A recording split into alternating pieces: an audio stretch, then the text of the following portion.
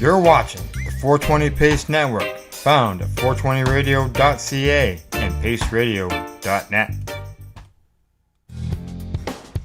Stay tuned. We'll be back after this toke. Are you looking for non-stop, continuous cannabis and psychedelic programming? If you are, then turn your browsers to 420radio.ca or paceradio.net, where you will find the 420 Pace Re-Rolled Saturday. Everything gets started at 8 a.m. Eastern Saturday morning.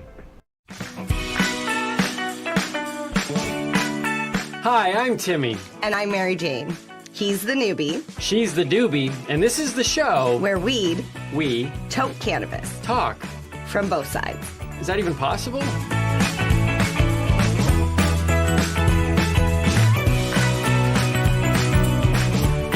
It was a thing because I didn't want to be without the pot coming home for 4.5 hours because these exactly. Were debilitating. They were crippling. They weren't like just, oh, I got a little pain in my temple. No.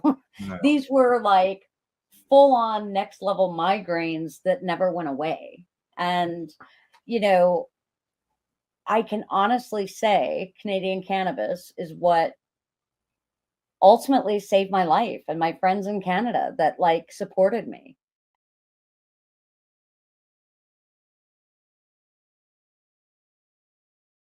You're listening to the Pace Radio Network here at paceradio.net. The views expressed by the individuals during this broadcast are their own opinions, and they may not be the same as those of their group or other organizations they may be involved with. All medical advice during our broadcast is not a medical opinion and should be checked with your medical physician.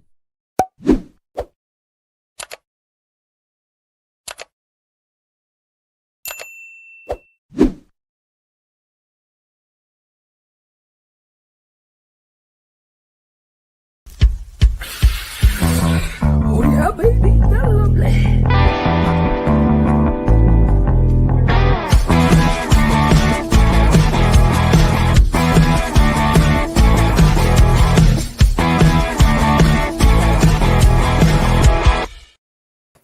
Good morning, it's December the 9th, and welcome to Psychedelics and Cannabis Educational News, your psychedelics and cannabis news source found here at paceradio.net. Good morning, Rev Cindy. How you doing? I'm doing pretty well this morning, Al. How are you doing? I'm not doing too bad. I'm looking outside at this freezing rain that we're getting. That means it's on the way here.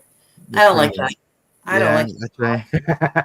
We give you a bit of a preview of what you're going to be getting in the coming days. Yeah, well, at least, yeah. I get, here's the warning, Cindy. This is what's coming. Yeah. Hey, yesterday was a high of 4 or 5, and I don't know what today's high is, but other than the fact it's going to be warm enough that we're going to get some type of rain. Yep. So hold on to your everything you can while you're walking across parking lots or down the sidewalk, because it's going to be slippery. Yeah. All righty. Well, to get started in the news today, I haven't got a story to start with everybody here, but I've got some sad news. And that is the passing of Professor Alan Young. For those who don't know Professor Young, he was at the Osgoode Hall Law School in Toronto. He retired in 2018. And prior to teaching at Osgoode, he clerked to Chief Justice Bora Laskin of the Supreme Court of Canada. Let's see what else here. He also challenged state authorities when it came to things. While he was unsuccessful, he challenged some obscenity laws, but still he was able to get some things changed on some stuff, such as they say here, he was successful in striking down drug literature prohibition under the criminal code, and he was successful in challenged drug paraphernalia prohibition in 4 different jurisdictions in 2 different provinces across the country. He was also very, very instrumental in the first constitutional challenge of Canada to the offense of cannabis prohibition, which was dismissed by the Supreme Court of Canada. I believe me and a friend were sitting around. We had plans of like grow your own stores right inside of a mall, like in a strip mall type thing, right? When you'd love to have done that, Cindy, grow your own in a store. That'd be awesome. And then what else? It says here he launched a constitutional challenge, the subject of a documentary film called Stoned, Hemp Nation on Trial. He says, although the law was upheld, he created 2 significant exemptions to the cannabis laws. In 1996, he secured the first license by a farmer to grow cannabis for industrial purposes. And more significantly, in the case of the series of court cases from 1998 to 2006, he established the rights of patients to use cannabis for medical purposes. These cases compelled the government to enact a medical program and to establish a supply of medical cannabis. In addition to due to the inadequate of the medical program, Young was able to secure court filings requiring the government to amend its regulatory provisions on 2 cases.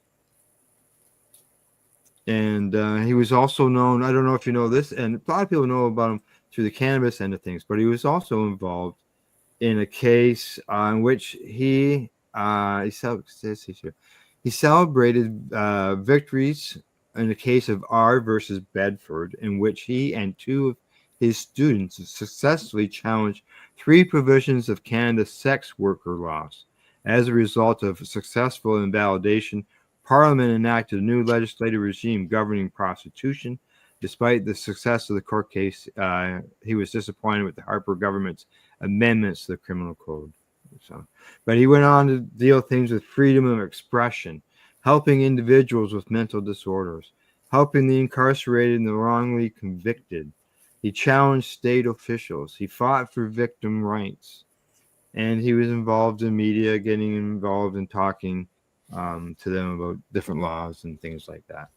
So, Alan Young passed away. I haven't got a clue how old he was. But, he was a warrior. Fought for a lot of us for our rights for cannabis. And, that's why we're here today. Yeah. So may you rest in peace, Mr. Young.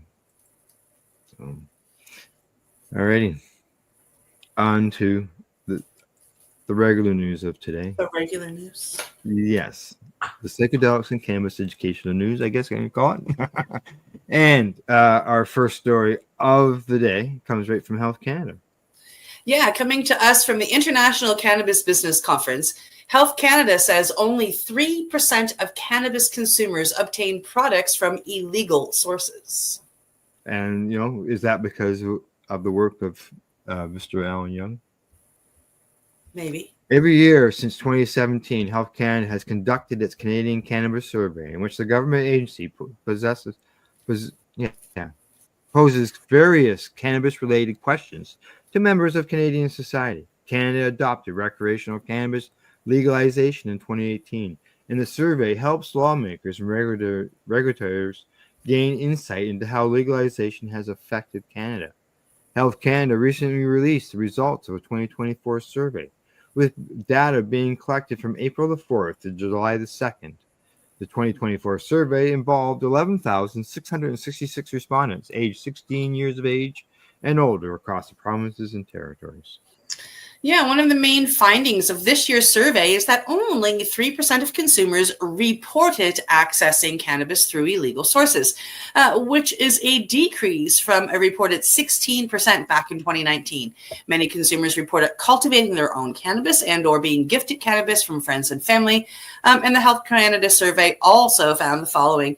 The number of respondents who reported getting cannabis from a legal source in 2024 was 72%, an increase from 37% in 2019 and 72% to 72% in 2024, with legal storefronts being the most common source since 2019.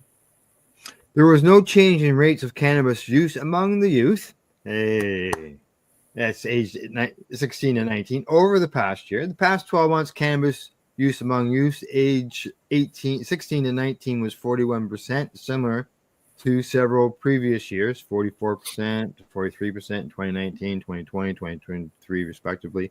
Overall, the proportion of respondents who said they used cannabis and reported daily or almost daily use has been stable since 2018, including among the youth.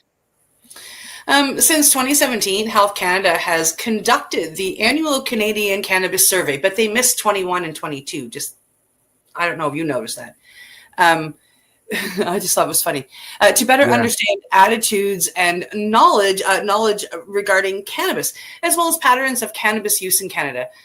Through the information gathered, Health Canada can better understand where support is needed the most and develop program initiatives that will help educate it and raise awareness around the use of Canada. And this is coming from Health Canada. This is what they stated about their survey. And below is a breakdown of the rates of product types reported consumed in 2024 in Canada, according to the survey results. Dried flower is still the big one at 63%, although that's down from 2018. Edible cannabis is next. Vape pens, oil, beverages, hashish or kief, topical products, and concentrates extracts are on the lower end. Interesting. Yeah. The dried flower going down from 2020. Yeah. And edibles are up. Edibles are up. That doesn't shock me. Vape pens are up. That doesn't shock me. The younger generation is coming up. It's easy for them. Oil is unchanged. Beverages are up. It kind of shocks me. They must be getting better. I haven't tried them for a while. Yeah.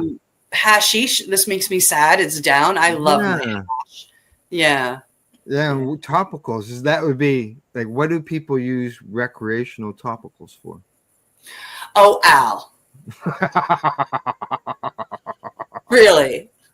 I can think of at least one really great use for recreational topicals. I'm just saying. Yeah, I know, but is that why it's gone up 21%? Maybe.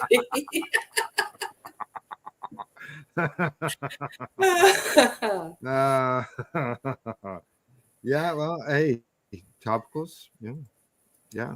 Actually, I've got as I mentioned before we went on the show, I'm a bit sore from doing some stuff around here, and I got some topical from You Feel You, and put it on my knees because I got bad knees. Yeah. I noticed it right away. So, alrighty, awesome. Next story. Yeah. Okay. Coming to us from StratCan, we are reading about PEI amends the 2021 vaping legislation to note it doesn't apply to cannabis products. New legislation in PEI is clarifying that the province's 2021 ban on the sale of flavored vaping products does not apply to the sale of cannabis vapes. However, a representative for PEI Cannabis tells StratCan that there has been no change in policy regarding what products PEI Cannabis Management Corporation can sell. A request for clarification on whether any relevant changes could be coming in the future in the wake of this new legislation was not provided. Bill 71, an act to amend the Tobacco and Electronic Smoking Device Sales and Access Act, was introduced in PEI's legislature on November 7th, 2024. The legislation includes two amendments that clarify the 2021 amendments to the province's Tobacco and Electronic Smoking Devices Sales and Access Act and regulations. Wow, that's a long title. Bill 71 passed and received royal assent on Friday, the 29th, although it has yet to come into force. The amendments point out that the 2021 amendments do not affect the authority on the province's Cannabis Management Corporation under the Cannabis Management Corporation Act to sell, offer to sell, expose for sale, and have in its possession for sale to persons who may lawfully purchase cannabis items that are related to or used in the consumption of cannabis. This includes the ability to sell various cannabis products, clarified Nicola Hewitt, Slexter, and legislative specialist with the Department of Health and Wellness during discussions about the bill on November the 8th. Now, in response to a question from Matthew McFarland, Green MLA of Borden Kinkora, about the sale of cannabis distillate vape cartridges. Hewitt said the new amendments address this. It says, Cannabis Management Corporation Act sets out that cannabis PEI can sell the products. Right now, as a result of the private members bill that came out several years ago, there was some confusion, and this is clarifying it. Papers are an example, she explained.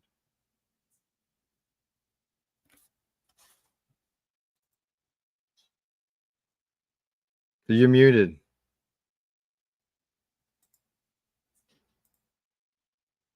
You're still muted. Oh, I'm coming. I had to click buttons. My apologies.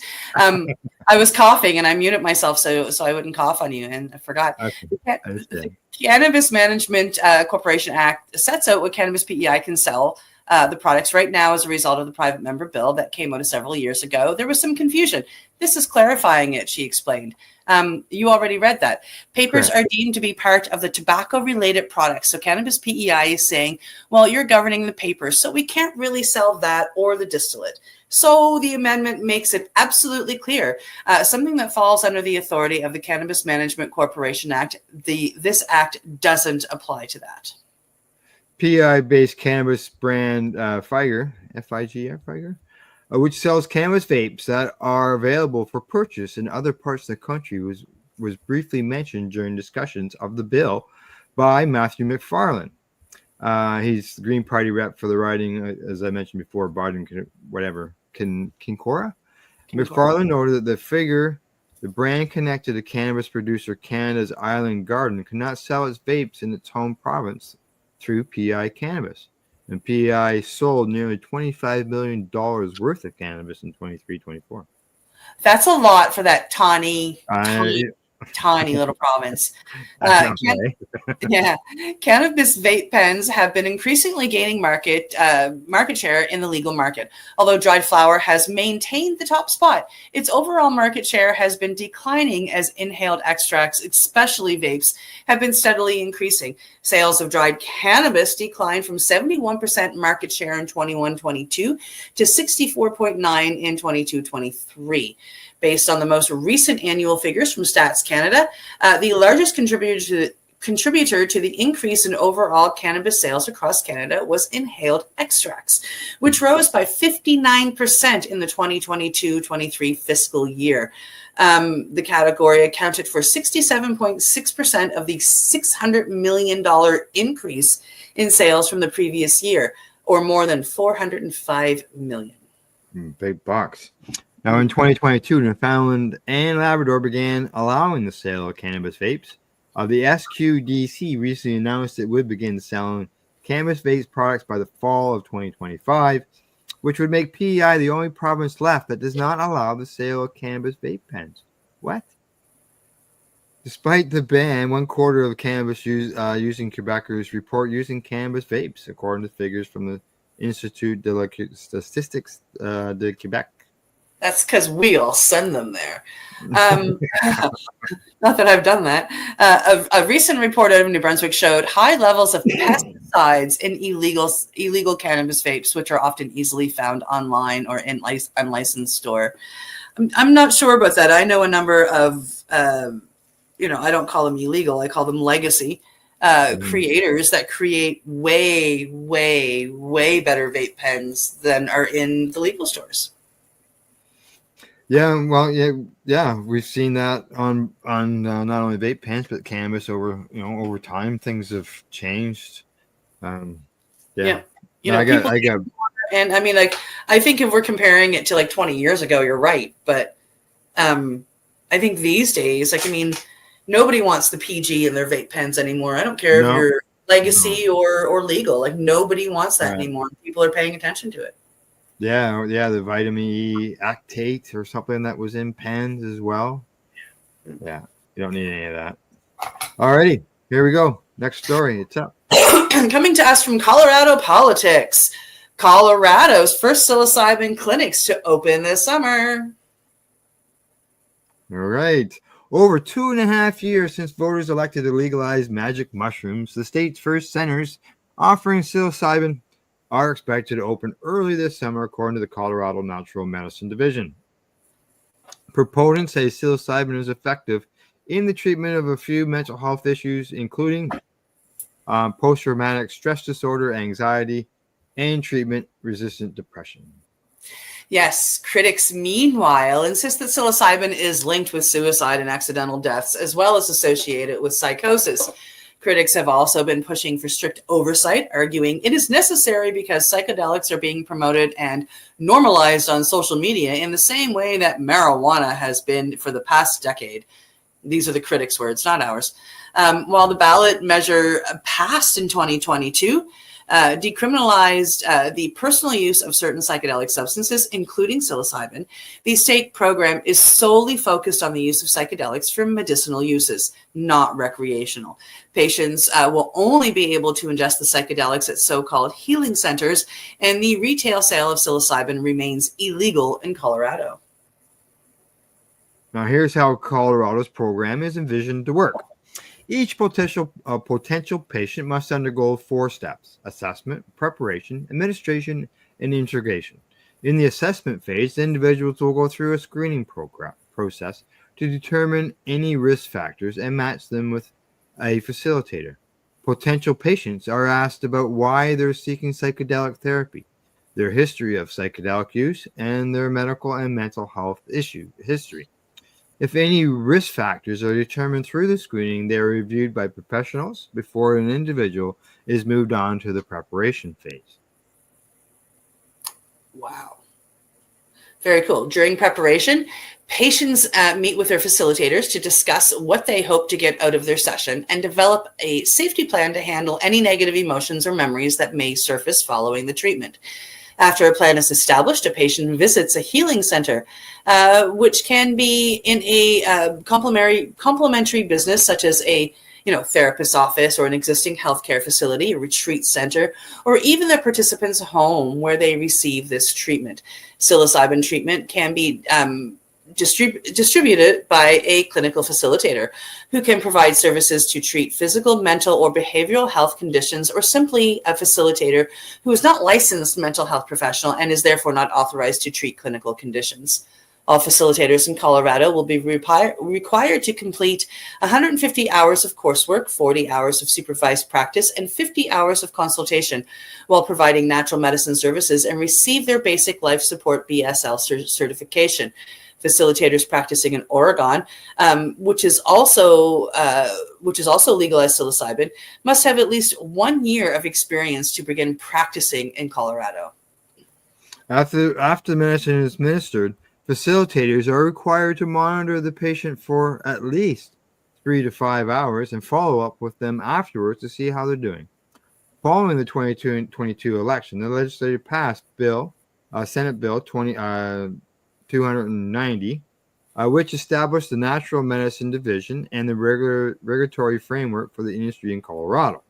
The bill also created an advisory board and a working group to study the effects of legalizing and regulating natural medicines on the state's indigenous people.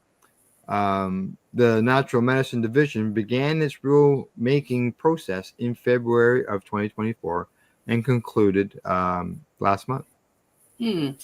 There are still a few components of the rules the division is working on, such as cleanup changes around training requirements and the at-home administration process. According to Tassia Poinsetta, the Colorado director of the Healing Advocacy Fund, a group that works to promote natural medicine programs in the state.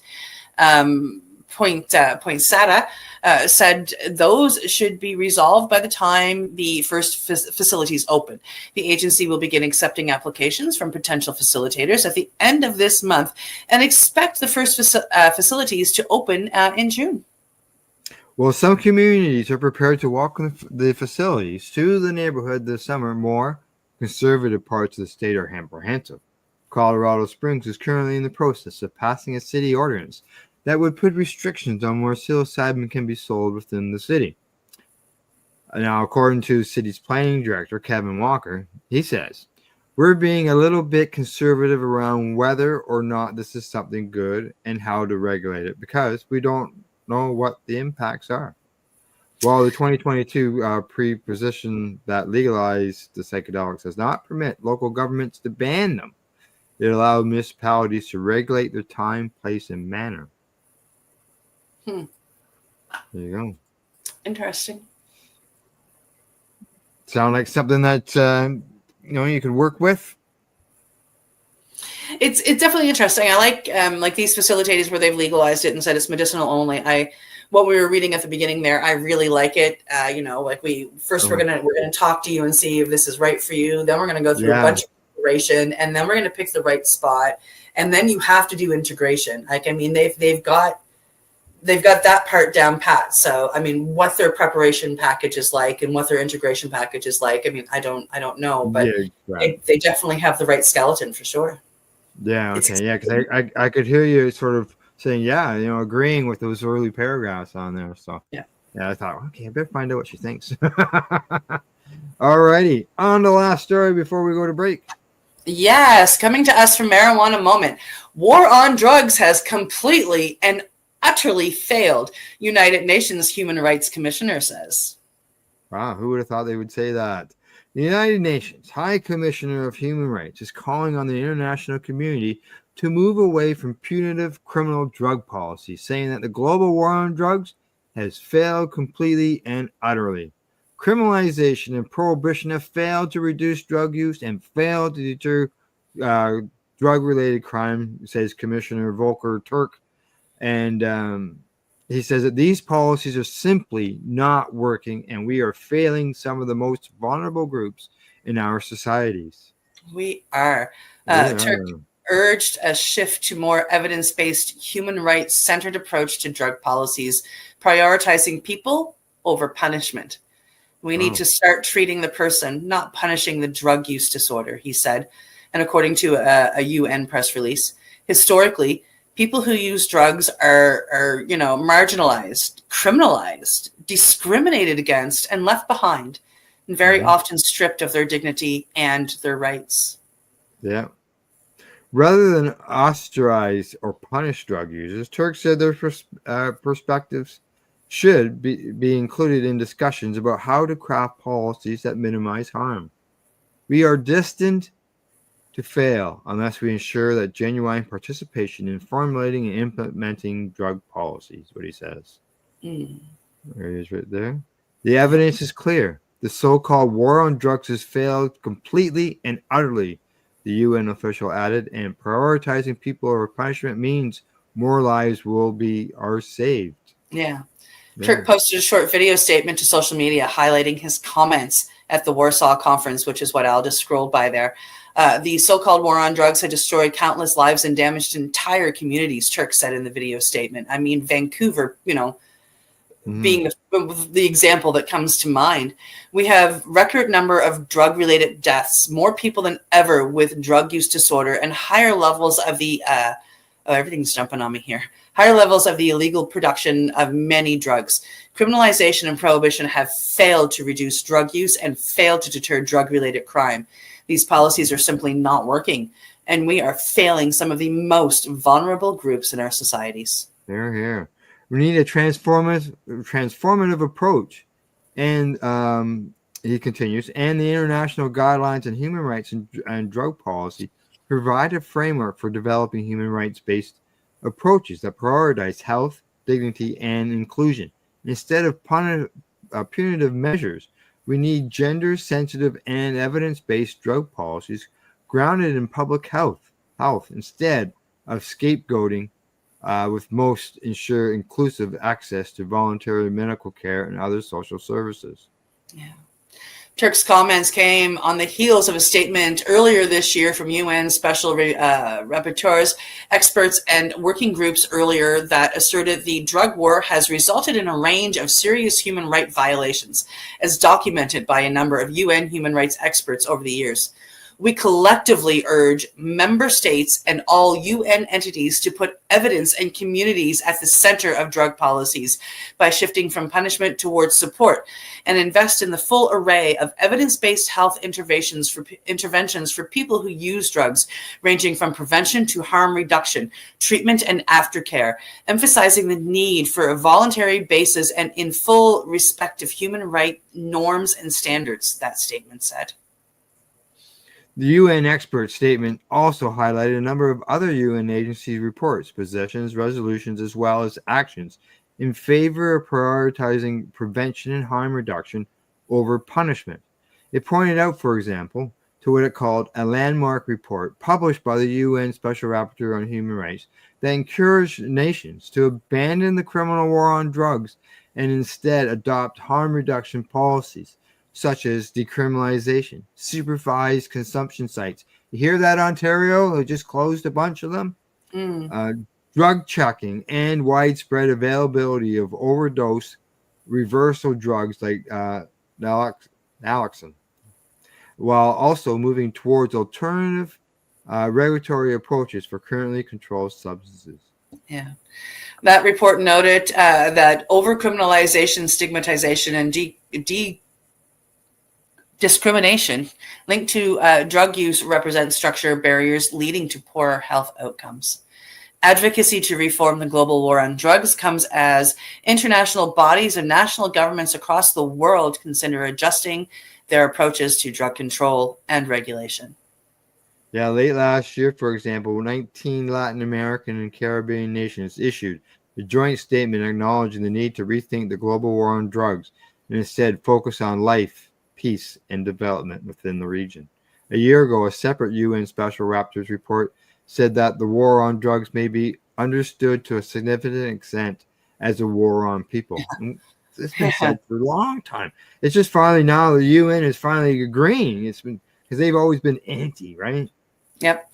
Its impact has been greatest on those who live in poverty, they said, and it frequently overlaps with discrimination directed at marginalized groups, minorities, and Indigenous peoples. In 2019, the UN Chief Executives Board, the CEB, which represents 31 UN agencies, including the UN Office on Drugs and Crime, adopted a position stipulating that member states should pursue science-based, health-orientated drug policies, namely decriminalization. Despite shifting attitudes at the state and local levels on some drugs in the U.S., the country is still the leading global financer of international drug war efforts. A new report published this week by two organizations critical of the war on drugs found that $13 billion in U.S. taxpayers' money has gone to fund worldwide counter-narcotics activities since 2015, often coming at the expense of efforts to end global poverty, while at the same time contributing to international human rights violations and environmental harms. Yeah. There we go. Story is over. Wow. Not something that I would be expecting to come from the UN counselor. That's crazy. Same here. Exactly. Yeah. When I saw that headline, I thought, what? Hang on here. That's not what the UN normally says. You know, because they went at, Canada, they've gone at other countries, and maybe they've just realized that, hey, yeah, the war on drugs has been a big failure. Yeah, hardcore failure. Hardcore, exactly. All right. Well, it's break time for us to medicate. We'll be right back. You're watching Psychedelics and Cannabis Educational News here at paceradio.net. You're listening to the Pace Radio Network here at paceradio.net. Legacy 420 have an awesome array of cannabis-infused beverages, from pop to Nature's Nectar's teas, all in amazing flavors. What a selection. We even have a delicious mango-infused juice, and let me tell you, it's delicious. Everything is infused in-house, so we buy our syrup from, the same place where everybody else buys their syrup for their pop, and the infusion is done in the lab. It's all canned here, labeled here, produced 100% on Tyndonega. We have two lines of drinks. One's called our Nature's Nectar. That was our original line that we came out with. And then we also have a line under the Red E brand. We have them in 10 milligrams, 30 milligram, and 60 milligram cans. What a great selection for a get-together with friends or after a long day. Remember, if you want to wet your whistle with on-site lab-tested products, come see your trusted partner. Legacy 420 out on your road.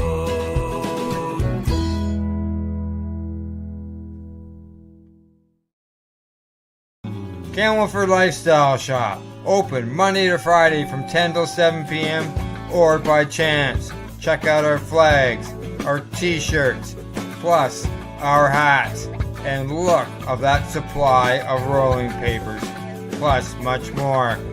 We've got bongs and your favorite herbal vaporizers. Look at all the incense we have, as well as for those who collect knives, check out these knives in our collection. And while you're here, stop in to see Shay at the piercing room, where you can get poked by Shay. Daily deals, check them out. Campbellford Lifestyle Shop, 17 Bridge Street West, Campbellford, Ontario. Limestone City Hydroponics is Kingston, Ontario's hydroponics shop. Take your growing to the next level and create the optimal environment with a tent kit, or maximize your yield with an ebb and flow flood table kit. Either way, Limestone City Hydroponics has more sizes and options to fit your needs. Are you looking for the power of the sun that adapts to your budget? Then look no further, as they have professional grow lighting. They have indoor grow systems that are easy and cost effective, with many options to fit your living space and lifestyle. Cultivate your growing potential. We have everything you need to succeed. And if you can't make it to the store, they offer local delivery to the greater Kingston area. Remember, when you're looking for experts to help you grow, then look no further than the locally owned Limestone City Hydroponics, 105 Sunderland Drive in Kingston, Ontario. Call them at 613-548-0420. Are you looking for non-stop, continuous cannabis and psychedelic programming? If you are, then turn your browsers to 420radio.ca or paceradio.net, where you will find the 420 Pace re-rolled Saturday. Everything gets started at 8 a.m. Eastern Saturday morning. You're listening to the Pace Radio Network here at paceradio.net. Hey, we're back. We got some more news to bring you, including 2 studies, by the way. And we'll get into that first one right now. It's up. Coming to us from cannabis.net. Got lower back pain? Try some cannabis edibles. New study sheds light on why cannabis edibles work well for lower back pain. There you go. Cannabis edibles work well for lower back pain. Edibles are reliable for long-lasting pain relief. Lower back pain is a common health condition faced by many adults aged 18 and up. And according to the World Health Organization, 619 million people worldwide are affected by lower back pain. And that's in 2020 alone. Lower back pain can be challenging to treat. Pardon me. It can be caused by a multitude of factors, ranging from musculoskeletal causes, bad posture, an unhealthy lifestyle, obesity, injury, stress, or medical conditions. Sometimes more serious cases of lower back pain can be caused by fibromyalgia, arthritis, osteoporosis, and several other more serious conditions. Prompt treatment for your lower back pain is critical to improve one's quality of life, especially if it coexists with other medical conditions. The lower back plays an important role in overall function and mobility. So without treatment, lower back pain can significantly restrict movement and affect one's ability to exercise or do basic tasks. In addition, it's necessary to avoid complications. There are several treatment options available for lower back pain, including physiotherapy, medications, and perhaps lifestyle changes, depending on the cause. However, researchers have found that cannabis is particularly effective at targeting an array of pain conditions, including lower back pain. Now, in a recent study out of Boulder, Colorado, researchers found that THC-rich cannabis edibles worked very well for patients who suffered from lower back pain. Investigators from the University of Colorado at Boulder analyzed the impact of 3 edible products, high THC, high CBD, and edibles with similar amounts of CBD and THC. They were given to 249 study participants with lower back pain, who then consumed them for 2 weeks. The researchers assessed the subjective mood and pain intensity of patients at the end of the study. Pain intensity following edible cannabis decreased over time across all 3 broadly defined product groups. They reported, however, the most significant improvements were observed among the patients who consumed the high THC edibles, while those who consumed high CBD edibles reported short-term tension relief. THC. Got to have it all in there, people. These findings support the short-term anxiolytic effects of THC and anoxic effects of CBD, the authors concluded. They also added that the findings indicate that edible cannabis may be safe and suitable alternative pain therapy for those looking to substitute more traditional pain medications, like, maybe opiates. There is a growing number of medical literature supporting the efficacy and safety of medical cannabis for treating lower back pain. A 2018 study from Israel focused on 31 fibromyalgia patients with lower back pain. The researchers analyzed the analgesic properties of inhaled cannabis compared with opiates. The patients were given inhaled cannabis with a low THC potency, under 5%, and were treated for at least 6 months. Afterwards, these patients reported that they observed greater improvement in pain while they medicated with cannabis compared to just opiates. So were they using both? They also reported an improvement in their range of motion after cannabis treatment, though no similar improvements were observed with opiates. This observational crossover study demonstrates an advantage of medical cannabis treatment in fibromyalgia patients with, or FM. I'm not sure if the FM patients. If Fibromyalgia. It is, okay. Just so people know, there is going to be an upcoming story on fibro, so hang on. With LBD, which is lower back pain, as compared to standardized analgesic therapy. Further studies, randomized clinical trials, should assess whether these results can be generalized to the fibro population at large, the authors concluded. Now, why do edibles work best for pain? While there are many products and methods available to medicate with cannabis for pain, it's no wonder a great deal of patients prefer to use edibles. Compared to vaping, smoking, and topicals, edibles are superior when it comes to long-lasting pain relief because the cannabinoids in cannabis edibles pass through the liver. The result is a much slower release into the bloodstream, providing patients with 4 up to 8 hours of pain relief, whereas other methods may only provide 1 to 3 hours of relief. Additionally, when THC is metabolized in the liver, it's converted into 11-hydroxy-THC. This metabolite is much more potent than THC and can provide more effective pain release. There are other benefits to edibles too, such as the fact that the onset is gradual and more uniform. Plus, it poses no irritation to the lungs. After edibles, sublingual tinctures and oils aren't too far off. Their effect can also last as long as 8 hours. Other alternative products include capsules and pills, all edibles going in through the liver. And I have lost you. We're at conclusion. Oh, okay. Marijuana products, particularly edibles or tinctures, have been proven to be effective in helping reduce the severity of pain while one is undergoing treatment for lower back pain. The analgesic properties of THC are well studied through CBD isn't far off either. Depending on the patient, THC and CBD or a dose of both can work to reduce pain caused by a variety of factors. Overall, cannabis interacts with the endocannabinoid system to effectively treat inflammation and pain while promoting homeostasis. While many pharmaceutical medications actually work well at numbing pain, they fail to address the root cause, which is inflammation.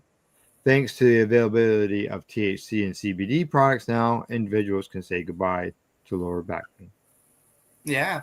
Depending on the severity of the condition and whether or not other illnesses are involved, one may be able to safely medicate with cannabis to help reduce lower back pain and improve overall quality of life. Always reach out to a medical professional with experience in treating pain with cannabis if you have questions and can find one. There you go.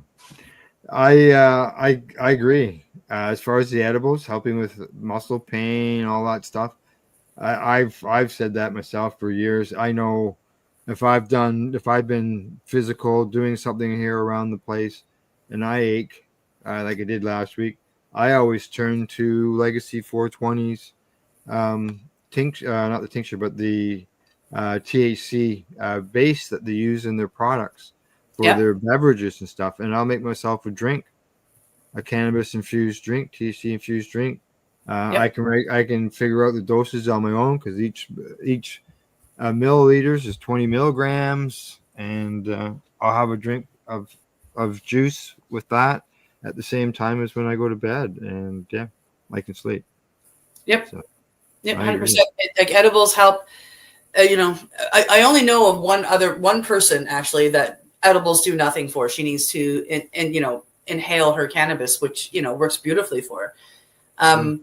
But yeah, I mean, I find inhalation works for short term, and it augments well with edibles, which, like the story says, that can last 4 to 8 hours. Yeah, I always found eating it deals better physically, muscle pain wise versus the Me too. So, alrighty, on to the next story. Coming to us from the International Cannabis Business Conference, Colombian review of clinical trials find cannabis improves fibromyalgia symptoms. There we go. That's nice, bud. The use of cannabis-based medications by patients diagnosed with fibromyalgia syndrome, including the use of unprocessed cannabis flower, is associated with symptomatic improvements, according to a symptomatic review of clinical trials previously published in the Journal of Exploratory Research in Clinical and Social Pharmacy. It says there is a need to explore pharmacological options for syndrome, FMS, such as medical cannabis. The aim of this symptomatic review was to synthesize and analyze the available information about the effectiveness and efficacy and safety of cannabis-based products on medical use and cannabis-based medicines in patients with fibro. The researchers stated that the goal of the review, the team of researchers conducting the review were affiliated with Research Group on Pharmaceutical Promotion and Prevention, University of Antigua in Colombia, the 2EI Dorado Botanical Independent Research and Advisory in Bioinformatics and Precision Medicine in Colombia, and the 3 Research Group on Pharmaceutical Care, which is the University of Granada in Spain. Interventional or observational studies, symptomatic reviews, and meta-analysis regarding the effectiveness, efficacy, and safety of the CBPMs and the CBMs. Wow. In patients with fibromyalgia were retrieved from the PubMed Medline database until April 24. Then the information was summarized in tables with the type of cannabis, the method used in the study, and the effectiveness, efficacy, and safety outcomes. This is stated by the researchers about their methodology. Fibro is a chronic musculoskeletal condition that is estimated to affect as much as 5% of the world's population. Women are more likely to be diagnosed with fibro compared to men. It says here, 19 publications were selected from the search or form the relevant references. Different CBMPs and CBM were used across the studies. Also, different instruments for measuring the effectiveness were used. In general, the use of CBPMs and CBM showed an important improvement in pain, quality of life, and sleep habits. There was no serious adverse effects. What can you say? Wow. Yeah. The results show that cannabis and the way it's used could be effective and safe in patients with fibro. However, the evidence is limited, and there is a need for high-quality clinical studies conducted with improved methodological design. I mean, they want to do it bigger and better. And according to a recent market analysis by SNS Insider, the global medical cannabis market was valued at $16.84 billion in 2023 and is projected to reach an estimated $86.04 billion in value by 2032. Wow. No, they really throw those numbers around. Let's just hope that I don't know what all they come up with to get those, but that's that's a lot of medicine. That's a lot of medicine. And I would assume that includes recreational numbers as well. Probably. So, alrighty. Oh, gee, we're down to 2 more stories, and the next one is up. Coming to us from StratCan. Organigram acquires Motive Labs, making it Canada's largest cannabis company by market share. Organigram Holdings, Inc. has acquired cannabis extractor Motive Labs for $90 million in stock and cash deal. The move, consisting of $50 million in cash and $40 million of Organigram common shares, says the company makes Organigram the largest cannabis company with a combined market share of 12.4%. Motive holds 21.2% and 9.4% of the Canadian vape and infused pre-rolled markets, respectively, according to data from Hi-Fire. The bigger they grow, the harder they fall. Mm-hmm. This will mean the combined companies will have a combined market share of 21.7% for vapes, 9.6% for pre-rolls, including 16% for infused pre-rolls, 14.1% for concentrates, 21.6% in the hash category, 11.2% in cannabis flower, and 47% in milled flower, 19.2% market share of cannabis gummies. This deal is about a leading public cannabis company joining forces with Canada's top private licensed producer, said Paolo De Lucia, who is the chief strategy officer at Organigram. And he said this in a press release. We are extremely excited about leveraging our combined competitive advantages and respective market positions to continue to grow in Canada and beyond. Now, they're located in Elmer, Ontario. Motive is a Canadian leader in the vape and infused pre-roll categories, with a portfolio of brands like Box Hot. Oh, got one right here. my battery. And Debunk, Boondocks, and Rizzlers, and wholesale sales and services for external brands. The company grew from $35 million in net revenue in 2022 to $79 million in 2023 and has generated approximately $86 million in the last year. Motive also has a storage facility in London, Ontario, which Organigram plans to use as a distribution hub. The Almer facility provides Organigram with monthly production of 1,350 kilograms of distillate, 400 kilograms of high-value hydrocarbon extracts, 750K infused pre-roll capacity, and 1 million units of vape filling capacity. The cannabis extractor can produce 1,350 kilograms of distillate per month and 400 kilograms of hydrocarbon-derived extracts. The company can also produce THCA, an increasingly popular cannabinoid among consumers. Now, Bennett Goldberg, CEO of Organigram, says the highly contemporary acquisition of Motive establishes Organigram as Canada's largest cannabis company by market share and accelerates our vision to a leading cannabis company across all major categories, driven by a relentless focus on the consumer of today and tomorrow.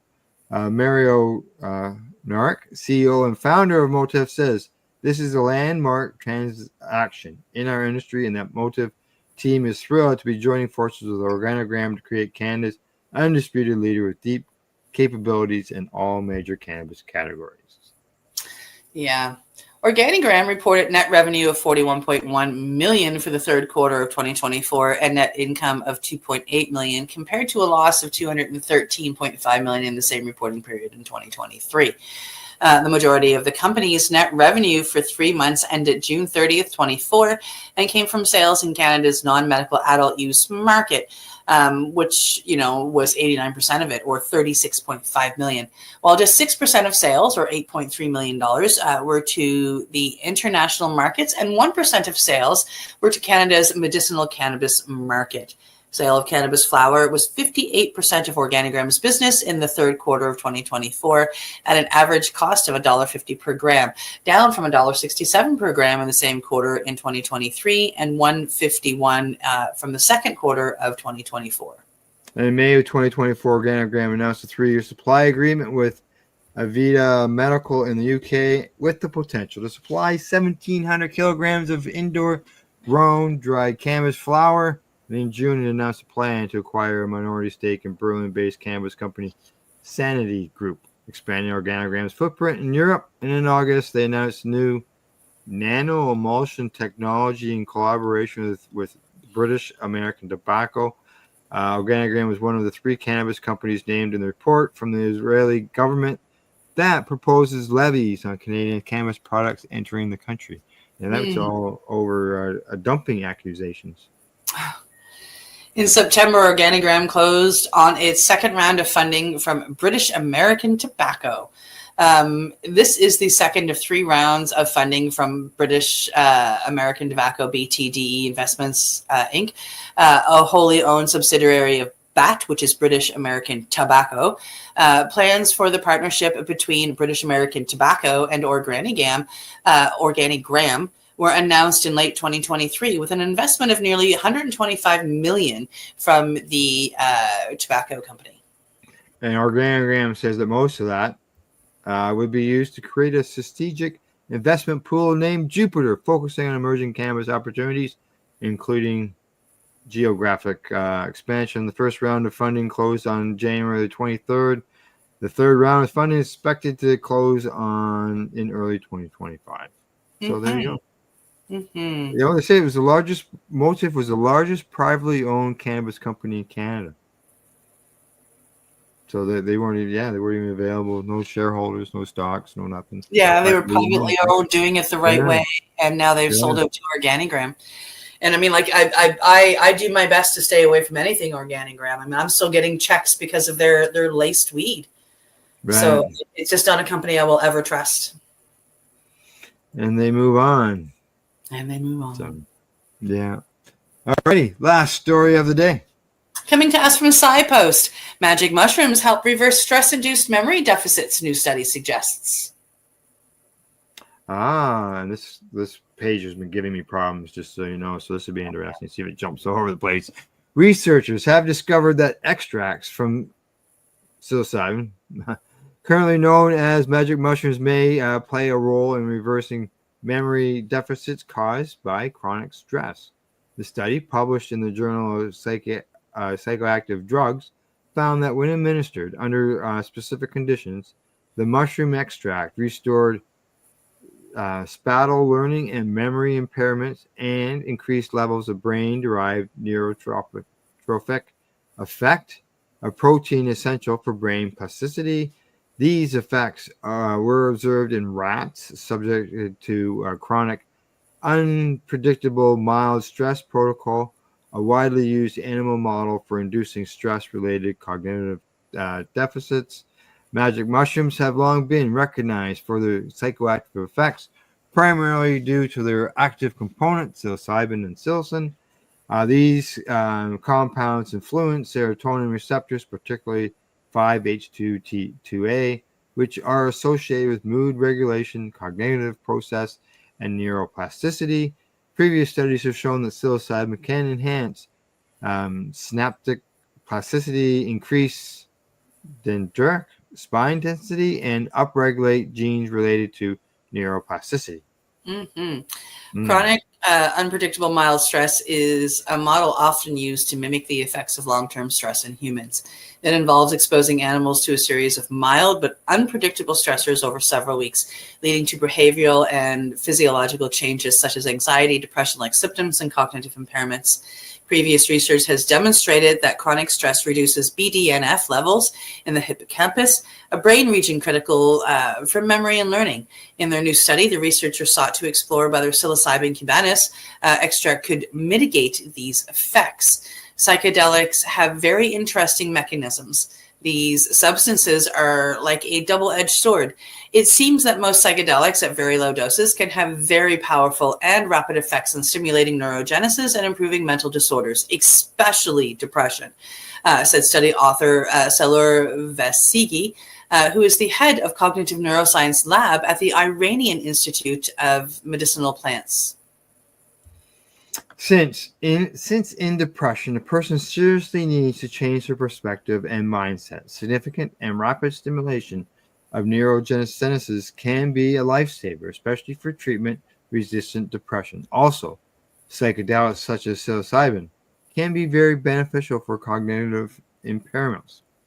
The researchers used male Wistar rats as their subjects, dividing them into groups based on whether they were exposed to chronic stress and whether they received I can't pronounce those words.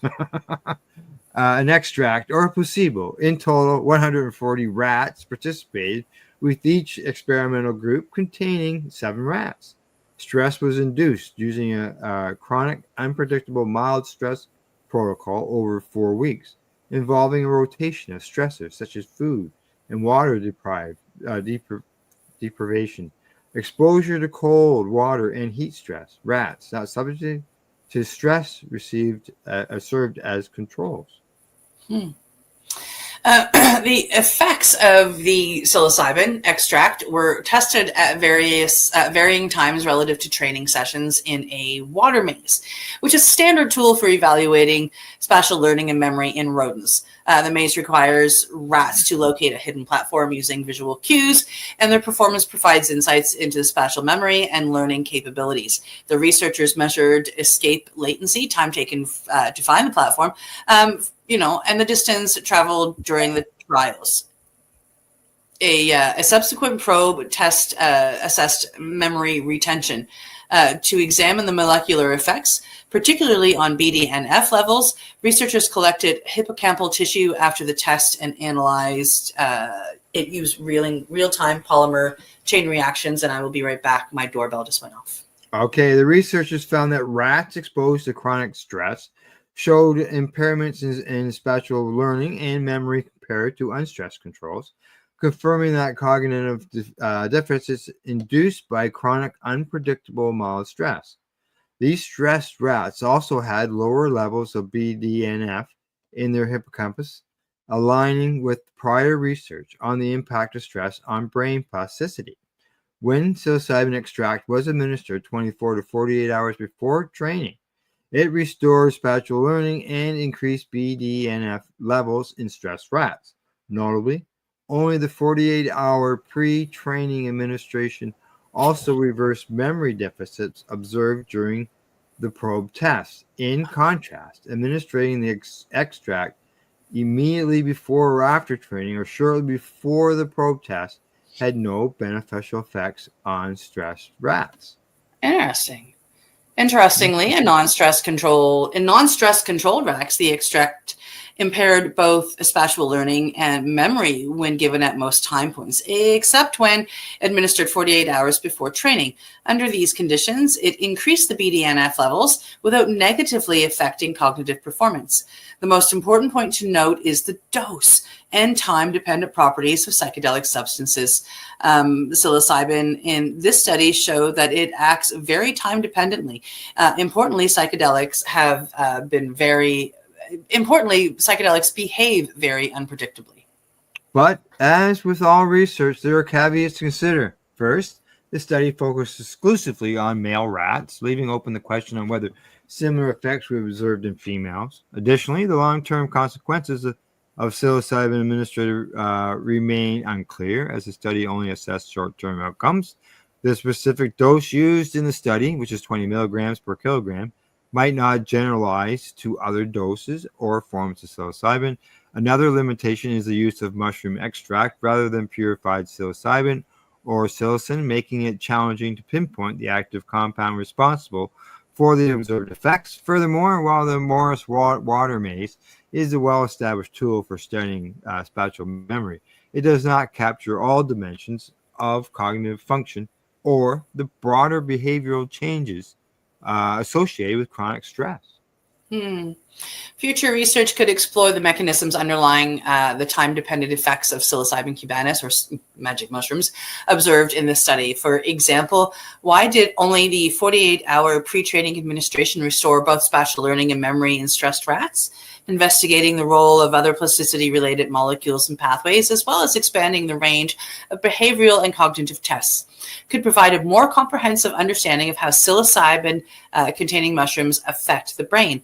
Clinical studies in humans would also be necessary to determine whether these findings translate to stress-related cognitive impairments in people. The most important warning is the general use of psychedelics, he said. Psychedelic medicines can be very dangerous and should not be freely available to the public. The best thing to do is to make psychedelics available at medical centers in microdoses. Well, that's his opinion. There you go. Yep. There you go. All done. Yeah. Yeah. Oh, okay. Yeah, I just clicked on a button, something acted up wrong there. So, what do you think? I find it interesting that for that story, they talked about how it helped the rats that they had stressed out, and that's wonderful. But they were saying that rats that they hadn't stressed out, it actually, if I remember correctly, they were saying it, it didn't have positive effects. Yeah. Correct. Yeah. So, because they're not stressed. So there's no stress to reduce. But even on days that I'm not stressed and I still take my microdose medicine, it has an effect. Like, I mean, mind you, like they can't talk to the rats, so I get that. No. Yeah. But it still has an effect. It just one that they can't see. Yeah, that's true. Yep. All right. Anything else before we sign off? Well, this is my last news report before Christmas because I'm taking next week off. So thank you so much, everybody. I hope you have an absolutely wonderful holiday, wonderful Christmas, and a wonderful New Year. And I'll see you in 2025. All right. Sounds good. From the Legacy420.com news desk, that's our news report for today. Thanks to the Camelford Lifestyle Shop, Legacy420.com, Limestone, cityhydroponics.ca, as well as at ease.ca. And in closing, let's say thanks for tuning in, thanks for watching, and don't forget to educate, medicate, and do not incarcerate. You're listening to the Pace Radio Network here at paceradio.net. The opinions of the individuals during this broadcast are their own, and may not be the opinions of their group or other organizations they may be involved with. All medical advice during our broadcast is not a medical opinion and should be checked with your medical physician. When you have a pain that's reached its peak, Legacy for 20, it's so unique. If organic cannabis is what you seek, here's your trusted partner 7 days a week. Suppository salves, vapes and drops, topicals, edibles, infused pop. Just when life seems like it ain't easy, at Legacy 420, enjoy a pop freezy. Lab tested products, make them the GOAT. Legacy 420 out on your road. Legacy 420 in Tyndonega Mohawk territory. Indigenous organic cannabis at its finest. Enjoy the buzz of legalization with Campbellford Lifestyle Shop. From lights to plant nutrients, books, consumption accessories, and more, we've got all your basics to grow or consume cannabis. Visit our info center or take a look at our piercing services and body jewelry, now available in-store through Campbellford Lifestyle Shop, 17 Bridge Street West, Campbellford. Limestone City Hydroponics is Kingston, Ontario's hydroponics shop. Take your growing to the next level and create the optimal environment with a tent kit, or maximize your yield with an ebb and flow flood table kit. Either way, Limestone City Hydroponics has more sizes and options to fit your needs. Are you looking for the power of the sun that adapts to your budget? Then look no further, as they have professional grow lighting. They have indoor grow systems that are easy and cost effective, with many options to fit your living space and lifestyle. Cultivate your growing potential. We have everything you need to succeed. And if you can't make it to the store, they offer local delivery to the greater Kingston area. Remember, when you're looking for experts to help you grow, then look no further than the locally owned Limestone City Hydroponics, 105 Sunderland Drive in Kingston, Ontario. Call them at 613-548-0420. We are people advocating cannabis education here at paceradio.net.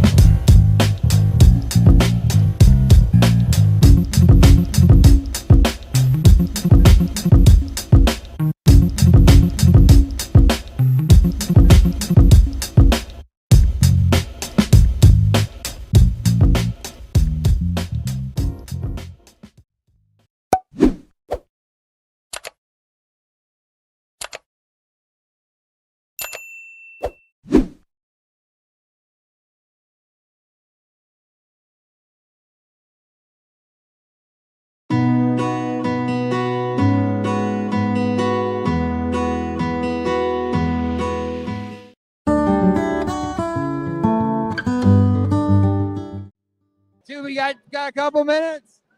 All right. I'm caught here. All right. We should be hugging right now. Exactly. Okay. All right. I know who I'm talking to, but our viewers don't. Sorry, the band's back. And I won't be here, my producer, but our listeners, our viewers. Yeah, we'll just wait till they go by.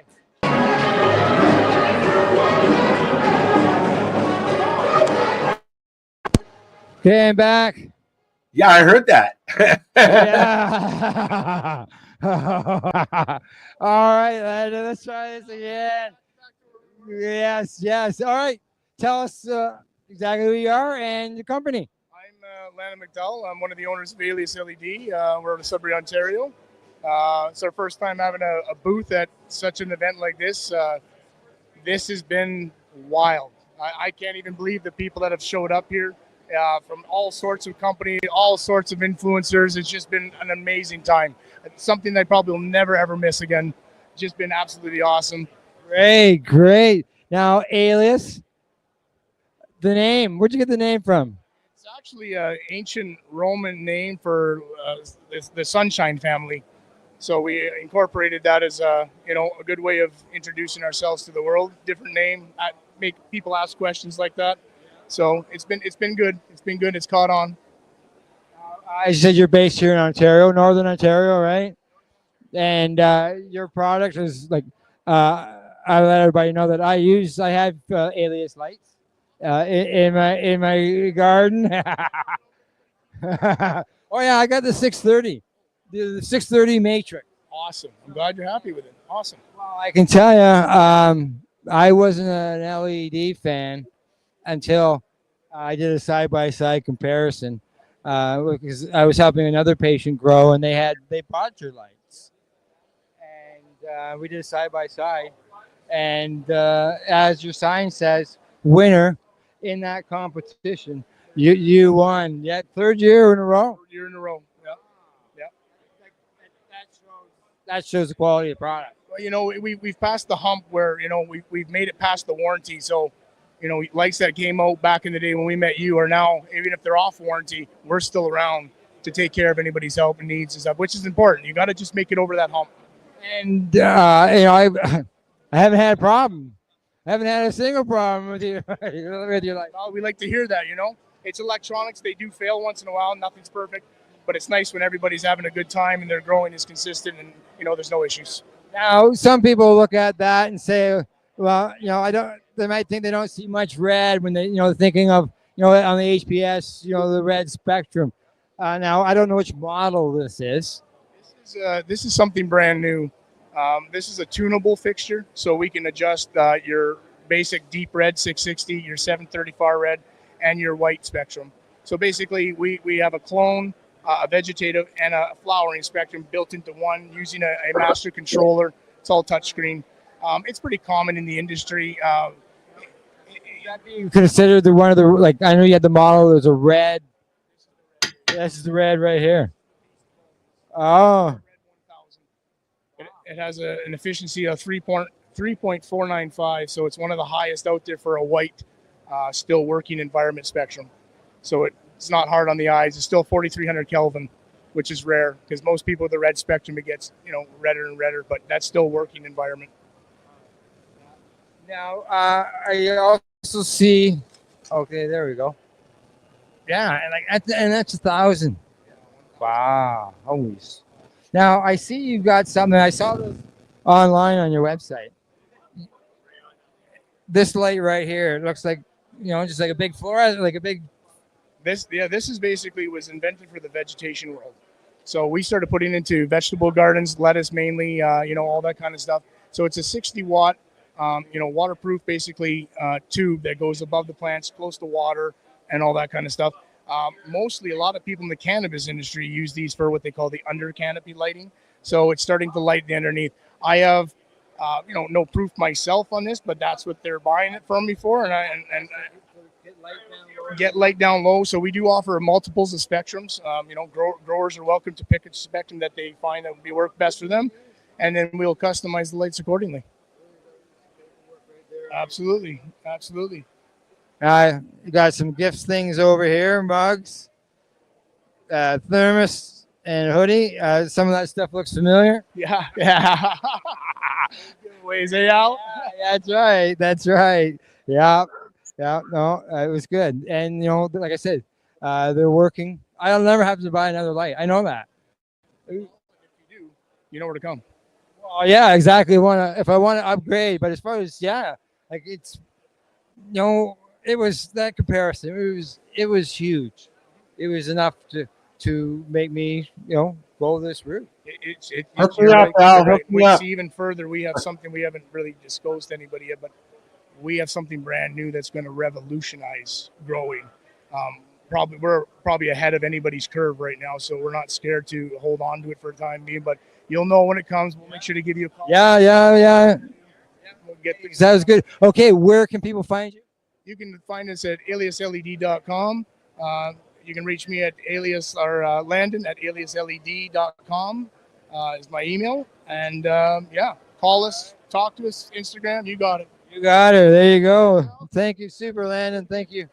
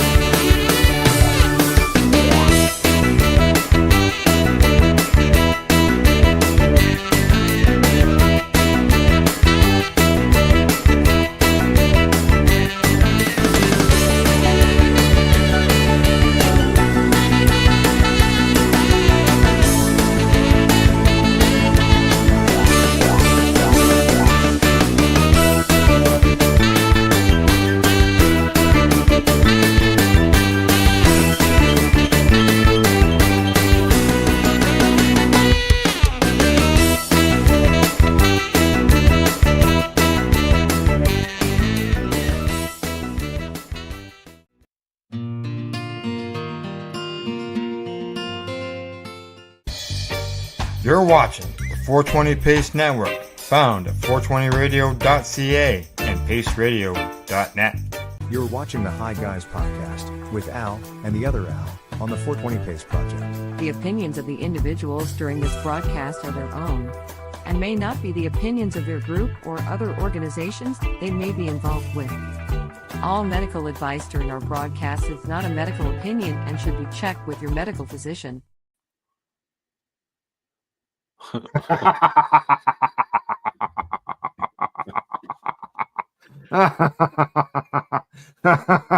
Well, guys, if you can't hear us now, this is what the third attempt. They say 3 times the charm. All right, here we go. Okay, can you hear us? Can you hear us? This is what the third attempt. They say 3 times. Hey, I can hear myself.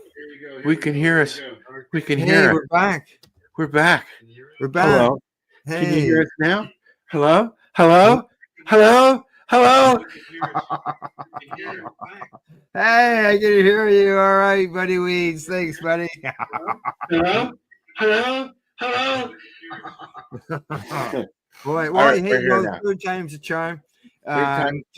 You are a naysayer, Al. I just want to say you said no, it's not going to work, but we'll try again because you're a naysayer. Can you hear this? Can you hear this? It's cold. It's cold. Yeah, but you all see, of these things. now it does say it's a Facebook. It was not Facebook, but it was just It was a streaming issue there at StreamYard. StreamYard. Yeah, and looks like maybe we just finally got it there. And Buddy Weed says, "Hi guys." Yeah. At least now you can hear us, buddy. At least now you can hear us. It's not the silent show. Like the old silent movies. Okay, now I got to roll a doobie. Yeah. Hopefully we don't drop at any time, though. You naysayer. Oh, I see what happened. 1, 2, 3, 4, 5, 6, 7. Oh. Here, let me look and I can add it. You gotta drop one because what do you call it? Didn't load. So I'm changing it and now it's loading. Oh, okay. So now we've got 4 and 4. Okay, there we go. Now we're working. Well, I added the other streaming thingy. Correct. Did we only have 7 then when we started? I have my shirt on inside out, upside down. So your tag is at the front of your shirt? Shut up, Al. Continue with the show, please. Al's top 5 things: how to dress. As never mind. Look, I forgot my pants. I used to. Everything shot from the chest up. I used to joke with Debbie when she was around doing our shows and stuff that I did my shows in my underwear, and I have done my show, the 420 show, in my underwear before. I have to admit. Oh, well, I know a guy who talked about that all the time because he was in Radio Land. And you see, when we were doing radio stuff, you couldn't see us, and then Al had the stupid idea of adding video. Yes, Buddy Weeds, back to our regular scheduled programming. Yes, back to our regularly scheduled crap. So, in case now that it's working, thank you for sticking with us, buddy. Yes, thank you from our heart. Can you see my little heart? We've got Al's got his his list. With his video. It's a video. You talked about panic attacks and stuff. Right? Yes, we're going to be talking about panic attacks, as I was saying. With the holidays coming up, with Christmas coming up, I have got a completely infused cannabis turkey dinner to go over with you at the recipes when we get there. You know what I was going to do yesterday? I made or not yesterday, the other day, I made a steak. And I have some extra virgin olive oil cannabis mixture.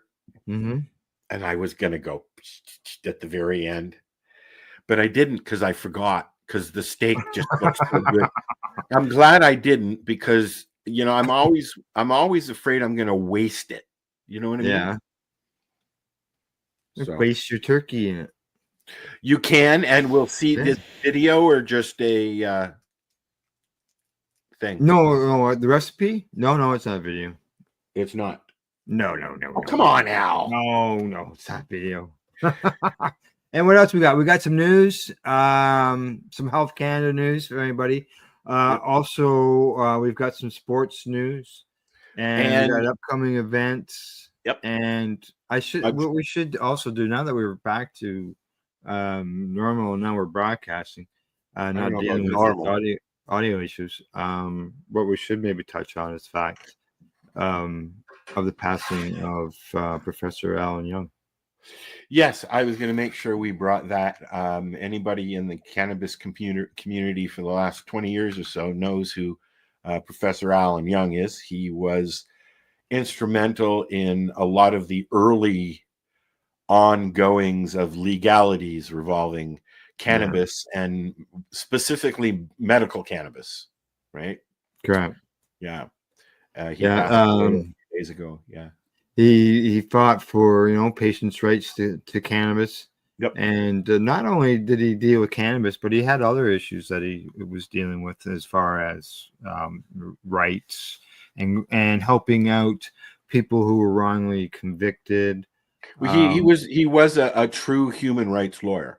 Yeah, which included which some people may know about the Bensworth case, which was a I'm gonna say, I'm just trying to think of the proper words here. I don't know of the case. Oh, don't you? Bondage. And The it was legalities of S&M and things like that. Yeah, it had to do with sex. Okay. And bondage, and like as if it was a service that was being offered. Well, a little something I know about. Mm-hmm. But well, I was sort of I'm back in the day, there was legality issues with people wanting to practice BDSM, basically. And yes, correct. Is it so? Anyways, I'm not big on the violence of that world, right? Because it can be very violent. But what I have learned in the 30 years, in that realm, when you are with a partner, a consenting adult, some people have the need for pain brought on by several different reasons. Yeah. And in a safe, consensual situation, there really isn't anything wrong. I've sat there and watched play before. Right. And it that whole whips and chains thing, it does have a very artsy way about it. Okay. They feature it in photos and art, in books, movies. But most people, when you think about that life, it's ew. It's gross. It's mean. It's angry. But it's got nothing to do, if done right, about anger. Yeah. Now, this is some of the stuff that I'm just pulling up here on Wikipedia on him. Constitutional challenges to the criminal code, which included cannabis literature, drug paraphernalia. Well, people don't remember that, at one time it was illegal to even have paraphernalia. You get pulled over or told to stop, police, and you've got a bong in your hand or a pipe in your hand or some pot in your pocket, and you're, big trouble. You used to be in big trouble. Now we walk around. I know people who walk out down the street. Amy Brown has been walking around with a bong in her hand for 15, 20 years. Yeah. He's been helping individuals with mental health disorders, helping the incarcerated and wrongly convicted. He's been involved in challenging state officials, working for victims' rights. And he's also a professor to many of the lawyers that are in the community now that we know. Correct. Jack and so many others. I've met him I think once or twice at events, and same here. He's was a very nice man. He retired in 2018, is according to what it said there. Yep.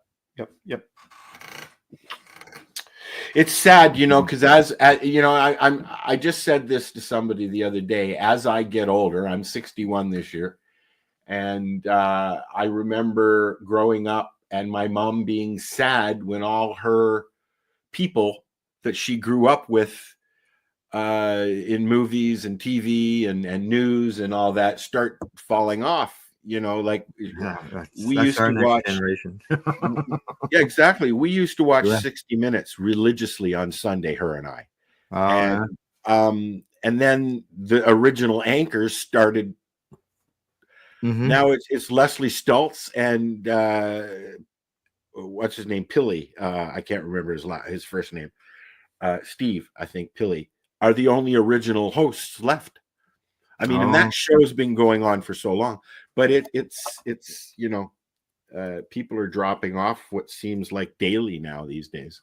Well, yeah, we all go through a phase. Like I can remember one time, all our friends were getting married.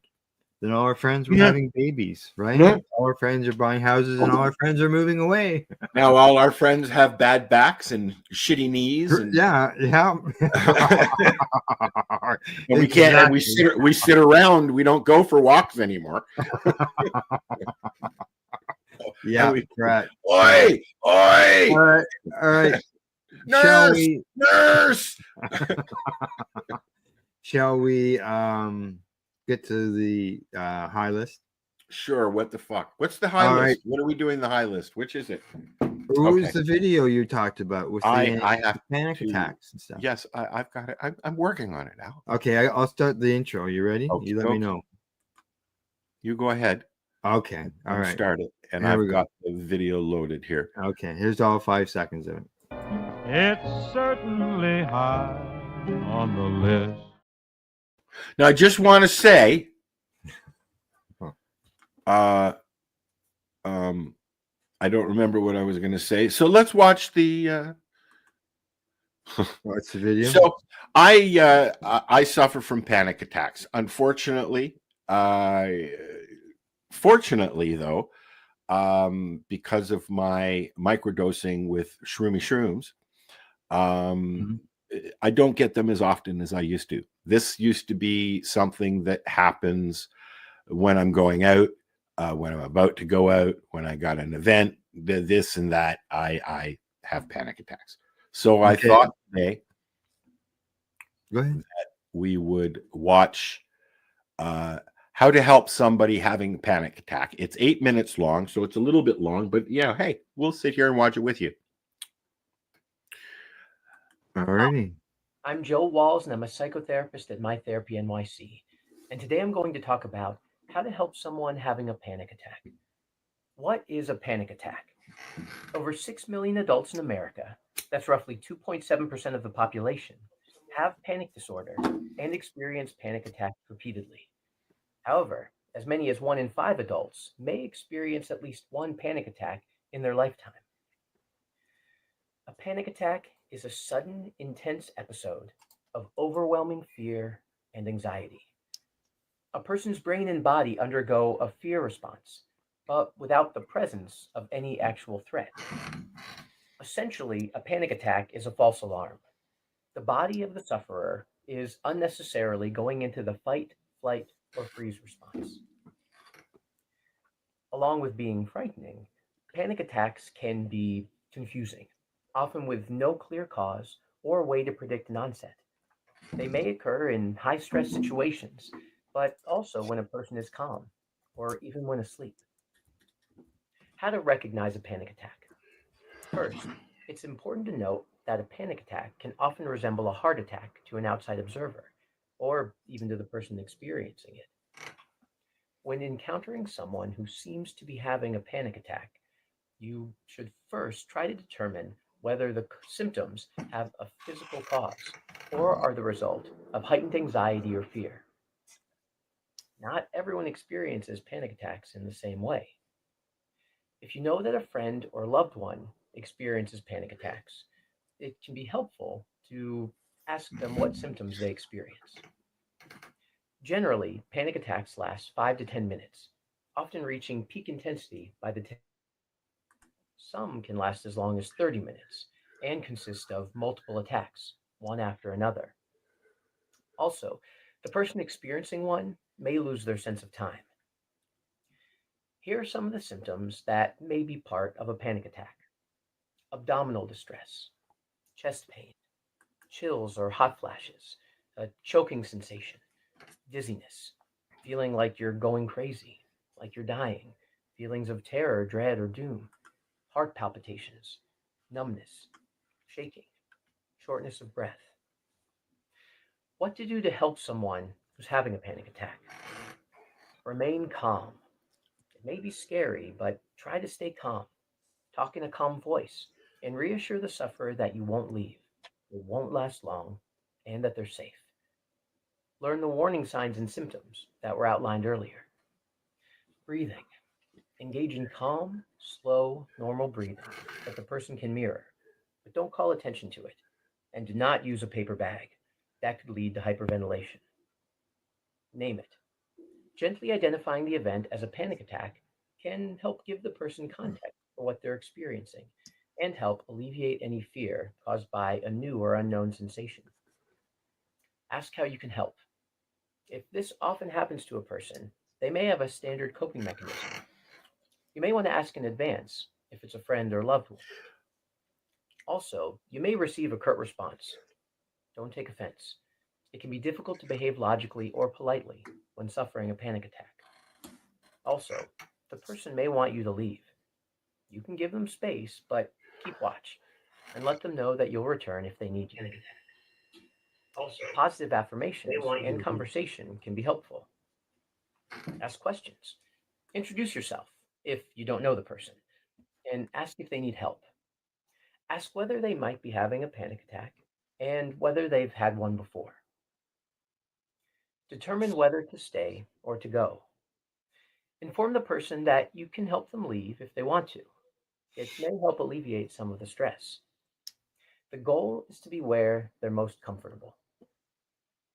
Offer positive, supportive words. Being kind and non-judgmental helps the person to feel safe and to understand that you're there to help. Validate their distress. Offer an empathic response, letting them know that you recognize the difficulty they're facing and are there to help. Help them stay grounded. Assist the person in focusing on what is really happening around them rather than what they fear they're feeling. You can try a variety of grounding actions, chatting calmly and slowly about familiar activities and places, offering a textured object that they can focus on feeling. You could try the 5-4-3-2-1 technique, focusing on things that are in the room and the different senses. 5 items to see, 4 objects to touch, 3 noises to hear, 2 different smells, and 1 taste. Focus questions. What's the day of the week? What's your location? Who are you with? Moving and stretching. Physical touch, if they're comfortable. Repeating a calming or helpful phrase. Simple math. Count to 10 or perform relatively easy calculations. Sitting down in a comfortable chair with feet on the ground. Respect their needs. They may need time afterward to rest and recover. Plans may need to change. Alternatively, if they are up for the plans, continuing with those plans can help reinforce the idea that they can survive a panic attack and continue with their lives as normal. Encourage and assist in finding help. When the attack is over, later, help them find a licensed mental health professional. Recommend self-help books that you may be familiar with.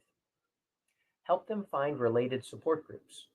Help them look for other support resources, including organizations like the Anxiety and Depression Association of America.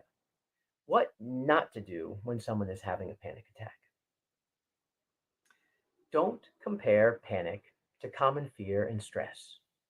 Panic attacks are more severe and may be difficult to understand if you haven't had them before. Don't shame or minimize the person or their experience. Similarly, avoid being critical or judgmental. Avoid saying things like, just relax. There's nothing to be afraid of. You're upset over that. What's wrong with you? Don't say those things. And don't make assumptions. Ask what they need. Don't just assume. And don't give advice. Some techniques, if new, could backfire. Like some breathing techniques could lead to hyperventilation. Don't tell them how to manage symptoms. Just try to assist. When to get help. Generally, time and support are the best things to provide until the attack passes. It may feel like it isn't enough, but it often is. And calling emergency services when they aren't needed can make the situation more stressful.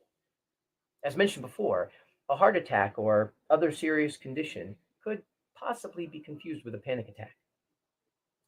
Try to be mindful of when you may need to call for medical assistance. Here are some of the factors that may indicate you need to call 911. The person never had a panic attack before. They're experiencing chest pain that feels like squeezing, not stabbing, and it moves to the arms and shoulders. they're experiencing chest pressure that lasts more than a few minutes. Their symptoms last for more than 20 minutes and get worse rather than better. They're vomiting. They're losing consciousness. That brings us to the end of our discussion today. Remember, panic attacks can be very frightening and stressful, both for the sufferer and for someone witnessing them. I hope you found this video helpful, and I'd like to invite you to share your comments and thoughts and questions below. And for more information, check out our website at mytherapynyc.com.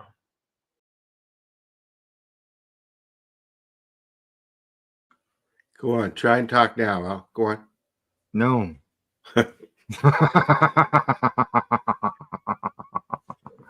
So very good information there.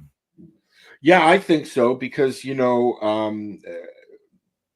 one who suffers from panic attacks, it's nice when somebody doesn't do a lot of the things that he suggested you don't do, because most people will overwhelm as opposed to just, hey, calm down, man. Yeah. Mm-hmm. And you're not even supposed to say things like that. One of the things that will trip me off when I'm in one of those things happening is relax, man. Oh, you need to chill out, dude. Like, because I'm sorry, once it starts, it will keep going unless you calm down. Yeah. But hearing that you need to calm down doesn't help. Doesn't help it whatsoever. No. More about trying to cope. Yeah. You need to. It's true. Now, can cannabis help with you in your panic attacks? Yes, but it can also make it worse depending on the strain. Okay.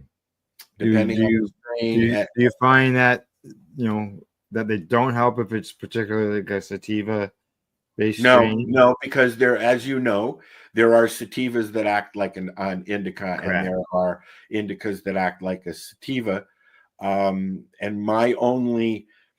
if cannabis is setting you off the strain that you're using, one of the reasons I get more than one strain is because when one strain's causing issues or not helping relieve another issue, I'll mix it.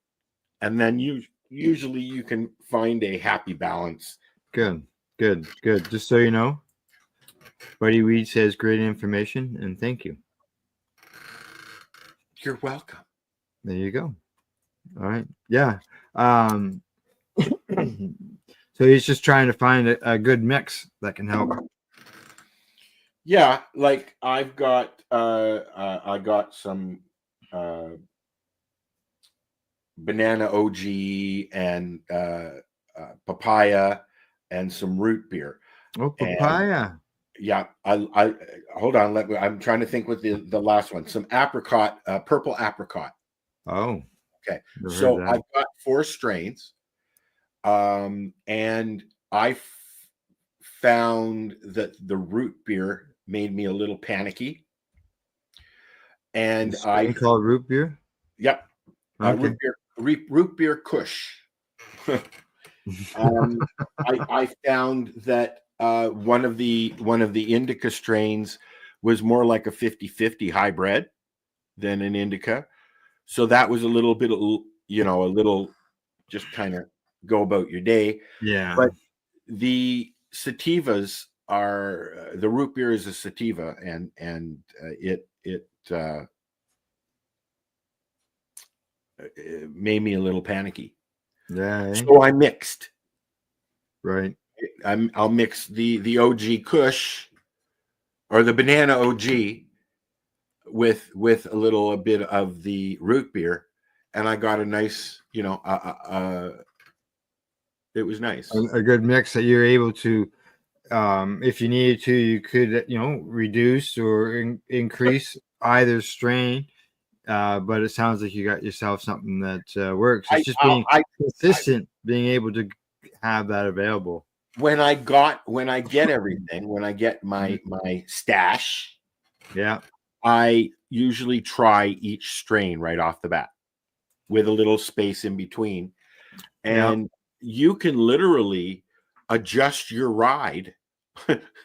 You can you have a little bit of this and then you have a little bit of that. And if you get a little bit too hyper from that, you have a little bit of that and calm down a little bit. And it does it. And you add music to that. And hello.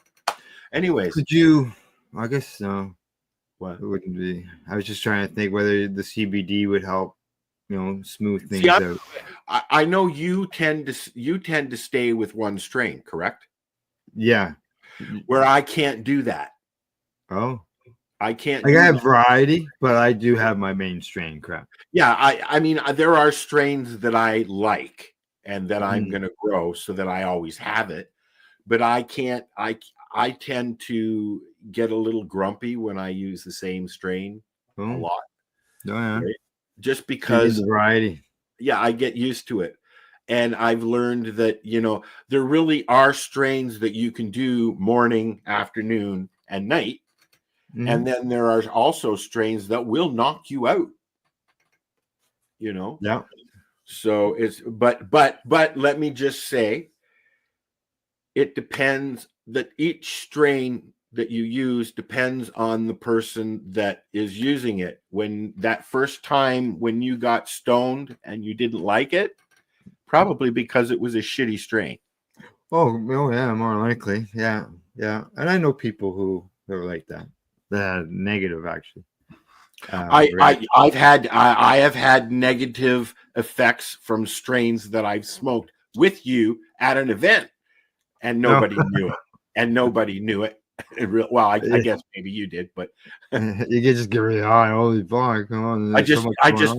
That's when I go outside and I get some air and I switch strains. When a friend says to me, I'm really depressed or I'm really hyper or I can't calm down, I'm like, and they are over consumers, some people would call.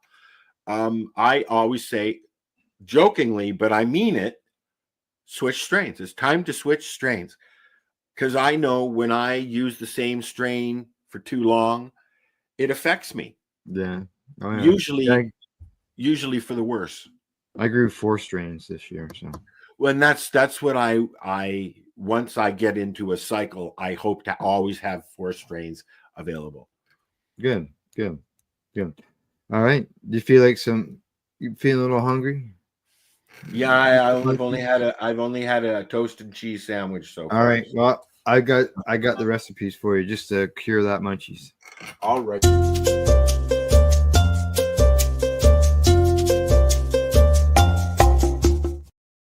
Cha cha cha. Cha cha cha. That's right. So today, being that Christmas is just around the corner, another 2 weeks. Actually, 2 weeks today.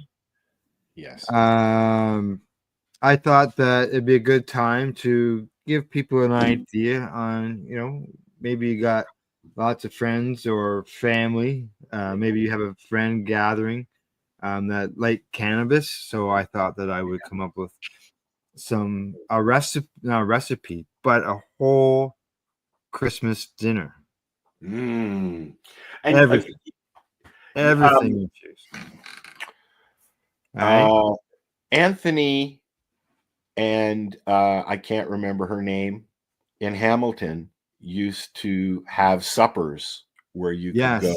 Yeah. And what's her name? Her? She does the canna crawl. She's a chef. Yeah, I know. but anyways, and Danny Raposo, who is was a runner-up on MasterChef Canada, I think it was. Wow. He also makes full meals. Yes. Yep.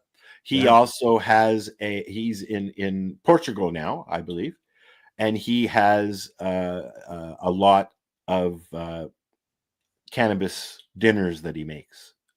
All right. Yeah. Good stuff. Yeah. Well, I've got a dinner for you, Al, right here. All right. See, right there. There's the turkey sitting on the front cover. Grassroots Advocate. That was the magazine that Pace put out. And you can see cannabis infused turkey dinner. Yeah, I'm looking Let's forward just to go that. straight to it. All right. Now, because the fact that, Al, do you really want to cook a whole turkey? Maybe not. So Yes. No. Hold on. Yes, you asked a question. Let me Sure. fucking answer it, man. No, I want to answer it for Sorry. you. Go ahead. Now you lost my train of thought. I enjoy turkey to the point where I must have extra for sandwiches. So just do the whole fucking turkey.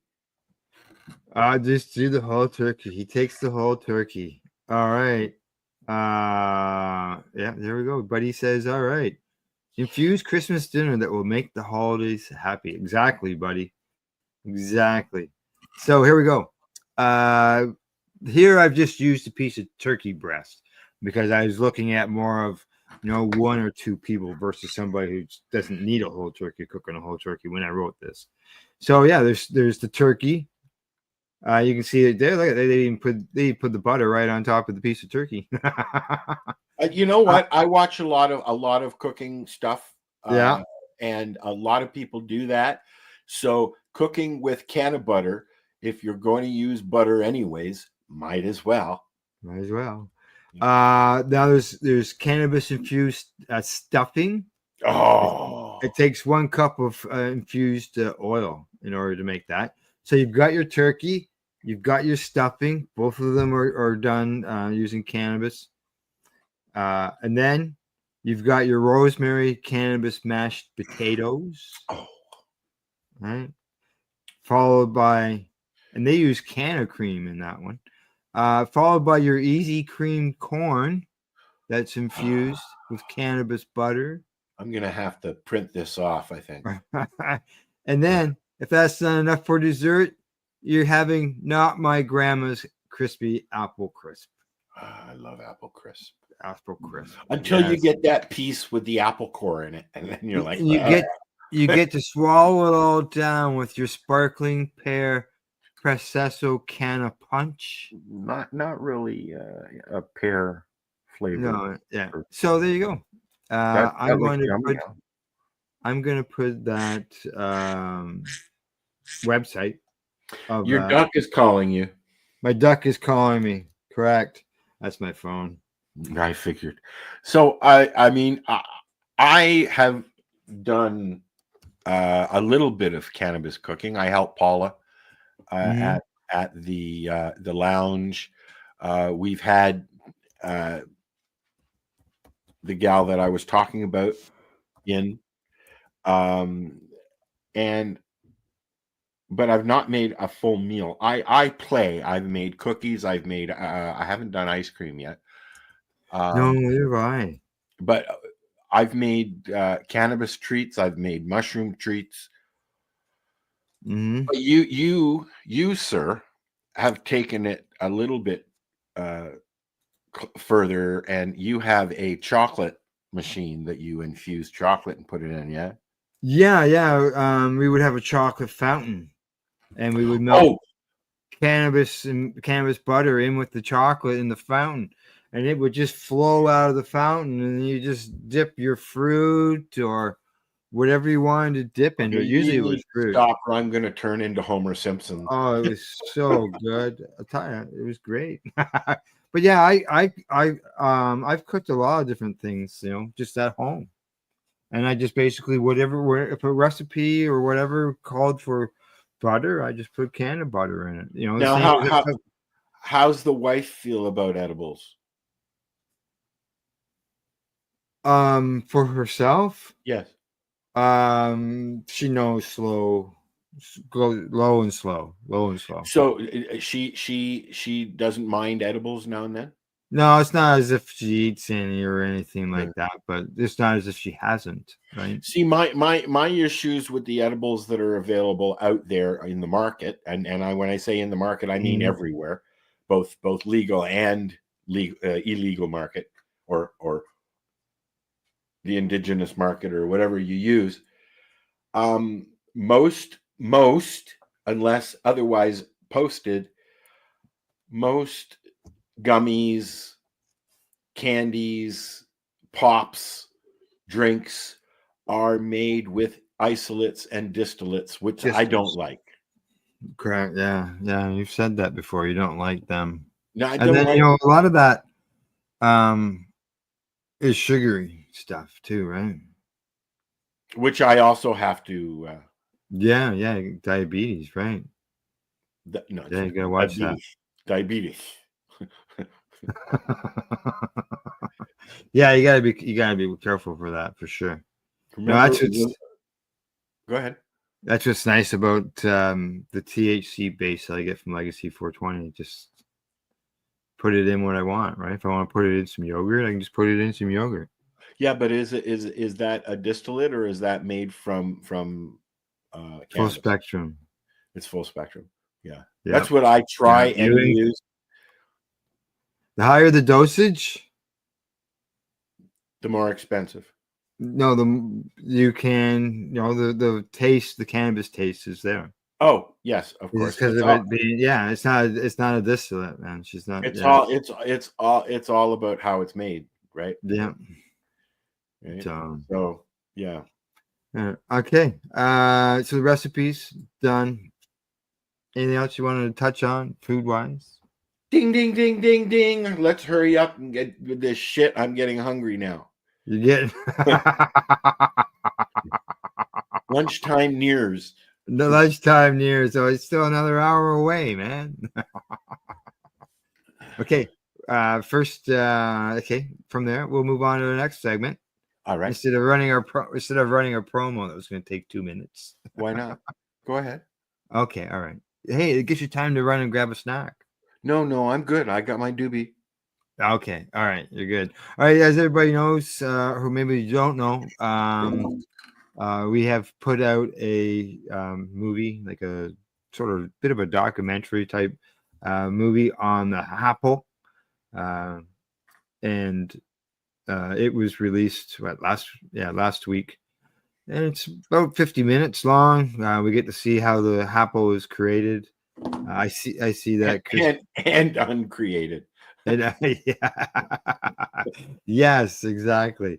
And so I'm going to run a quick promo on that, and then we're going to come back with a review, some of my own. So we'll talk to you in about 2.5 minutes. This, guys, is a BT bottle with a little straw on the end of it, okay? Back in the day, we used to have glass bottles, soda pop in glass bottles, okay? Soft drinks. And this was built for the old school hash. This is the hash that your uncles and your grandparents would get. And this is the stuff that we would all treasure whenever we could get it because we thought it was the best stuff because it's the constant. It was our form of concentrate. Correct. Right? When we were young, right? Yes. This is To answer your question now. Oh, here we go. Forward. Oh, now you're going to cut this out if it doesn't work, right? Yeah.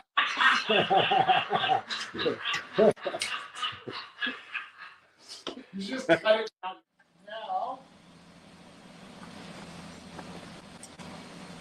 These are the 3 tools I use to form and shape the happers.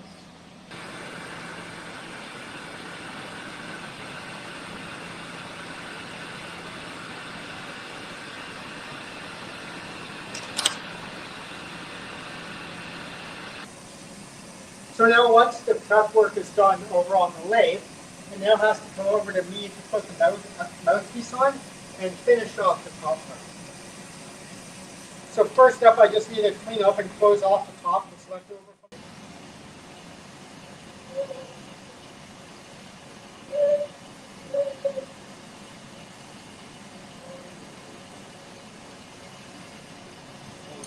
First thing I'll do is I will heat up the corner and I'll push in the Maria, which is the circular love acts as a stopper. Right? Whereas I'm kind of like, I'm 49 years old, but I don't have time to be an artist. You know, My but wife knows that I'm not allowed to each do that. one is individual, though. There's only one of each. So it does make it art. Oh, stop it. Yeah. Okay.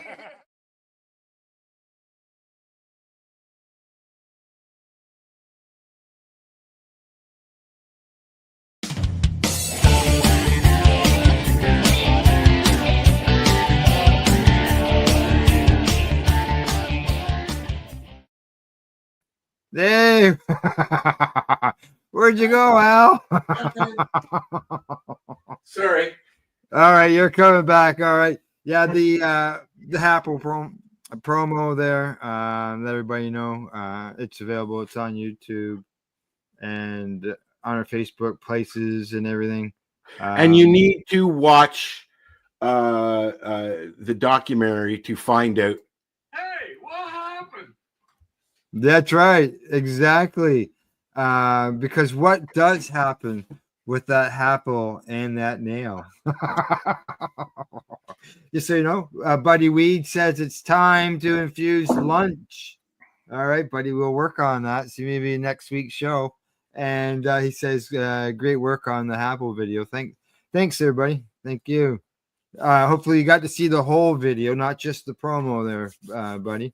Maybe let's post a link to that video. We'll post a link to the video. All right, I'll do that during the show because I haven't got it in front of me right now. Here, I'll get it.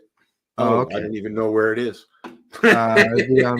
It'll be on my YouTube page, so I'm on my way right there right now. It'll be on the 420. It should be on the 420. Yeah, I will get it. You keep going, Pace and page I will as well. I'll get. Yeah, I've got it. Huh? You got it? Oh, I thought I had it. Hang on. Let's see, we're live. I'll see if I can find it real quick. Oh, okay. So you can keep going. There it is. I got it now. All right. Jesus. All right, and I got the You knew link. where it was. So I'll put the link in the comments, everybody, for you to watch. You catch the video, the full complete video of the apple. We go through all the steps of the creation of it, from the shape to watch him make every piece and how it's done. There's questions and answers through it, and you'll get the answer to that video there with the nail. I think you'll be surprised. Excuse me one second. All right, you leaving? Okay, apple video. This is what I'm typing in the chat here, folks. Comments. Okay, and there we go. She actually came in and ate his food while he was eating it. The cat came in and the dog came in and ate his food while got his face buried in his bowl. Oh. Okay, so I've added the apple video there. Awesome, thank you, buddy. All right, now product review. If I did run that video, what I've done is another strain, a strain that I grew this year. First time growing it, so like last week. This one is called Cherry Dragon. You can see my bud. Got a little bud here. Smells like a bud. And it's the first time, like I said, I grew it. The good thing, you can grow enough cannabis for a year off of one plant, no problem. No, really, you'll have to send me some information. Yeah, I'm gonna say she's a 2-pounder. Really, and how big was it? Probably about, I'm gonna say around 7 feet, maybe 7.5 feet. Yeah, wow, dude. Big and round. I actually posted a video of it on Blue Sky of it getting caught in a windstorm out there. Just basically. Is this one of the ones that broke? No, it didn't break. But I'll tell you, it was friggin' swishing and slamming around, and Yeah, I'll see if I can pull it up here and just show it to you on my phone. I'll have to should clean my phone. And but it was just I have I got cookie stuff all over my yeah, Yeah. it's just crazy. Get slammed around out there, but hey, they survived, right?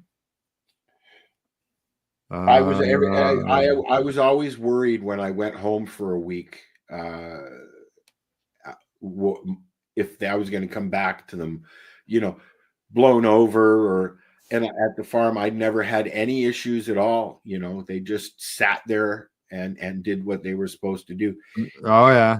We get, as I was saying to Al earlier, we get 100-kilometer winds here because I'm like literally maybe a mile from the edge of the lake. Yeah.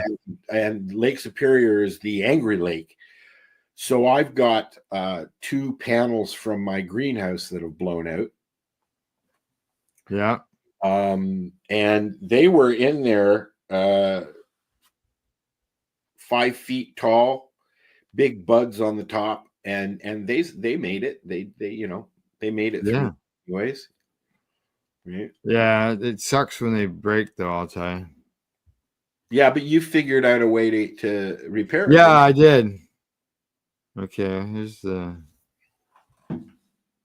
if you can see it here. Oh yeah. Wow.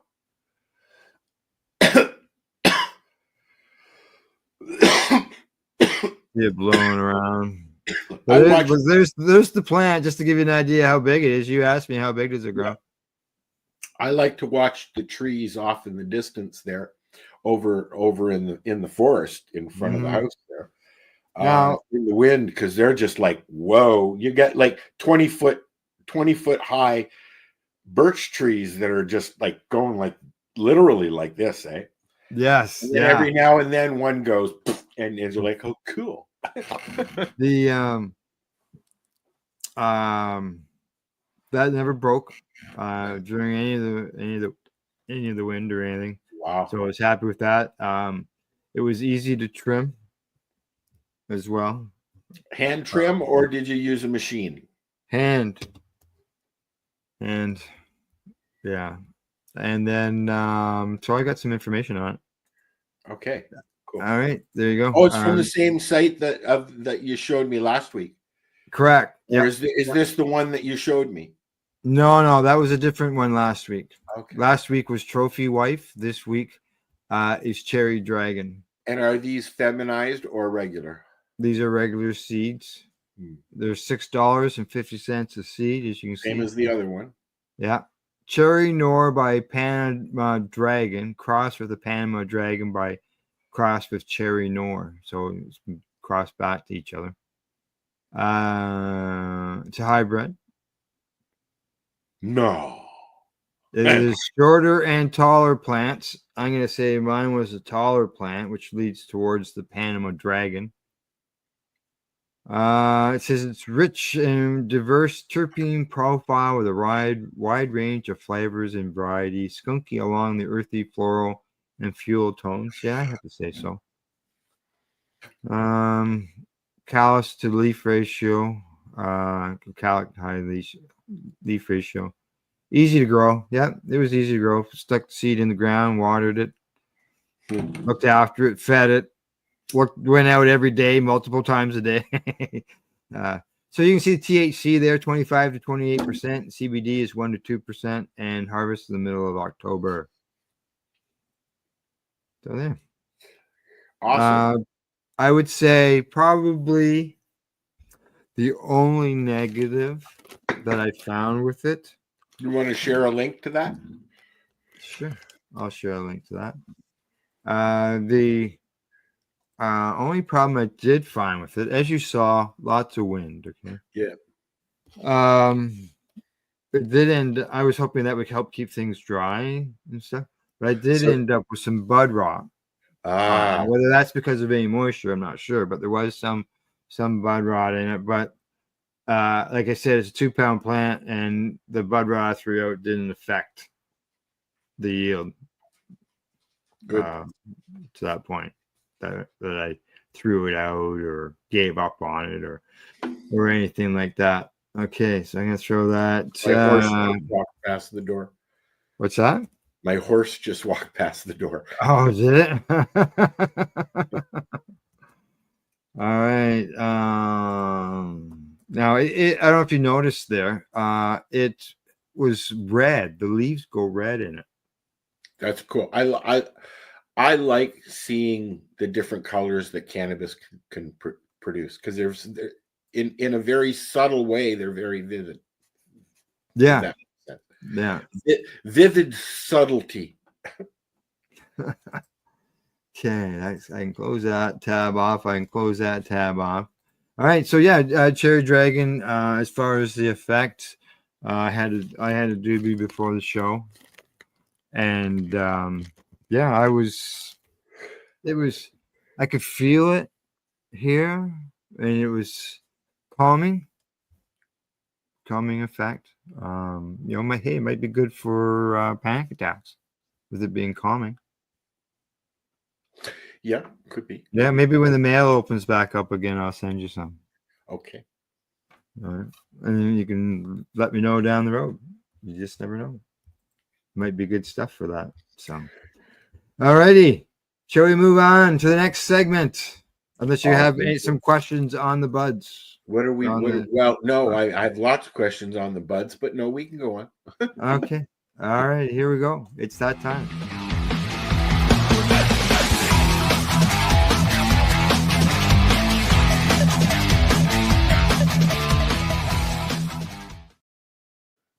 Otherwise known as fake news.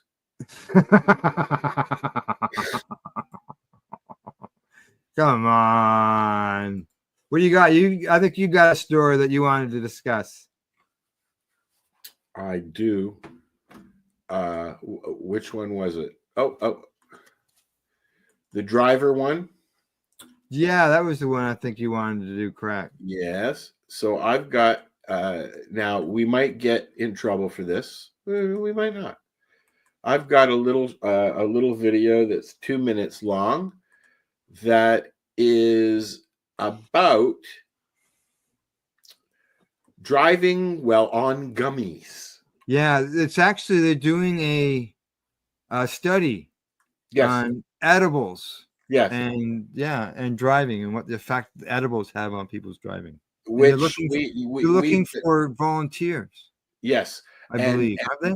When we were going through the whole legalization thing, there were also studies being done, I believe, down at CAMH about smoking cannabis and driving. Driving, correct? Yes. I've always wanted to, since I've been doing the show, I've always wanted to go and get really, really high and go for a drive in one of these simulators and see if it really, really affects me, because I have ADHD and get distracted very, very easily. But I also want to mention that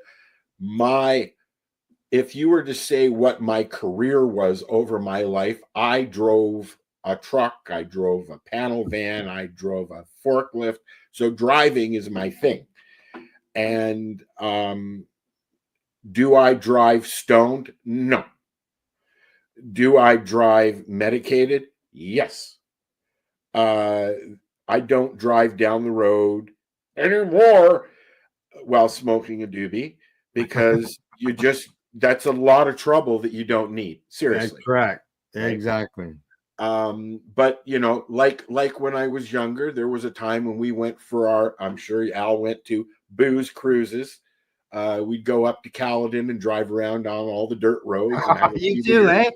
Smoke a couple of doobies and then head home by way of Barrie. We stopped once because I didn't drink, so I was the guy who you were the driver. Yeah, I was the driver. Unfortunately, the driver that we had was the drunk. We squeezed 5 people into a Vega, and away we would go. Green Army green Dodge Dart here. And one day we come across a young lady that was just sort of hanging around the end of her driveway, And so we stopped, and we asked her, we said, well, what do you get high on out here? And she said, life. So yeah, so there you go. All right, run your video.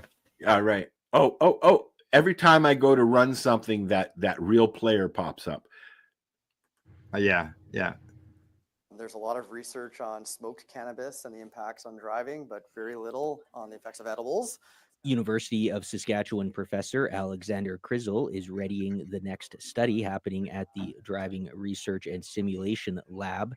He and his team want to feed people weed gummies and test their driving skills while stoned.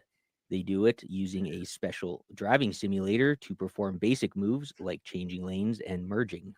We also have a battery of tests where we can look at how people can think, and we kind of stress them out a little bit to see how well they perform under a certain amount of stress.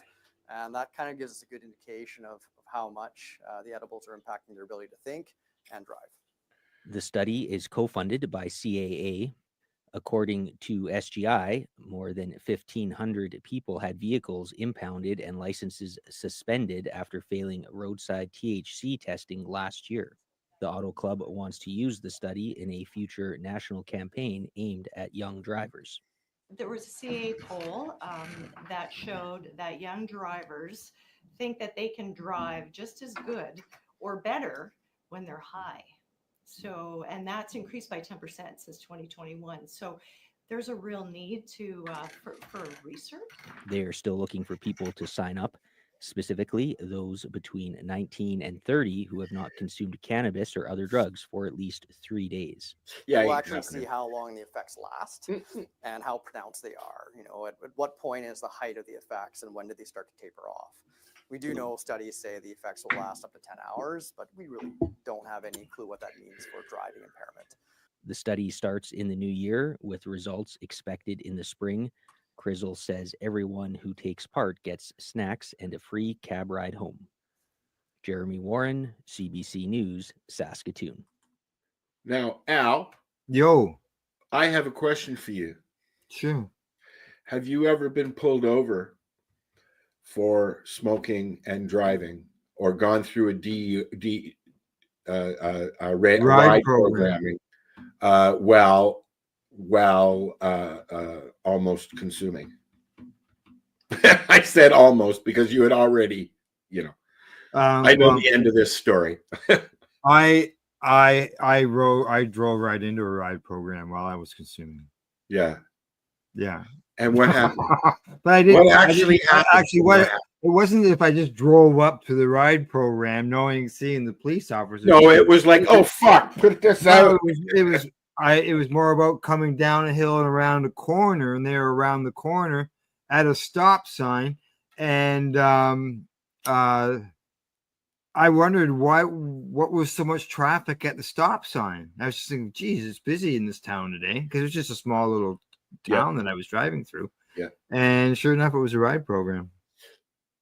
I got busted. There was no driving against cannabis laws at the time, so I wasn't charged with DUI for driving while stoned on cannabis. Okay. I was charged with having possession of. So they didn't charge you with driving under the influence. No. They charged you with possession. Possession, correct. Yep. So you're a felon, is what you're saying. No, I've had a pardon.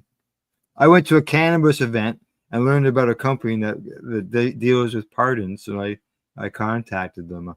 And so I got some comments here from Buddy Weeds that we should maybe throw in there. And he says that I have never been impaired by cannabis to the point that I could not drive. Now, drinking, on the other hand, totally different story and different effects. Correct. Oh, God, yes. Yeah. And he says that he's been through a couple of ride checks himself. And, over the years, there's no doubt about that. And he says he pulled out his medical license and they sent him on his way. Really, eh?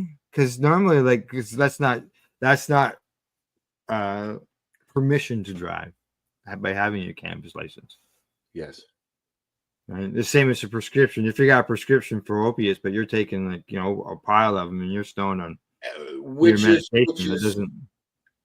Which is one of the reasons why they changed the drink the consuming and driving laws, because one of the things they were trying to combat is the pills and driving. It can, you take a handful of fucking perks and then go for a drive, Right. Yeah. Right. That exactly. All right. So from driving and eating gummies and getting stoned, we're going to go on to the next story, what happens to do with Health Canada. And they say that about 5% of cannabis purchases in Canada come from irregular sources. You notice it doesn't say illegal, it just says irregular sources. And all the other headlines I was seeing was saying 3%. And I was wondering, why is Jack Can's got 5%? And I found out why once I read it and got into the story. And so yeah, this is done through the 2024 Canadian Cannabis Survey. You can see it right here. Which they were asking the public to answer utilize. questions. Yes. Yeah. They say the amount spent per month on cannabis decreased from $73 to $63. Now, is that because of price compression? Because that's over 6 years, and as we know, the prices have gone down. Has it been 6 years already? Yeah. Jesus. Okay. Smoking cannabis remains the most common way Canadians consume cannabis. I think I will. Thank you. Yes. Yeah. But the proportion who report smoking cannabis has declined by 20%. They said in 2018, 89% of cannabis consumers smoked. That number has declined to 69% in the last 2 years. I think that's because the novelty is worn off. Yeah, and there's people are learning about the alternative ways I would think of consuming it, right? Eating cannabis products is the second most common mode of consumption at 57%, which is up from 43% 6 years ago. And vaporizing, which includes vaping dried cannabis and extracts. And, I got a vape pen right here. Accounted for 37% of the consumption. Yeah, yeah. Okay, go ahead. The number of people reported getting their cannabis from legal source in the first half of 2024 remained the same as the previous year, up 72% from just 37% in 2019. Now, as I mentioned, some places are reporting 3% of the people don't get their cannabis from the legal store. What they've done here in this article, they call it irregular. So there's 3% of respondents in the survey reported getting their cannabis from an illegal source, while 15% got theirs from a social friend and stuff. Now, 2% reported getting their cannabis from First Nations community. So that 2% and that 3% will give you that 5% that's in the headline for the regular source. Now, I suspect that these numbers are much higher, to be honest. But yeah, well, these are the numbers that people have submitted to the government. Yes. But yeah, most people don't talk about it; they just do it. No, it's just a lot of people say us few that like to talk about it all the time. And some people would say, "What survey? No one asked me any questions." Yeah. Well, yeah, and a lot of the OG cannabis community in Canada will say that, because you know what? I've been sitting here for 20 fucking years almost, and nobody's ever asked me to take part in a fucking survey. Excuse me. Yeah. Now, I would be a key demographic, I would think. Yeah. And it might be that they just put out the notification, and it's just up for the public to see it randomly and do it. Yeah, correct. And they do it, the way they do it, though, is they sneak these things up so that you don't, like, oh, there's another survey. Oh, cool. Where is it? Oh, well, it ended yesterday. Yeah. I think You I've know, and done that one. I've done one of these just ones. just like when they allowed members of the public and the community that they actually invited into these meetings during Health Canada's decision making of legalization when it was coming forward. And yet I was never invited. I know a few people who went, but Yeah. they just went. They weren't invited. They invited doctors and lawyers and ex-police officers who didn't consume to make laws that consumers had to follow. Yeah.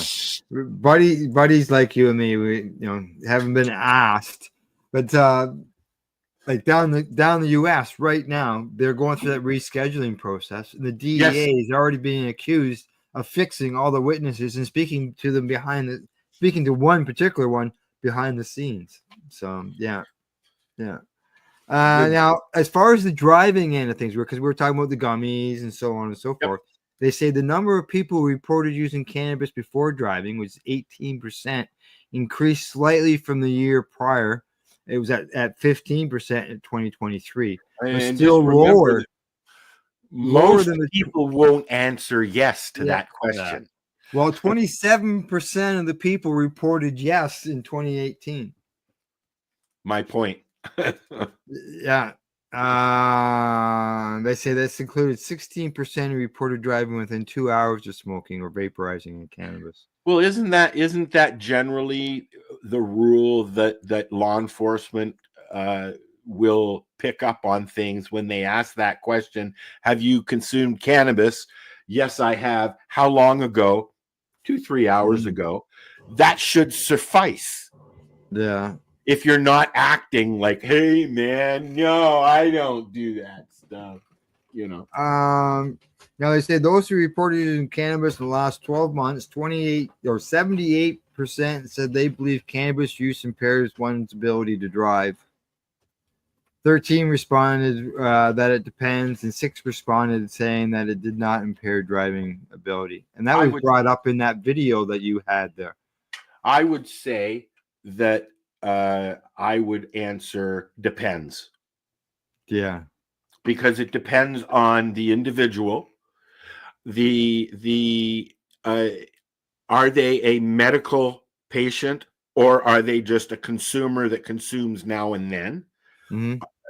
Because I mean, I don't even want to incriminate myself, but I wake up and have 6 doobies before I even go make breakfast.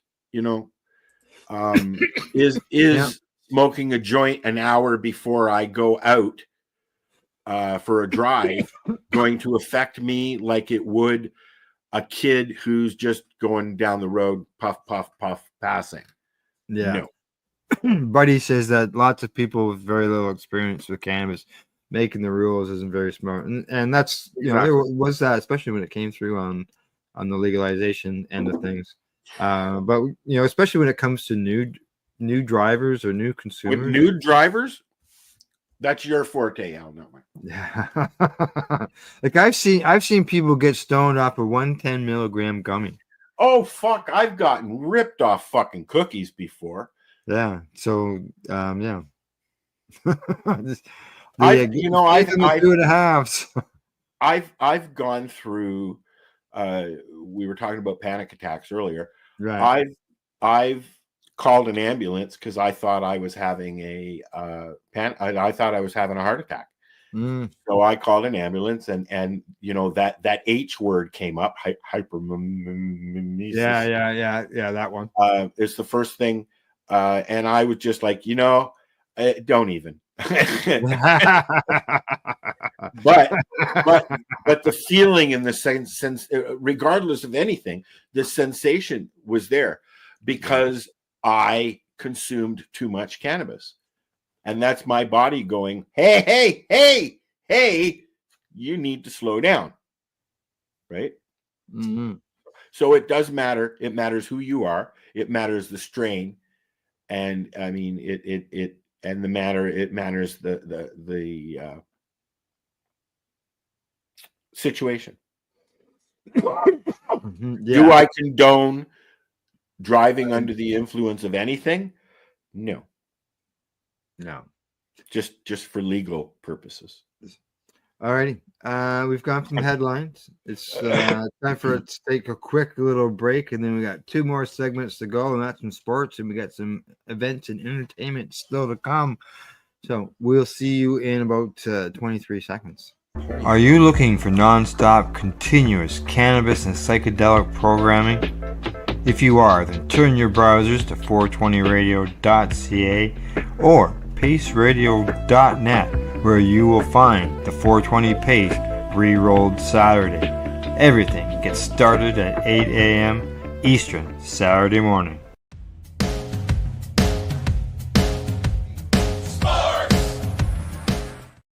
36, 37, 38.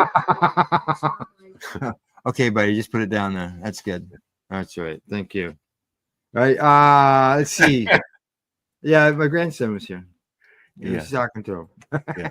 You got a live studio audience, you know. All right. So, sports wise, David what's used up? to sit on the couch while we did shows when he was younger. He would sit, and I would have him sit directly behind me so you couldn't see him. He was just passing by. Yeah, and he was getting something out of the printer here. Beside Excuse me, Papa. I'm cutting through. Yeah. Need something to draw on.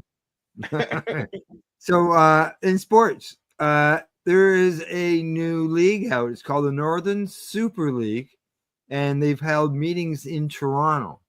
And what is the NSL, the Northern Super League? It is a new women's pro soccer league. So we got new league, new team. They've got the football team, not football, but the soccer team there already for the men. It's called football as well, buddy. Yeah, correct. Yeah. Depends on what country you're from, right? And now they've got a women's league that is going to have a team there in Toronto. And the league we're going to have 6 teams in total, and it starts in April of this year. They've been having all their board meetings and discussing things. Where are they playing out of? That's what I'm looking for right now, to see what's in the okay. The Northern Super League will kick off teams within Vancouver, Calgary, Toronto, Montreal, Ottawa, and Halifax. So all the big cities. Yeah. All Canadian teams. And will they be playing against American teams? Does it say, or is it just no? It doesn't say. It doesn't say anything. It's all Canadian teams. I would think, like, if I would maybe look at that come expansion, maybe if they expanded, like the PWHL, the Women's Hockey League there, professional league, they're expanding. So I could see where the NSL may get that inaugural season up and running, get it out there, and then start taking in expansion opportunities for other people. Women's sports is taking off big time. I actually, during the fight, I actually enjoyed that women's bout more so than I did the others. And I didn't watch it, but I can tell you that I've seen posts online agreeing with you. That was a real fight. Okay, the first fight, or the first 2 fights, I guess, because there was 4, right? The first couple of fights were lightweight, welterweight men's. They weren't very good. I mean, but you could see that women's fight was authentic, and they wanted to have that fight for a long time, and they've said that they're going to do it again. You know, Mhm. I like I said, I enjoyed it. I enjoy women's sports. The WNBA has got a world of its own now. I Yeah. remember when that started. Hell, I remember when the Blizzard came to Toronto. You Yeah. know, are they still called the Blizzard? No, I think No. I was They, thinking that they I moved. remember they used to play at the University of Toronto field on Bloor. Oh, okay. The Blizzard, that's where they used to play, and then they I don't know if they're still around or not, but I don't know. I'm just doing a quick Google search, and let's see. It was the Calgary Blizzard Soccer Club. so maybe they moved to Calgary. The Scarborough Blizzard Youth Soccer Club. No, that's not it. So they must have moved to The Calgary. Toronto Blizzard, the High Performance Academy #1. Yeah. Oh. I don't know. I mean, Use the like name. we discovered a few weeks ago, I just found out that the Argos won the Grey Cup. Hey, that's because you watch the High Guy Sports News broadcast. That's why you right. found it. That's right. Yes. That's right. That's right. It's, okay. From soccer, we're going to go on to a cannabis end of things when it comes to sports, and that is because in the NFL has changes cannabis policy to increase the THC threshold for positive tests. This The is NFL, is a big one for sports. It's gone from 150 nanograms per milliliter of blood to 350, so more than twice. Wow. And reduce the fines for a positive test result from 50% of the player's game check to a $15,000 first violation. It's $20,000 for a second violation. Yeah, you know, when you read these articles and you read the captions, you know, it makes it sound like, oh wow, this is good. This is good. This isn't so good. They need to just remove it like other sports these are doing now. Like even the caption, even the headline tells you that it's still illegal to use it. Like you can use it, but you're only allowed so many nanograms. Look, if you can go and smoke a joint before a game, if you can go and smoke a big fatty before a game and then win, who cares? Yeah, I know, eh? Maybe they look at it as cheating because if cannabis helps you with your pain, it reduces the pain that you're suffering during the game. It's not performance enhancing in any way other than joint rolling. They also say fines for missed tests will be reduced, and all players who currently have pending discipline for missed tests will have these missed tests excused. Oops, missed it. And they will be considered as having no missed tests, so the record will be wiped from their system. No missed test. Yeah. I missed again. So there you go. They've increased their THC limit in the NFL, which is much better than what they were doing in the past. That's for sure. And that's actually pretty high of a limit. Yeah, but he says go sports. Yep. That's right. Yeah, exactly. Yeah, it'd be interesting, to be able to get yourself tested to find out what is your when limit they of first started talking about the NFL making changes, it sounded like they were going to remove it from the banned list. Compared, but obviously, that's never going to happen. Kind of like full legalization. No, it's not going to happen. There's always going to be rules. Wow. Yeah, there will be. There will always be rules. Often. And as we know, cannabis gets in your system and it sticks around, right? So on Friday, you go out, you do. Let's say they've got a few days where they're not doing any games or anything, and they go out and they consume some cannabis, and then they happen to consume a little bit more, and after the test, and that's still in the system, and they hit them with a random test. Like I'm sort of looking at, can they pile up in order to in the end? I know somebody who got a job, had to get a drug test. I'd had to take them, and had not consumed cannabis for 2 months leading up to this drug test because they knew that he was going to have a drug test to get this job. 2 months, so that's 60 days, and he failed. Yeah. What I found surprising, he suffers from panic attacks. So a few days before we went, I gave him a microdose of mushrooms, not thinking. Oops. He's going with So a test. we went to get his drug test done. Yeah. And he came back. He failed his cannabis test, but nothing came up for psilocybin. Let me explain why.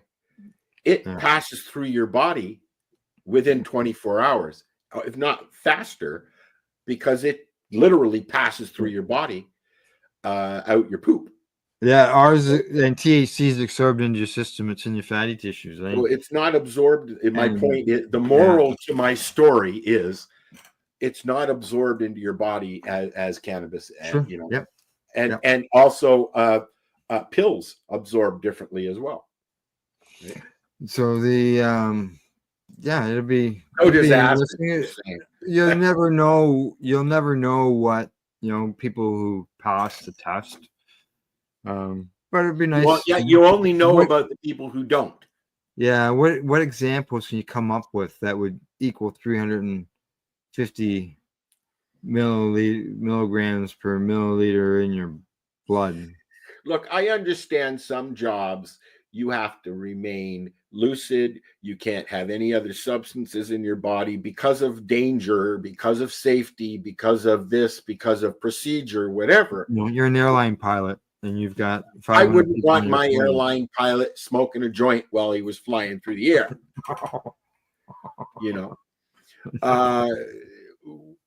But yet, at one time, we know this now. A lot of airline pilots in between flights spent a lot of time in the bar. Yes, that has happened. Yes. So I mean, like, we've been dealing with this being under the influence crap for a long time. Yeah. There's a reason for prohibition, All righty. Anything else on the sports front? Nope.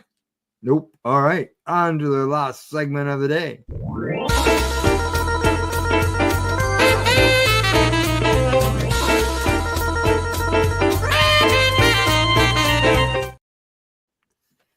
Oh, sorry. Yeah, it's the I like saxophones. I like those. I played the trumpet. I was the second trumpet in the school band. So yeah.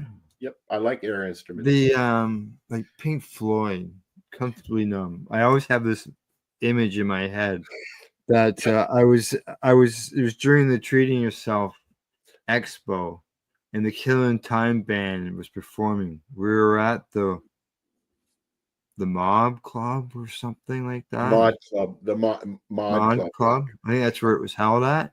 Yep. And they had the extra pieces on the stage, like the band, and the guy was up there, and he was playing the sax, and the fog was misting through and everything. It was really cool. I got a good picture of it and sent it to the guys, and they really appreciated it. So. It was, I like that.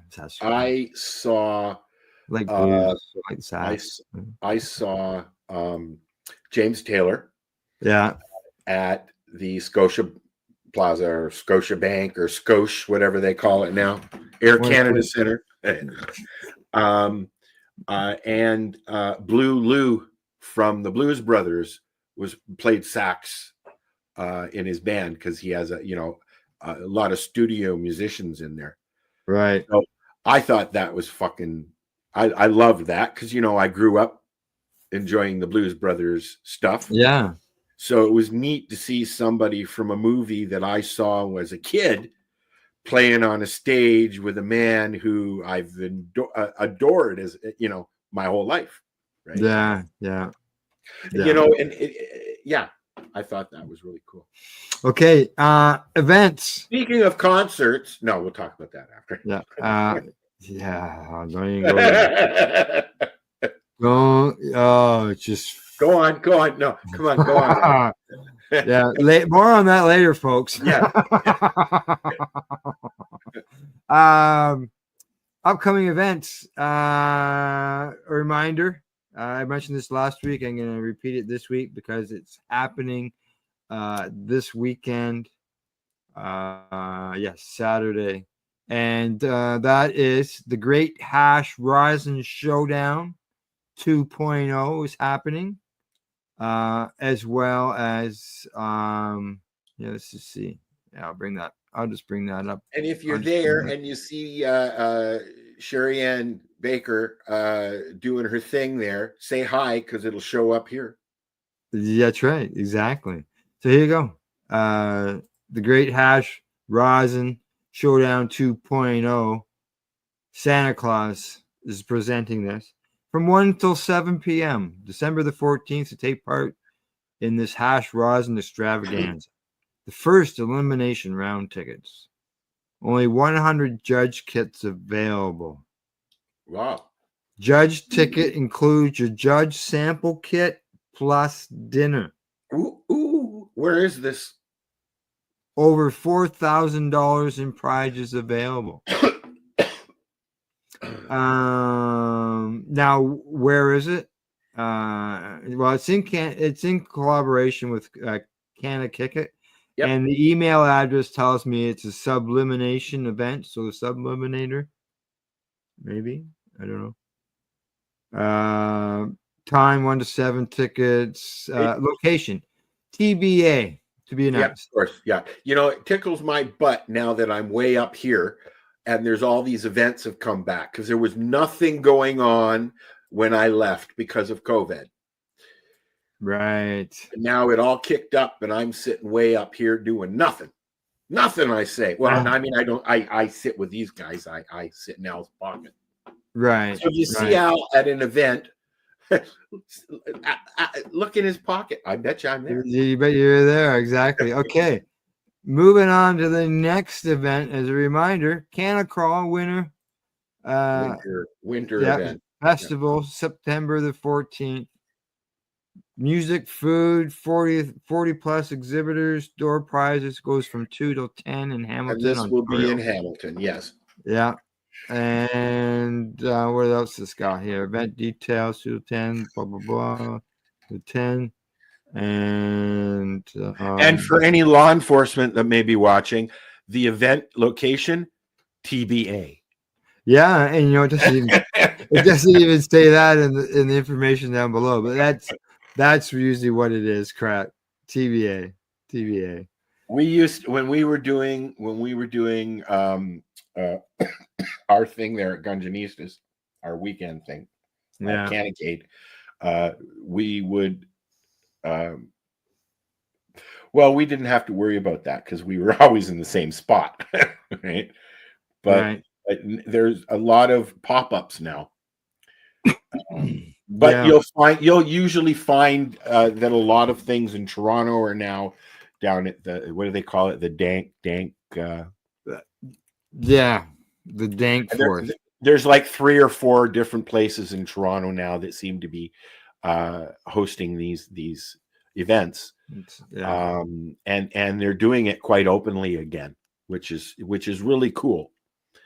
Because I think we need that. We need these events. We need to be able to go out and sample and be with the community. And this isn't just about going to the store, buying some weed and going home and smoking it.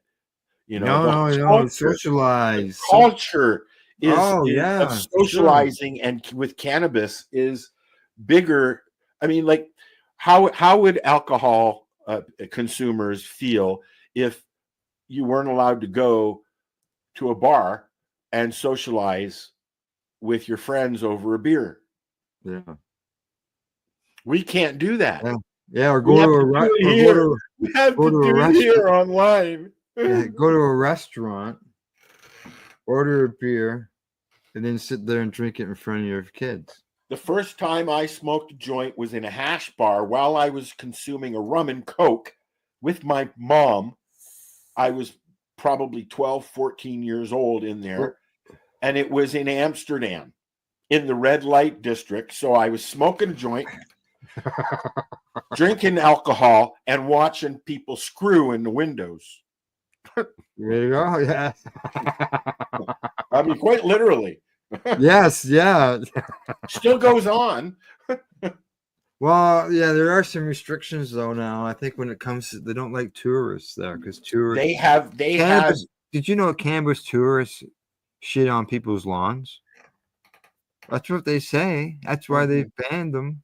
They have done due diligence to try and stop tourists coming into Holland and other cities of Amsterdam, where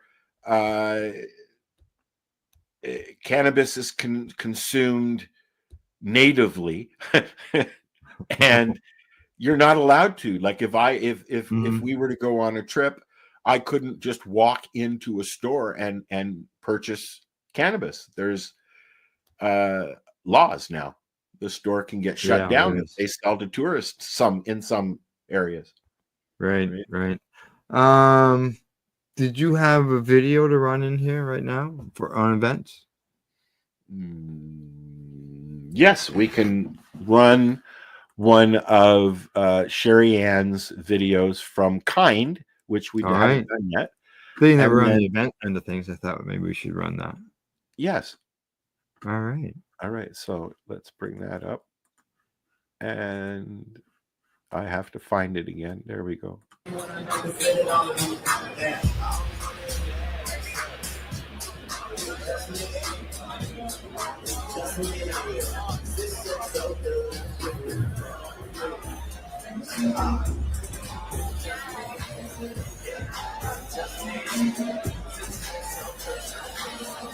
it better? No.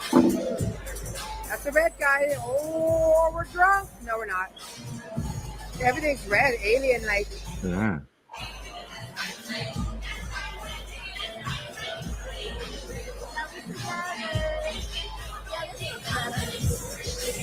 No red. Well, that was good. I tried their stuff.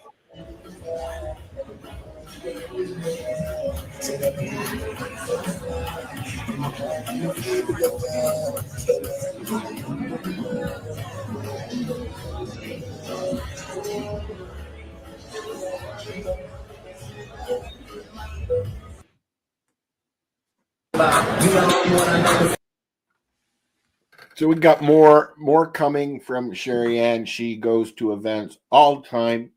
Yeah. And puts little things together, and we're going to start packaging them a little bit differently so that we can actually enjoy a clip. I noticed in that one, it kind of looked like there was a Christmas tree. I guess winter, right? Yep. Winter, yeah. Also, that is a legal event. It's a legal one, correct? Yes. It's a legal event. So the difference between going to what was the other one? Evolve was also a legal event, was it not? Yeah. So she goes, but Sherry Ann goes to both legal events and community events as well. So you'll be able to tell the difference because the legal events you can't consume at, but the community events you can. Yeah, usually. Yeah, exactly. So although there are now, I should correct myself because as of a year ago, they've been having smoking areas at the larger events. Okay. Like Grow Up and what's the other one that we're going to in March? Oh, Can Expo. Can Expo. They have vaping areas, smoking areas where you can go and consume outside. Right. When we started this, when Al and I started this back when they were doing the Treating Yourself Expo, I hope you're feeling better, Marco, by the way. We were consuming in Canadian government buildings. Yes. Yeah. Federal building. Yes. Federal Correct. buildings. Yes. Yeah. And Metro, because the Metro Convention Center is Toronto. Right there, man. Right there. And now we have a vaping area where we can go and vape and consume. We're not out by the dumpsters anymore. That's where the tobacco smokers go. All righty. Anything on entertainment wise? Any video, movie that you watched that you want to? You know what? I watched a movie. I don't have a clip for it. I watched a movie. I mentioned it last week called Conclave. Yeah. And I don't know if you know what a conclave is. It's the choosing of the next pope when the pope before expires. It's a fictional movie that they've included a lot of factual things in. Okay. Yeah. But it's more of a thriller than anything. But it was really good. And because I enjoy history stuff, right? Right. So I enjoyed it. It was really good. Good. You see that Buddy says that I am consuming everywhere I go, regardless of the rules. The only rule that I follow on consumption at all of cannabis is if it is legal to smoke a cigarette in that spot, I'm going to smoke a joint. Right. Yeah. Now I know of a place. I know of a place. It's actually a Legion that has a sign at both doors saying no cannabis smoking or vaping allowed. Yes. Within 10 meters of the door. Yeah. I mean, what? It's close enough to the sidewalk that you could actually have to leave the property. We had an event here in Terrace Bay. It's a yearly event, and it's basically, the fall fair or whatever you call it. And it says right on the website, this is a smoke-free event. I mean, I understand that they're staying within the law, but yet to say no smoking or vaping, tobacco would be fine by me. But the law states that if you can consume tobacco, you can consume cannabis. Yeah, but in that sign, that scenario where it says no smoking allowed, that covers both cannabis and tobacco. And it doesn't matter if you're medical. Yeah. Unfortunately, it used to. It used to matter, right? But it doesn't matter at all. The Canadian government still in 2024 still does not recognize cannabis as a medicine. They still call it marijuana with an H on their website. With an H. And they still say that we don't allow it federally, but yet. As far as the entertainment end of things again, I've got one little article here of cannabis and entertainer that's doing something, and I just have to bring it up. There we go. Jeez, we're going long today, buddy. No, I'm kidding. Yeah, I know, eh? Look at that. Snoop Dogg opens his first pot shop. Yep. So he's got his own stores now. Yeah, this has been coming for a while now, I think. Yeah, because I know he had his own brand going on that was connected to Tweed that I think is no more. But opening the dispensaries with his name. Yeah. Well, that a lot of people are doing it, so why not? I think one of the first big time celebrities, if you want to call them that, to be public about working in the cannabis industry was Jim Belushi, because he did his reality show about the Belushi farm. and you know what? Yeah, buddy says can't stop me from eating it there.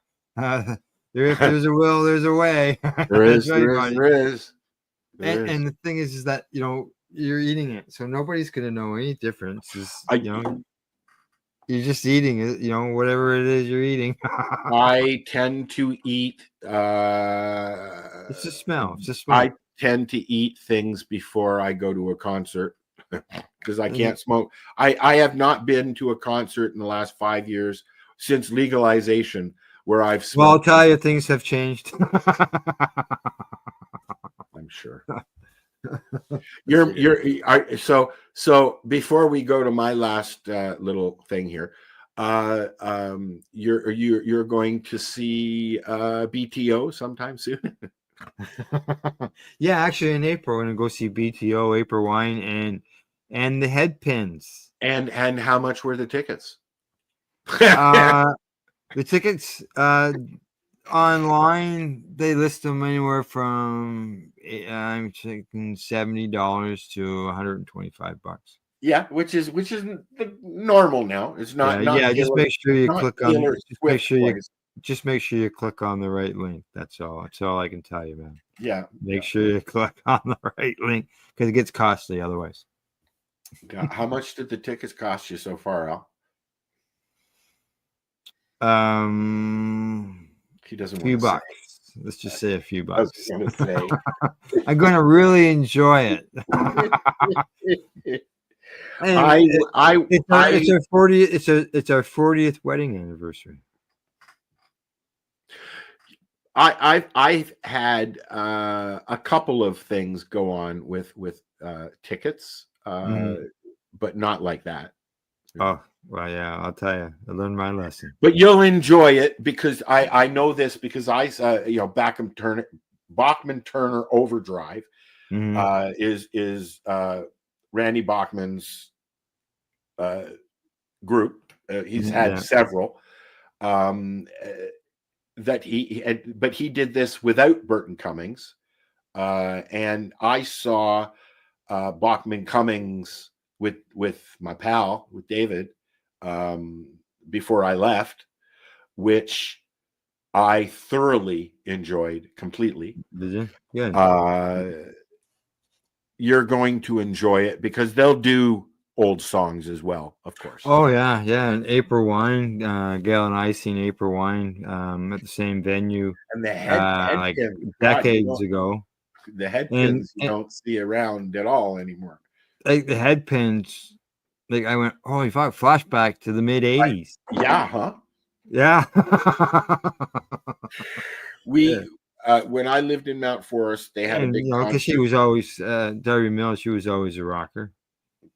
Yeah. I saw April Wine, Loverboy, Kid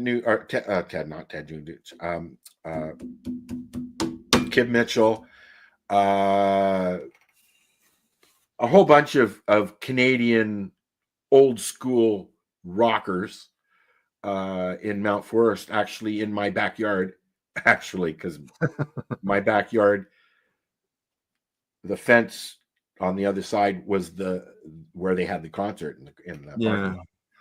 And David Wilcox was there, and I had 20 some odd people in my backyard, and a big plume of smoke just wafted over the whole concert.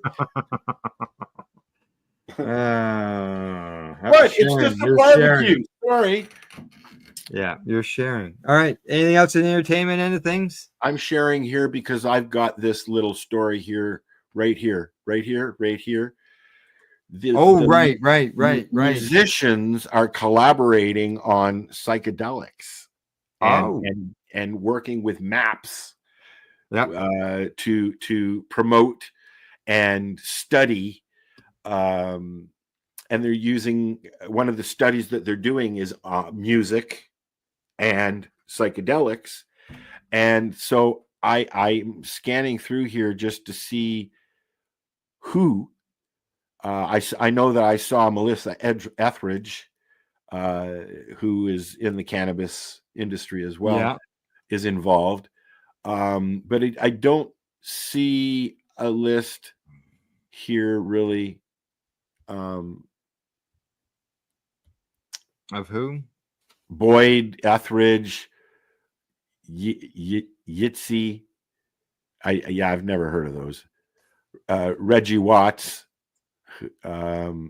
Closey, East Forest, and MAPS president Rick Dublin, and of course Melissa Etheridge is the big name there. Yes. And she's been cannabis. She was dealing with, wasn't she? Dealing with breast cancer or something? She was in the industry before the industry got started, I assure you, because she's promoted it highly as a medicine, I believe. Yeah. Completely agree. That's what I said. I could be wrong. I was thinking that it was breast cancer, but there was some cancer involved there. Yeah. As I've found, doing this a while, most of the people who are in the industry now, maybe not so much now the younger people, but the older folks came into the industry because of the need for cannabis as a medical alternative. Right. Now, I don't even know most of the people involved in these events now. Yeah, things have changed. Yeah. No, I sort of think it was a conveyor belt. People first get in on the scene, involved. They get all, do all the things and all that, and people shift along, and then eventually they just sort of drift away, fade away, and unfortunately, a lot of the older people in the community, 20 years plus, are buried now because they came into the community as a patient of some sort, and we've lost a lot of warriors, you could call them. Yeah. Who have been fighting for our medical rights in Canada for cannabis. Right. I think we're wrapping up the show the same way we got it started, and that's talking about those who were leading the charge before us. We started the show talking about Alan was one of them. Professor Alan Young, right? Alan was one of them. This is a good box end. John Conroy is another one. He's still very much alive, harvesting his forest mushrooms. It's forest mushrooms and all the wildlife that goes by his cameras. It's quite the stuff. One thing, just to end here, my thought here, one thing that I saw before the snow came down was a lot of lawn mushrooms. Yeah. Up here. Because they migrate in. I mean, I'm literally surrounded by I guess it's a boreal. Is it boreal? Boreal forest. Yeah, which is just another word for a rainforest, basically. Yeah. Like we're a small town in the forest on the edge of the lake and in the middle of fucking northern Ontario. Yeah. And we have a message from our buddy Weeds. He says, awesome sounding show. And for anybody who wasn't with us at the beginning, Buddy's been with us the whole time. And this is the third time we attempted to go live. Third time's a charm. StreamYard was having problems with the audio. And so we just kept trying and trying. And we finally got through. So you have a great week as well, buddy. You too, buddy. And puff as well. So, all right. I can do puff pass now. Look at this. Hey, yeah. Well, hang on. I noticed that there's quite the plume of smoke coming out of that fucking thing. I tell you, my Shatterizer doesn't do that. I think I need a new battery. This battery works great, and I've been switching cartridges all the way through the show. Have you? Yeah. Cool. Yeah. This is about my first cartridge. Just I got enough of them sitting here. I've been switching strains and doobies. Well, that's what I'm doing. That's where we started as well in our discussion today, doing strains. So We got one more comment coming in. Buddy says puff puff pass as well. Bye, buddy. All right. Other than that, folks, I think that's it. You got anything else you want to say, Al? All right. Bye, guys. We'll see you all next week, same time, same Hi, place. guys. And I see that it's not there, so I'm going to go this way. Talk to you soon. Bye-bye.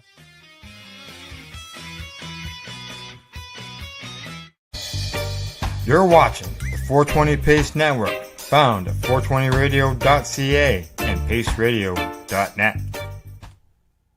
Are you looking for non-stop, continuous cannabis and psychedelic programming? If you are, then turn your browsers to 420radio.ca or paceradio.net, where you will find the 420 Pace Re-Rolled Saturday. Everything gets started at 8 a.m. Eastern Saturday morning.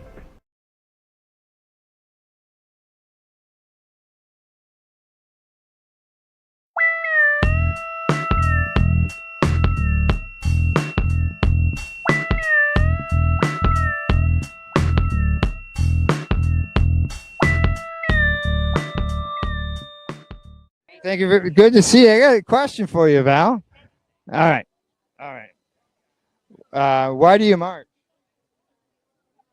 Because we can. Yeah, we can. That's right. It's allowed in our country. We sure can. There's a lot of countries where you can't. Absolutely, you bet. And we're so lucky to be here in Canada. Mm-hmm. That's right. Yeah. 11 getting the chance going there. Job. Yeah, he does, doesn't he? Eh? Yeah, totally. All right. Oh. Okay. On to my next interview, I guess. Yes. On to your next victim. Pop question. That's what I'm going around asking everybody. Why do you march? That's a great question. Talked to, I don't know, half a dozen, 7 people Why so far. do you march? Why do I march? I march for cannabis law reform. That's the same reason I marched for when I started this, going to these approximately 20 years ago.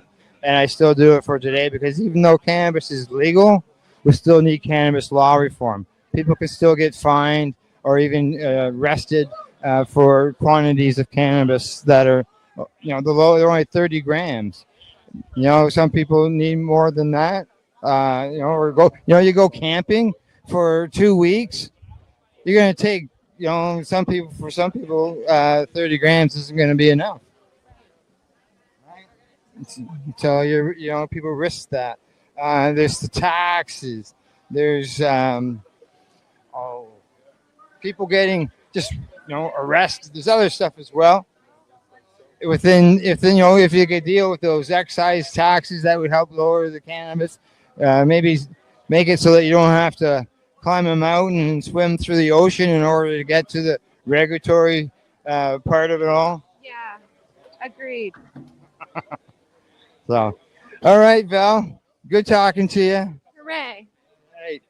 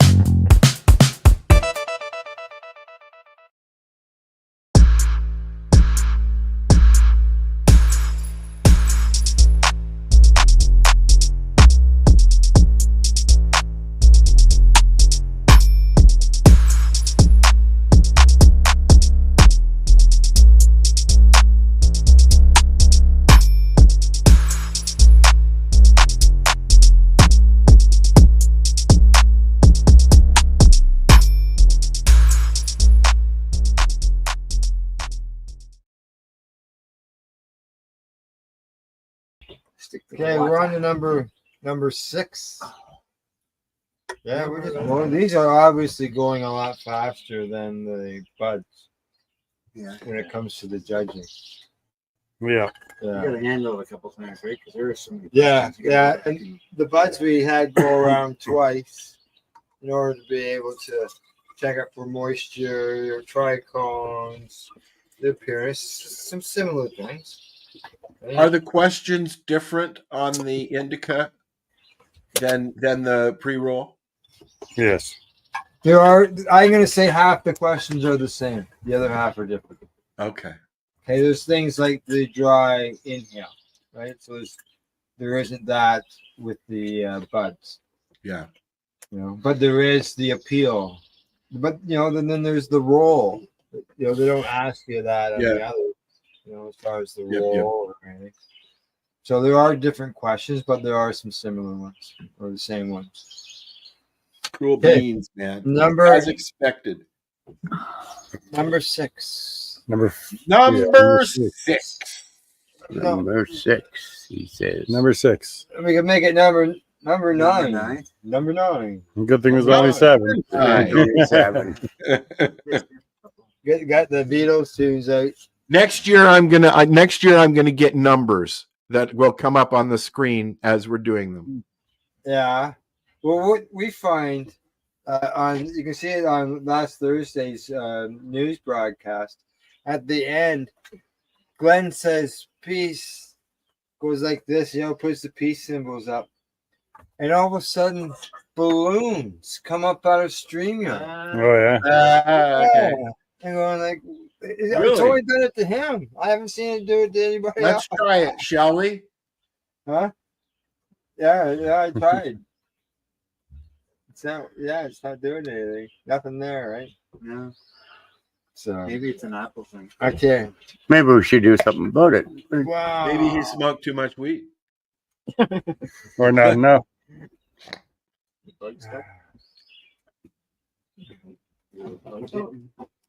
Smells good. Oh, it's a wood. Yeah. Yeah. Tree On on the back side. Plate. Like, They're okay, not now closed, dude. we've all seen the half-gram joints, right? Yeah. Okay. Al actually has look at these. whatever's left of the treating That's a yourself giant. collection. That's a buddy. giant. Instead of How many issues do you think you have, Al? I didn't see Buddy Weed's comment before this one. He says, I found my Treating Yourself magazine from 2010, issue 21. That's where I got the grinder. So he got the same grinder. Hey, buddy, go into the index of the magazine and go down near the bottom of the index, and you'll probably find the article that I wrote. Most of them are usually down there at the bottom. That's where the advocacy articles are. I'm just curious which one's in it. Okay. I gotta do the drawing hall. Yeah, they actually look like a giant. I'm glad that's over with. You're good looking. You didn't like that one, Bob? Visually appealing. They look good. Yes. Yeah. That's some big. And you weren't supposed to smell them. The filter looks good. Sorry. They aren't even closed on the end. One up each nostril. Is there anything that you don't like yet? That I don't like? Who? Anybody? Was there anything that you just didn't like? Yeah, most of these joints haven't been very good. Okay. I knew you'd tell the truth, Wayne. I enjoyed the buds. This is the most visually appealing one so far, though. Yeah. Yeah. Oh, it's all tucked in and everything? You know, I can't see that far. No, it's wide open. It's not even tucked on the end. Oh. Yeah, it's back that hard. Huh. Yeah. I guess dry haul. We got to do the whole shit. I know it's not as easy as just lighting and smoking the damn thing. I shall be back. Alrighty. All right. We'll be here, man. Don't get your kids on this shit. Checking out these DVDs. Okay, let me see. Oh, they're both on the phone. I like that taste in both of them. Alrighty. Overall visual appeal. We're at number 6. 6, yeah. Oh, wow, yeah. 8. Quality of roll. Take a all-in on one. Oh, that's it. Sure. Yeah. 8. Selection of rolling paper. Selection rolling papers. Yeah. Not bad. Not bad. Yeah. Selection of filter. Yeah. And the taste that you just The tasted. birds. We don't have I any like music that today, but we got the taste, birds. so we'll go 8. Number 6. The dry hall. We have to smoke it. We haven't had it yet. We gotta wait till it's lit now. I wasted all afternoon. We haven't got it yet. Holy jeez, listen to that. I haven't even let it yet in this article. Oh, just go ahead, cough all over it there. I get to light it though. Why? He does a better job of lighting than you do. Yeah. Holy jeez, look at them buzzing around there.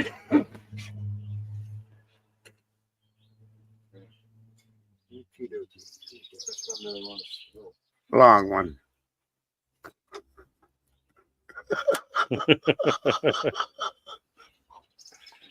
Yeah, so like when you think about the half gram, would this be a gram joint? I would say I don't know. You got scale? a gram. No, I It's don't. got to be close to a gram. Yeah, it's definitely over half. It gram. need only be like 0.95, Right. 0.90.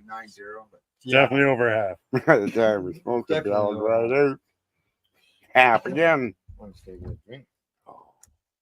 And then I'll light it Not up. like it used to be either now. He just hoofing her back. And I said, did he just do that? Hey, I'm not trying to spread Influence me. my real Canadian water with it. I'm right behind you, Oliver. Nobody likes a soggy joint, right? That's right. Okay. Need a little paste slide over so we're in advertising for. Yeah, hey, that's a good idea, eh? Okay. Well, this isn't a hard chair. Yeah, it is. I don't like them. I only use them occasionally. It's one of those ones that has the table that flaps up on the side. You can put your cup and a phone in it. It just, yeah, it sort of looks like a director's chair bottom on them.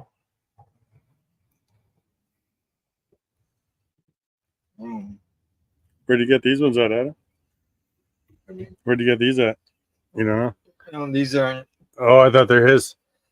No. These are my daughter's and Oh, my okay. son-in-law's. Do you know where they got them at all? From a friend. Ah. I'm sure you can find Well, it. most chairs hurt my back in this amount of time. Oh, it This says one, Hampton Bay on the side here. Hampton. On the Oh, right. So that might be a yeah, that sounds Yeah, pretty fancy. Yeah, no, she Come by bought it- Pony she bought it Express. from a friend. So Don't ask any questions. yeah, I don't ask Oh, yeah. any questions. It Look at works that. very well out here. It does the job. No, that's not coming this way. No, I'm just looking. It's nice. Oh, okay. It's pretty clean actually compared to. Well, here, I'll help you, Judge, that one. Here you go, Judge. Thank you, sir. Puppy's still over there laying down on the ground.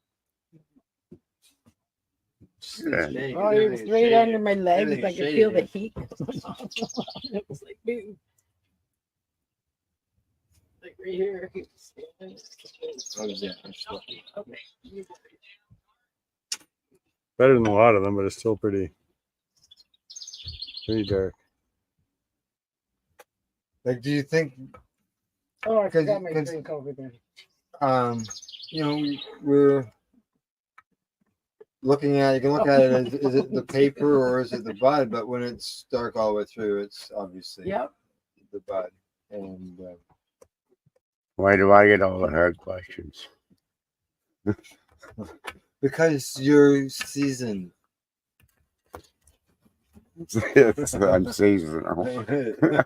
You're Aroma to the taste. mature seasoned cannabis connoisseur. I would say to Bob, "What's this?" That was He good. I says, like that. "The good shit. stuff." I'm gonna have it. That that would be his, Tarsh his is strain, smooth. the good stuff. No. Okay, so everybody that's still going around. All right. Ash. May look like we're all That looking at our color phones, looks but we like are. it. We're judging. Bye. That's what I think. Not pleasant, very pleasant. It's pleasant, so we'll give you an 8. Overall enjoyment. Maybe another 8 on that. When would you buy it? What? Would you buy it? Yeah. It'd be interesting to find out which ones that we would buy. He'd buy all of it. I buy it all. Yeah.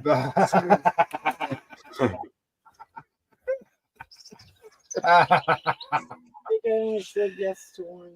Oh, you really? Eh? I did when I go to buy them at the And reservation. Yeah, the very first yes. I bud said that we yes smoked so was a far. yes. The very first bud we smoked was yes. I haven't said yes to I anything think else. it was. I know there was only one I said yeah. Yeah.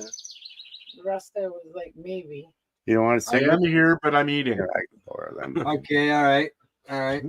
Yeah, it's easier to eat when you're behind your banner, that's for sure. It's But I throwing don't that do pre-roll. money away that hurts you most Yeah. of all. I Wait don't till do it's pre-rolls. empty. So Yeah, there's still some oil on the paper. sometimes Yeah, it the tastes like, filters oh my work God, I'm pretty gonna good. die. It And it chokes down burns. out of me, It's and got some sometimes gray it's ash the in it. paper. So The ash isn't as bad as because it's pre-rolled, I usually Yeah, re-roll yeah, it for yeah. one. All right, we got a number one? This is number 6. 7. Well, when we're done this, we're at 7. Trying to do the ones that This is aren't 6. having too The second time around. I usually choke it out. Oh. Yeah, it's good. We get a couple rounds What's so left you of can the plate after 2 cups. judge things. Like it 10 Yep. times before you finish. We're not. You don't hear me gagging. Right? None of us, even one of us with COPD. Yeah, I Is like it- the paper the way it was rolled and stuff. Yeah. better. Even though it's a brown paper, Right. but I didn't take like super duper big paper either. And it's not harsh. No one's coughing, right? Of the doobies, that's definitely the best ones. Yeah, that's nice. It's mellow enough. That's what we're looking for. Yeah, it had the better ash. Smooth enough, yeah. Yeah.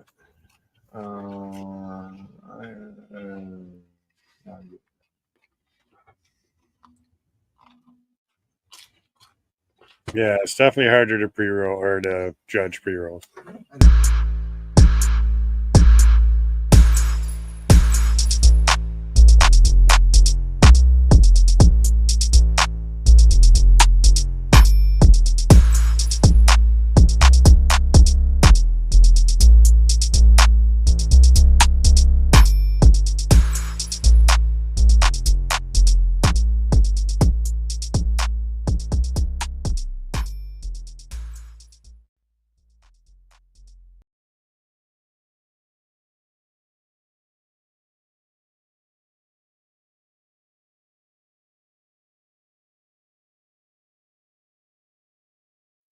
You're listening to the Pace Radio Network here at paceradio.net. The views expressed by the individuals during this broadcast are their own opinions, and they may not be the same as those of their group or other organizations they may be involved with.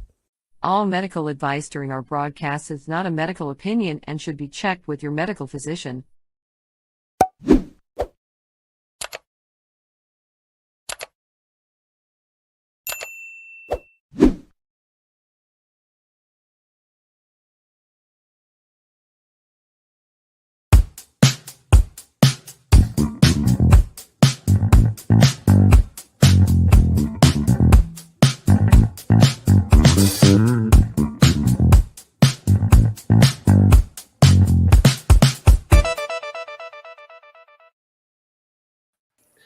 Good day, and welcome to the Mushy Moment with myself and my awesome co-host, Rev Cindy.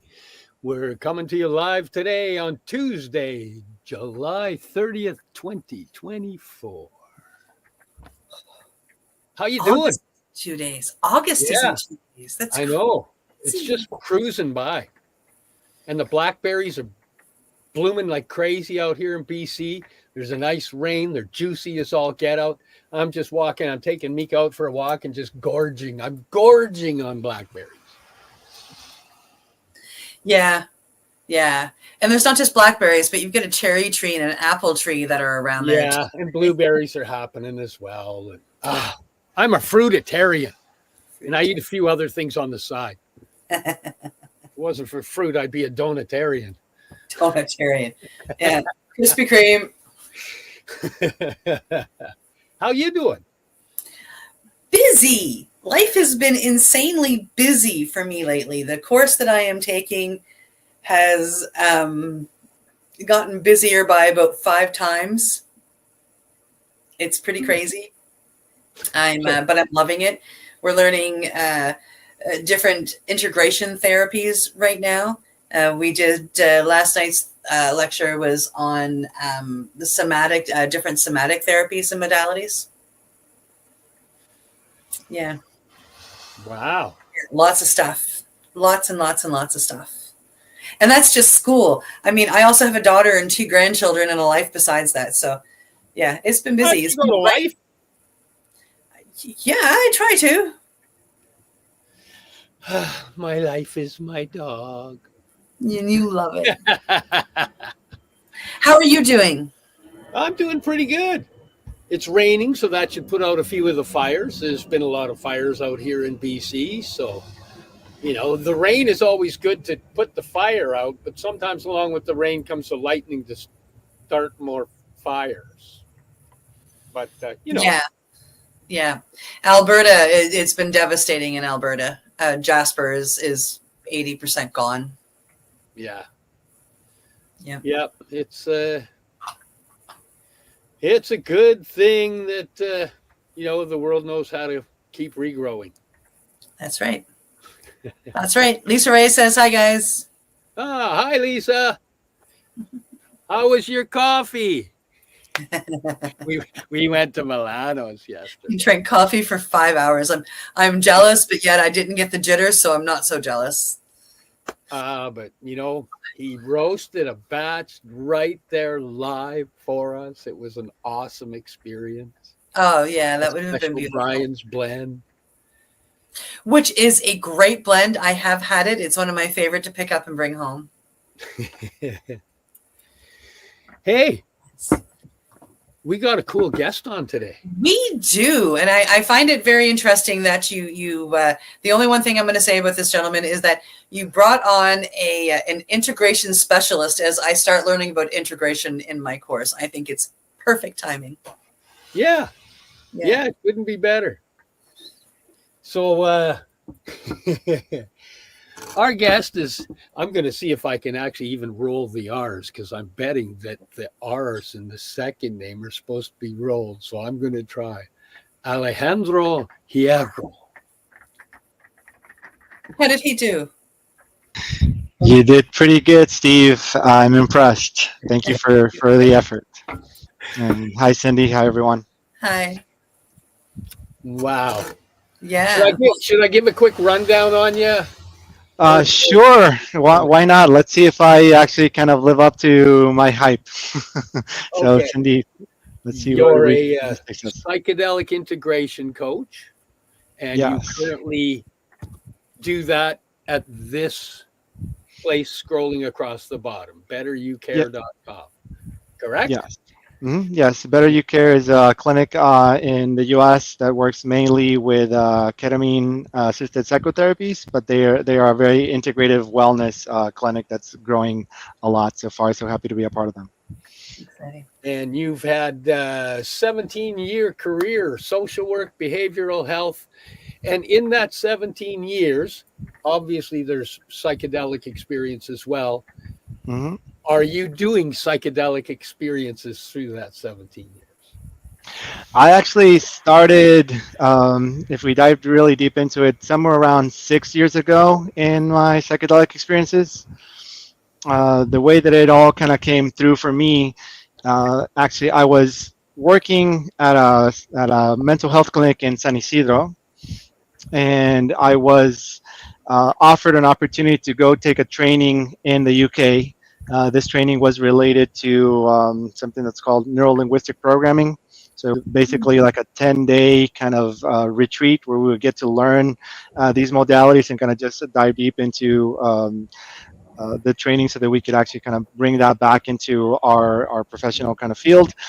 I got approved to actually go from my clinic. I also had like vacation hours added on, so I just kind of took it as a little kind of learning trip vacation. I got invited by a very close friend of mine who basically said, just come over and we will take care of the rest. So I just had to plan my flight, plan my trip and everything, got there, pretty cool adventure.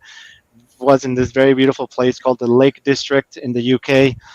Spent 10 days basically in a cabin with a bunch of other people just learning about ourselves, learning about treatment modalities with neuro-linguistic programming and just kind of processing all emotions and things like that. And quasi, I suppose, at the end, very psychedelic experiences just because of how things go. Like we don't need substances to get into these spaces every now and then. So definitely a non-ordinary state of consciousness at the end when we went through it. And then when I came back home to Tijuana. I live in Tijuana, in Mexico, with the border of between the border of San Diego, California, and Baja California here in Mexico. I went back to my job, and then all of a sudden they downsized, and I got laid off a little bit because I wasn't working full time. I was working part time. They needed another type of structure, so they just kind of laid me off. I was like, okay, so what do I need to do next? Serendipitously, I started running into just social media for family and friends, and a cousin of mine started posting things that I felt were not in his kind of purview of the normal things that he would be posting. Actually, he wouldn't be someone that posted stuff online anyway. So very, very kind of wellness oriented, very new age oriented, very just kind of positive vibes oriented. So I started speaking with him and I was like, hey, guys, this doesn't seem like you. Like I would really want to just kind of know what's going on because it sounds like it's a little more aligned to the things that I'm doing in my life. And he said, well, let's go get a coffee shop. So we go get a coffee and he tells me all his story about how he went to Peru with a friend of his. He went to experience an ayahuasca ceremony. And when he was over there in the ayahuasca ceremony, this guy, shaman, however we want to call him, told him like, "Hey, I want to talk to you. I want to tell you something that the abuelita, the mother ayahuasca, kind of mentioned that the message that she wants me to give you. This is to my cousin. My cousin says like, okay, he's kind of weirded out, and he says, well." Abuelita Ayahuasca says that you are going to be doing this for the rest of your life and that I need to help you prepare for these experiences. My cousin, very agnostic back then, he says like, sure, yeah, whatever, like I'm not into this whole thing. And then he just starts explaining things that this shaman shouldn't know. My cousin gets a little concerned, scared, and upset. And he's like, yeah, I don't want anything to do with this.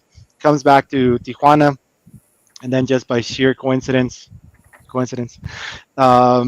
the shaman ends up in Tijuana because his friend wanted to open up a clinic in Baja to work with ayahuasca for treatment and for mental health issues and all these things. He couldn't find a place for him to stay, so he ends up staying with my cousin. And he stays with my cousin for a little over a month. And during that month, he starts doing all these ceremonies almost daily.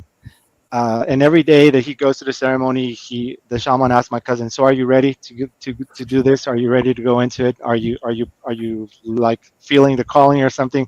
He always says no, no, no, no, no, no, and not going too much deep into it. He says at the final ceremony, he says like, you know what? Just stop telling me and sending me messages. If someone wants to tell me, they should tell me in person. Like I don't want to learn about these things through third-party people.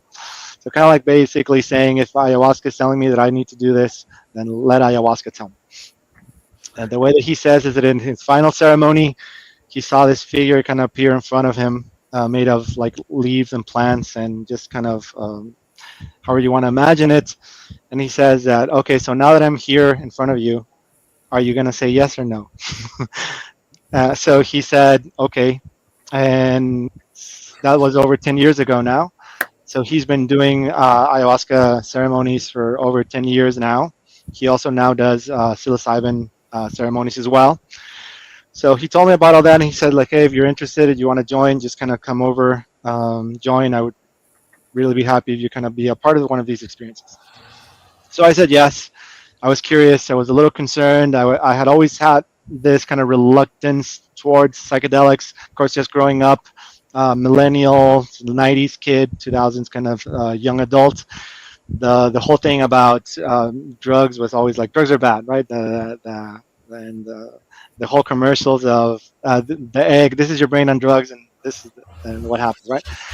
So I was always very concerned about that, and I always thought like, hey, I would never want to do anything to my brain that will mess up just who I am, because I would always value myself and my intelligence and just my cognitive abilities. So I wouldn't want to mess with that, and I was very, very concerned about the consequences. So I'm studying social work during all this period. I also started learning that when I was younger, that the laws implemented based on the risks or dangers on the substances that are Schedule 1 versus what the science was saying was not really the same thing, right?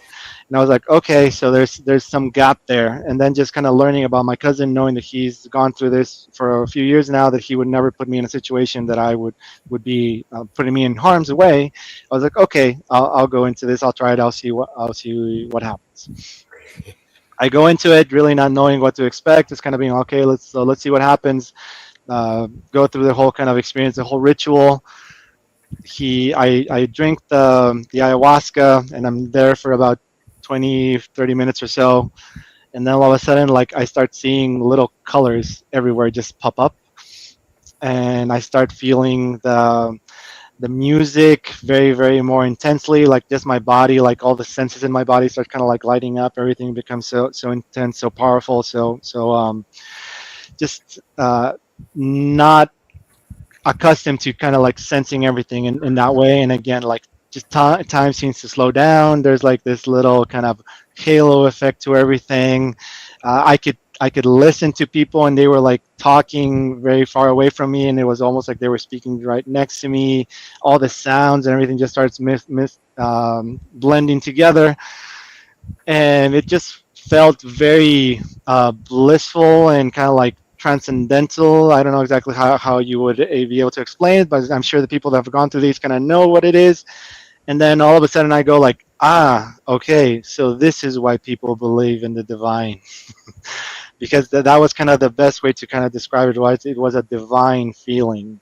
Now, that being said, I'm not religious at all. I do not sort of profess any sort of religion or anything like that. But I can understand the sensation of what it means like to build those connections to a higher power, to a higher being, and then just kind of how you bring that and how it makes you feel and what type of life you live after the fact. So that was my kind of start in the whole thing. After that, it was very fortunate for me that I got the opportunity to continue to participate in these ayahuasca ceremonies with my cousin, because he lives like 5 minutes away from my house. So for the first couple of years, I was probably going to ayahuasca ceremonies for about maybe like once every 3 weeks. And then COVID hit, that kind of slowed it down. But still was taking the opportunity to kind of just participate and go. It was less people, larger room, taking all the precautions and everything, but we were still kind of just participating in those during that period, but still slowed down a little bit. And slowly but surely, we got to a point where now it's been over 110 experiences with psychedelics in different modalities, not just ayahuasca, although ayahuasca is kind of the one that I've had the most experiences with. And I can go into some experiences and examples if anyone wants to kind of like learn about those. But yeah, so somewhere around 70 experiences with ayahuasca, and then the rest are related more to psilocybin use, some LSD as well.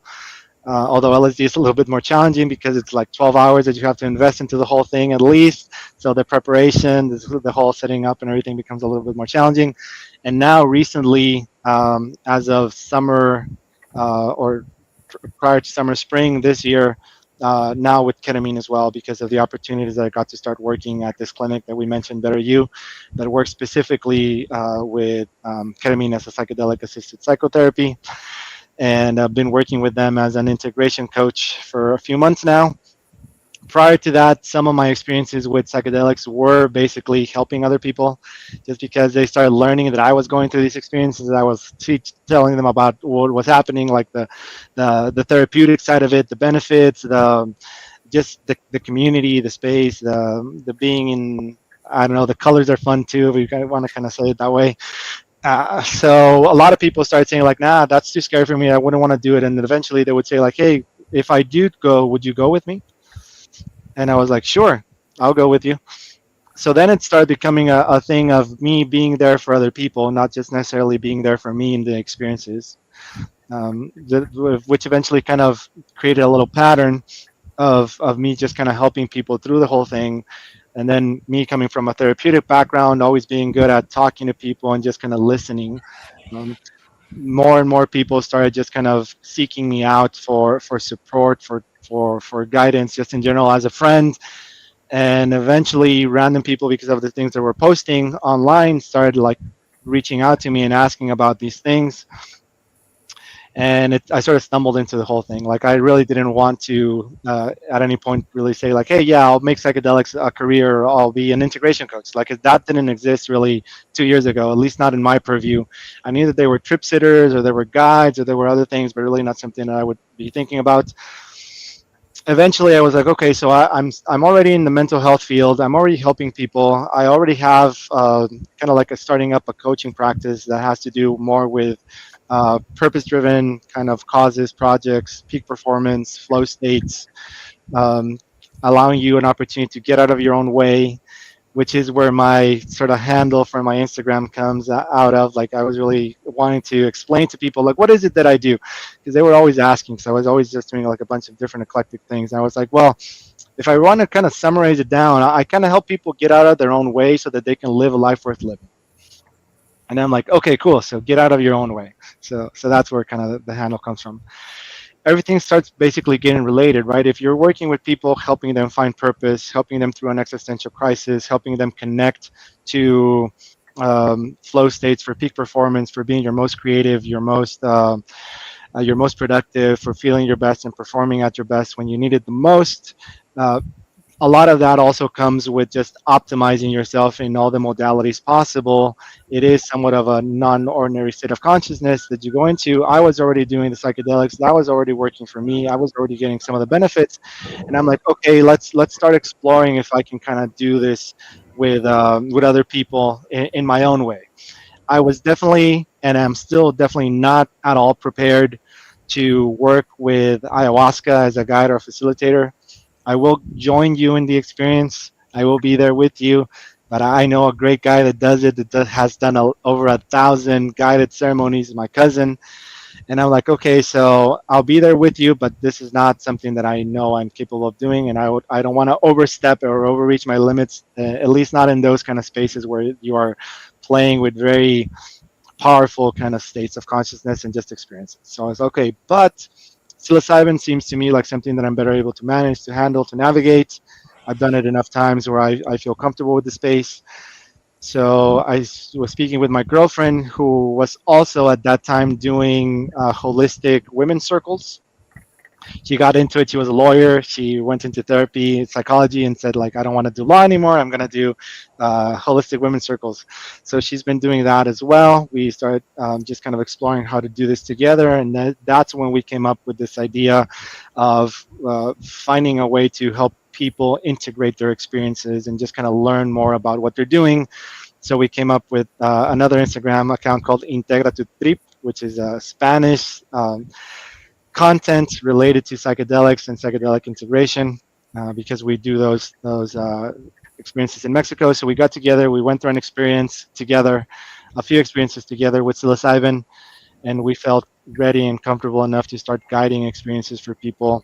So we basically took everything that we learned about the experiences, took everything that I learned from my therapeutic social work background, started getting into like the trainings and things that we found online. There's a bunch of places that I know of that are doing trainings for that. I think one of them is called Embark. Another one is with Berkeley, and I can share those links with people later so that you can kind of send them yourself. Just kind of started getting in more into it. Bought a bunch of books. One's from Michael Pollan, Rick Strassman. Got doing more into research with maps. Actually, I got to meet Paul Stamets as well at one point at an event in San Diego with all the mycology, everything that he does. So I it's saw kind the of photo. yeah. So everything just kind of started aligning, right? You kind of start building your way into something. You kind of go into the momentum of eventually you kind of stumble into. Okay, so now I'm doing this. It seems like that.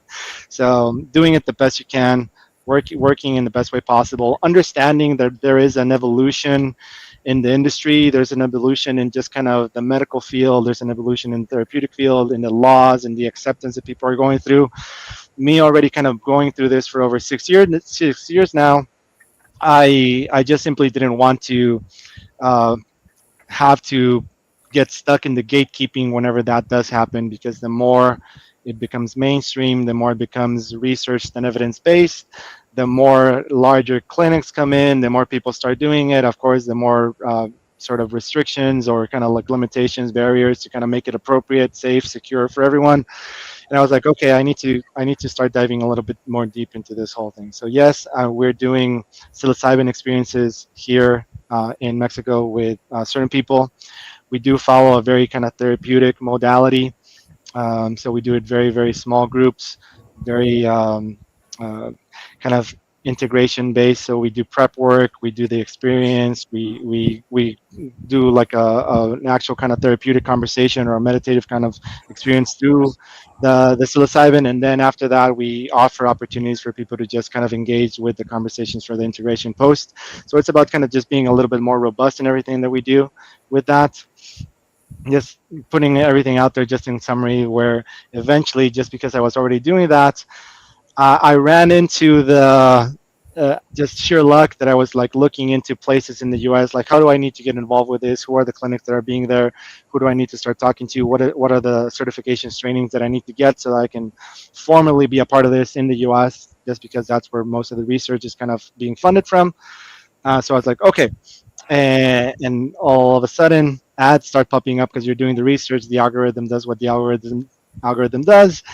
And I started getting a lot of ads for different companies that were doing psychedelic assisted psychotherapy. Mainly, it seemed that the ones that were doing very kind of formal work, large scale, were clinics that were working with ketamine. Ketamine is already approved in the medical industry. There's a lot of research done. It's already built into the system of the way that people do prescriptions and insurance and all these other kind of things. So it had already been used off-label. There's less of a stigma. It's not technically a psychedelic. It's associated anesthetic with psychedelic properties. So basically, the US, that's what it's approved right now, although they are working on approving other things. I think MDMA is the next one to be approved. Psilocybin is also in the trials, and ayahuasca seems to be there a little bit, but kind of further behind, right? So a lot of that stuff is like 5 years in the future, maybe. But ketamine is here now. People are accepting it. People are working with it. So I started just contacting these clinics, and eventually, after a while, Better You reached out. They said like, hey, we're interested in interviewing you. Let's have a conversation. 3 months process. During that 3-month process, I actually travel to Oaxaca, and I go to. I'm assuming people here know who Maria Sabina is. So I got to. Oh, there she is. Yes. So I actually got to meet Maria Sabina's great grandson. That he was once here in Tijuana. His name is Edgar, I believe. Yeah. If I'm not mistaken. Yes, Steve met him too. Okay, so did he take you up to her altar that they have in the mountain? yes, the hilltop where they do the prayers and kind of the venerations and all those things. So I went to Huautla Jimenez as kind of part of my trip. It was a trip in itself, to say the least. Like getting to central Oaxaca, going through like 6 hours of driving in that little van in the middle of nowhere, that drive like there's no tomorrow. There's people. I'm like, okay, I'm already here. I might as well just trust that these guys know what they're doing and they value their lives as much as I value my own, because they drive like crazy, like super fast and very, very kind of narrow roads. But it is what it is. So I got there to Outlet Jimenez. We got to spend the night over with him, with his family. And I was there because I asked him if I could do a ceremony with him. They call them veladas.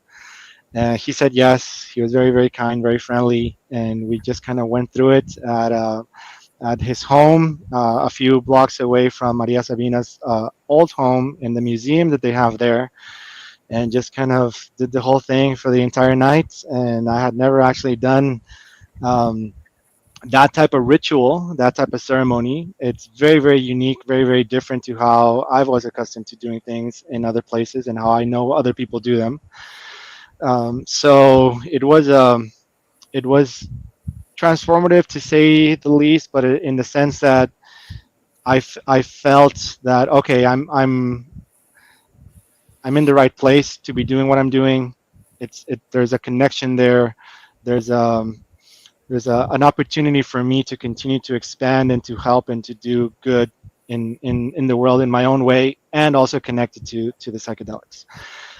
So it was a great experience. It was about 3.5, 4 hours with him, specifically just in the night, him like singing, chanting, doing just the things that he does as a shaman curandero, which was kind of fun and just joyful, exciting in itself, just being like, oh, dude, I'm like in Maria Sabina's great grandson's home doing these things, right? Like I would never imagine I would be doing that. I'm jealous. Yeah, so it's super fun. And then all of a sudden, the ceremony starts coming to an end, and the way that he kind of closes it, I'm just gonna say this because it was very funny and it was kind of playful. They do something with water there from like the sort of like a purification kind of thing with water. They gather the water that they use specifically from the little streams that they have, and they use that for the ceremony. And kind of the end of the ceremony, they basically like spit the water in your face. So as I was there, just kind of standing up, ready for everything to just kind of come back to center and come back from the experience, I just feel this guy gonna get close to me, start saying all these chants in his Mazatec language, and then all of a sudden just kind of spit super hard in my face, all the water. And I'm like, wow, this is probably the first and only time that someone is going to be spitting water in my face, and I'm gonna be very extremely grateful for them doing it. And then we just started all laughing about that, and he left the room, let us just kind of settle into the experience for the rest of the evening. And the experience continued because it was a pretty high dose. It was over 5 grams of the mushrooms that he has. And I still kind of just went through the whole experience all the way to the night until kind of early in the morning. So very, very beautiful experience. Then after that, just continued to travel. Eventually got a notification from this company Better You that they were still looking for psychedelic integration coaches. So I reached back out to them and like, hey, I'm still waiting for the interview follow-up. If you're interested, I'm still wanting to be a part of it. You're doing great work, et cetera, et cetera. They're like, oh yeah, let's do an interview next week. So they interviewed me again for a couple of times, and then now I'm there working with them. So amazing. And this is a great time. Oh, wait, that way. that way. Yeah, that way. Oh, it's break time. It's time to check out our sponsors, pay some bills. You're here with us live on the Mushy Moment with Alejandro Hierro. Got it. A better roll on that one. Yeah. And we'll be right back. Hey, watch for the Addie's ad. We are people advocating cannabis education here at paceradio.net. Limestone City Hydroponics is Kingston, Ontario's hydroponics shop. Take your growing to the next level and create the optimal environment with a tent kit, or maximize your yield with an ebb and flow flood table kit. Either way, Limestone City Hydroponics has more sizes and options to fit your needs. Are you looking for the power of the sun that adapts to your budget? Then look no further, as they have professional grow lighting. They have indoor grow systems that are easy and cost effective, with many options to fit your living space and lifestyle. Cultivate your growing potential. We have everything you need to succeed. And if you can't make it to the store, they offer local delivery to the greater Kingston area. Remember, when you're looking for experts to help you grow, then look no further than the locally owned Limestone City Hydroponics, 105 Sunderland Drive in Kingston, Ontario. Call them at 613-548-0420. Enjoy the buzz of legalization with Campbellford Lifestyle Shop. From lights to plant nutrients, books, consumption accessories, and more, we've got all your basics to grow or consume cannabis. Visit our info center or take a look at our piercing services and body jewelry, now available in-store through Campbellford Lifestyle Shop, 17 Bridge Street West, Campbellford. Are you looking to get your medical cannabis grow license? Limestone City Hydroponics can help patients through the process of obtaining their license to grow medical cannabis. What's that? You don't have a doctor. If you meet the medical criteria, Limestone City Hydroponics has a nurse practitioner who can assess and provide medical cannabis prescriptions.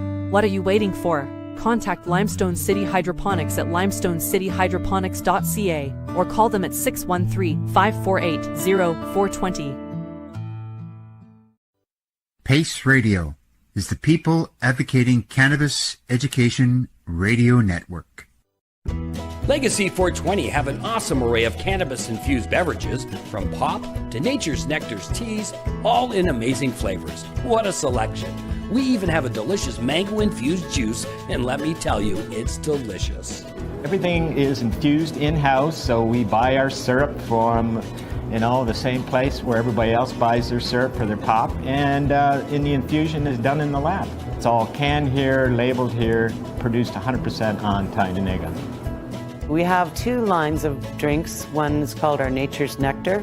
That was our original line that we came out with, and then we also have a line under the Red E brand. We have them in 10 milligrams, 30 milligram, and 60 milligram cans. What a great selection for a get-together with friends or after a long day. Remember, if you want to wet your whistle with on-site lab-tested products, come see your trusted partner. Legacy 420 out on your road.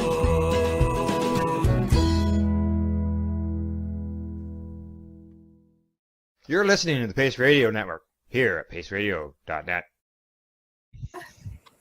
Oh, it wasn't in there. You didn't get it added on to that one. Damn. Well, we're back with the Mushy Moment. Myself, my awesome co-host Cindy, and Alejandro Hierro. Yes. Wow. Question, Cindy? Wow. Well, you answered my big one. So you've now, in your story of telling about yourself and how you got there, you're now working for this company. You've just been hired. Yes. Mm-hmm. Yes. Yeah. And that was how many months ago? So that started about 3 months now that I've been working for them officially. Yes. Oh, wow. Wow. And why don't you tell us about this company? So what can I say? So Better You Clinic. Can I first get you to just move your microphone just a little away from your mouth? It's kind of distorting a bit when you. How about now?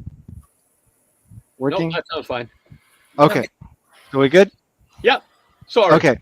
No, that's fine. The technical difficulties. We do our best as we can. So Better You Clinic. I mean, the reason why I found them to be very kind of enticing to work with them, to collaborate with them, was mainly because I saw that it wasn't just about peddling like the ketamine.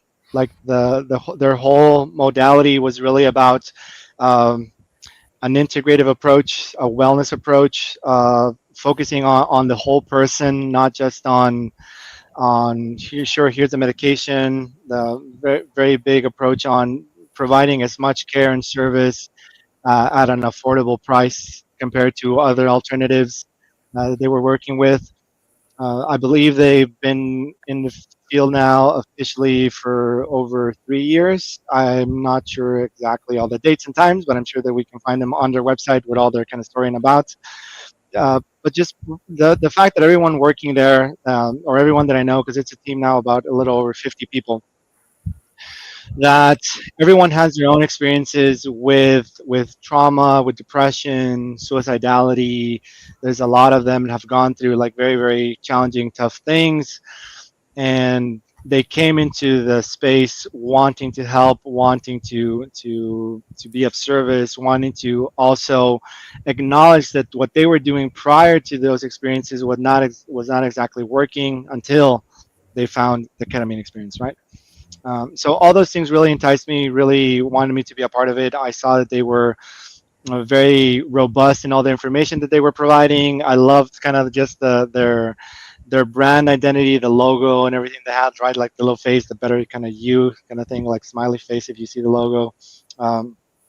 So it felt like it was a good culture to be a part of. Whenever I was doing the interviews, everyone was very conversational, very friendly. It seemed like they were really enjoying the work that they were doing.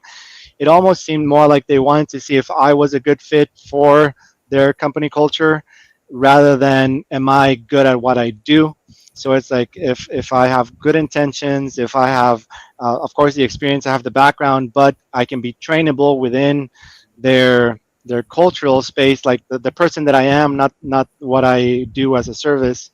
I think that that became also very, very valuable on my side as well, because it's a place that I feel comfortable going to, speaking with the people, just kind of having that fun environment to work in, and definitely not not a clinical setting in traditional sense as one would expect. I work remotely. I work from home. I can work from different places. I could travel around the world, and I can still continue to work with them.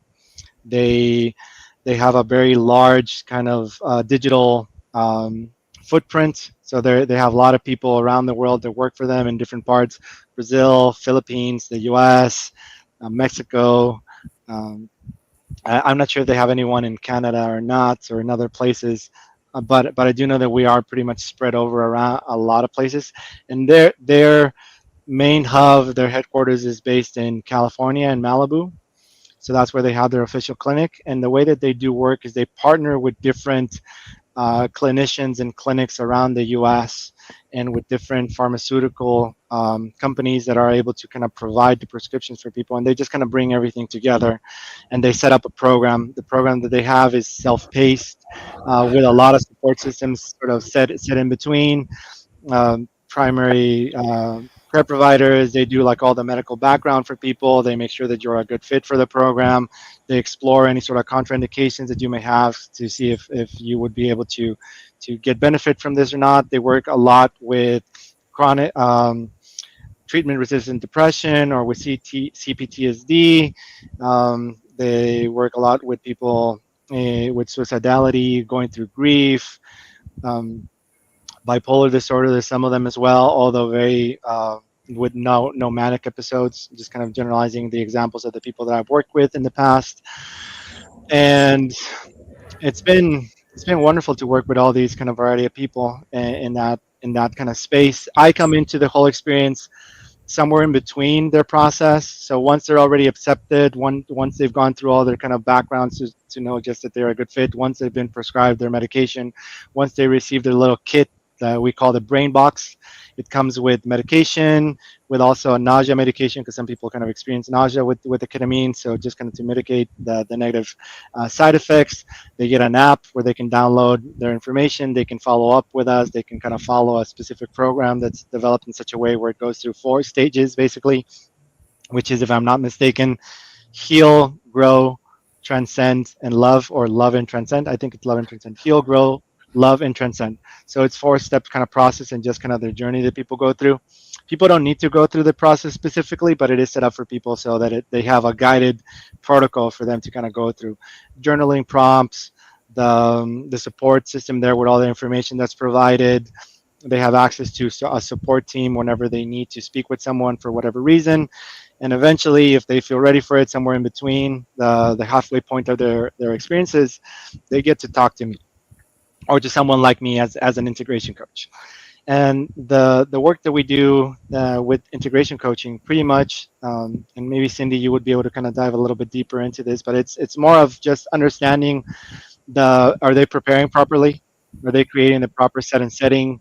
Are they understanding everything that they have to do about the challenges that may come when they go into an experience in the psychedelic space, be it with the ketamine or with other modalities. In this case, specifically talking about ketamine for them and what they may feel, what they may not feel. Some people just want someone to talk to because they don't have other people in their world that have gone through psychedelic experiences, and they just want to share. They want to explain. They want to talk about these, Community. like, yeah, build community, build a place where they can kind of join other people in their experiences and learn from other people's experiences. And at the same time, this comes up a lot, and they ask, I want to know if I'm doing it right. And I'm like, well, there's no, technically there's no right or wrong way, as long as you're kind of I have keeping the to the same basics. experience as my friend over there. I must be Yeah. broken. I must be doing it wrong. Yeah. Yes, I've heard that all these people have like amazing, awe-inspiring, transcendental, spiritually connected, mechanical machine elves kind of connecting towards, and all this kind of other stuff. And I haven't gone through that. And I'm like, well, you don't always need to go through that.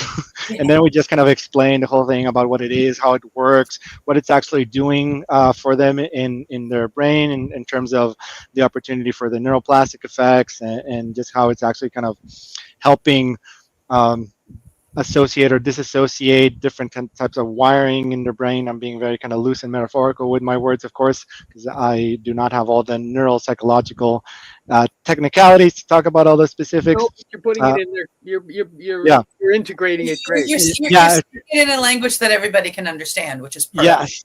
And then just from understanding that part of how you will be able to still connect to an emotion, but release yourself from the undesired response to that memory or to that emotion, to that sensation, so you can better kind of just embrace the lessons that were there and just kind of release yourself from everything that you no longer need or serves you in life.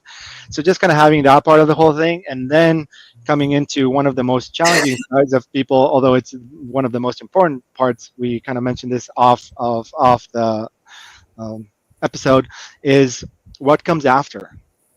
Really, what's the once we're back in baseline, when you're actually challenging yourself in the day-to-day life and the day-to-day kind of grind, when we reconnect to our clay feet, as some people kind of like to say, and really just have to grind with the reality of wherever it is we were at before we started these experiences or these treatments, right?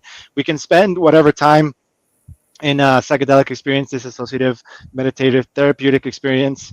It can be very healing, very transformative. It can be very, very powerful. It can also be very terrifying for some people. And at the same time, it's like, okay, but that ends after a few hours. Even if it doesn't feel that way, you come back. You come back to baseline. And now now what's next? What comes after? And that becomes the actual work. And ironically, that also becomes the boring part for some people, just because it's mundane, it's simple, it's routine.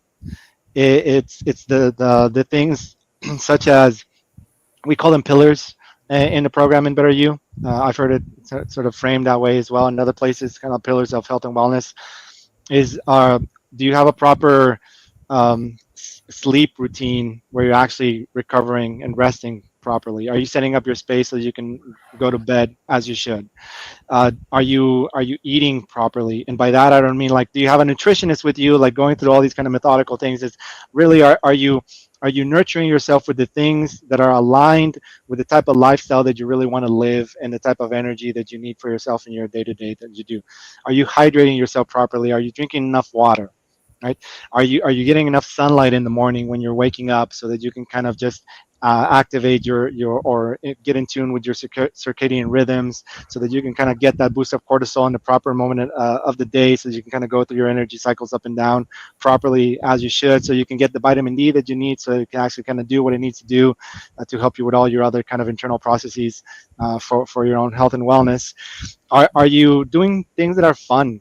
Are you really engaging with things you love to do, that are engaging, that are hobbies that you may have done when you were young or as a older adult, but still that you really enjoy doing them just for the sake of doing them, right? That they call something that is autotelic, right? Just the joy of doing it for the joy of doing it.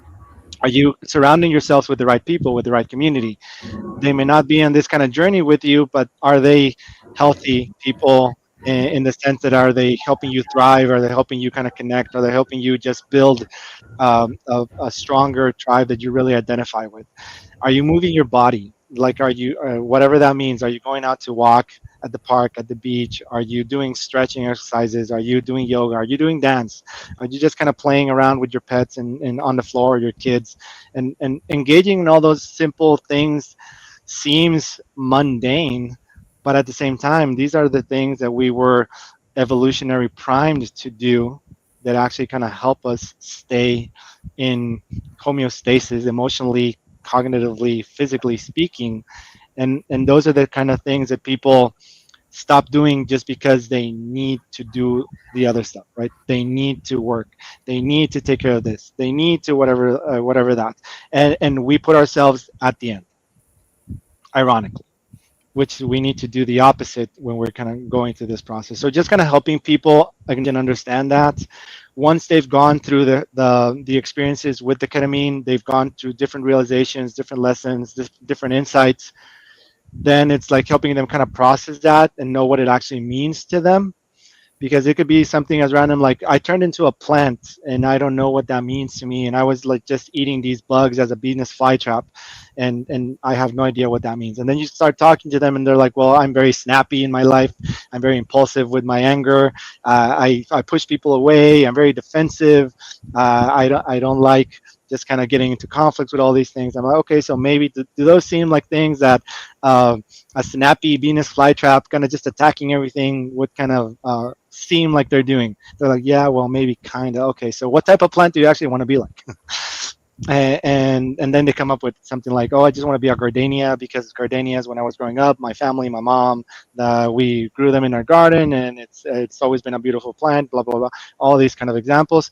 So now it's like, okay, so how can we translate that into your day-to-day life? So what does that mean to you? What are the actual characteristics of how are you going to transform from that Venus flytrap into that gardenia that you're talking about? How are we going to help you do that, not just emotionally, but how are we actually going to help you do that tangibly, objectively, day to day, week to week, month to month, year to year, so that you can actually start tapping into and transforming into these things? And I know that just talking about that, it seems like odd that like a simple metaphor would be something that you can kind of just dissect and tap into something very powerful for people. The fact that they've gone through the psychedelic experience, that they connected to that in a very altered state of consciousness kind of way, means that there is something there that's resonating with them from the subconscious that they're trying to put words to but don't have the words to. And I'm just there basically as a mirror to just kind of ask questions, to play around with the facts, to explore ideas, maybe sometimes to just tell them, like, it seems like that's very hard for you, I can kind of see that your eyes are kind of watering, let's just kind of sit with that, and then just be there with them, and then just breathe with them, just kind of allowing them the space to be okay with not being okay, and things start coming up, and then you just kind of take it from where they're at. It's really always about where they're at, what they're coming into the experience with, and me just hopefully being receptive enough for them to be able to bounce off the information that they're trying to convey towards the work that they're trying to achieve. So if I'm doing a good job at that, it works out in the end. Nice. You put that very succinctly and nicely. That was awesome. Yeah, So I love the plant metaphor. I might steal that. That's beautiful. Yeah, and that was actually true. That was something that came up in a session with one of our clients. So that's amazing. I love it. So have you done the ketamine as well? I have. I've done 5 experiences. One, so the way that they have it set up, just kind of explaining a little bit about that, is with the kit that they send you, let's just say there's 2 different packages, 4 session package and an 8 session package.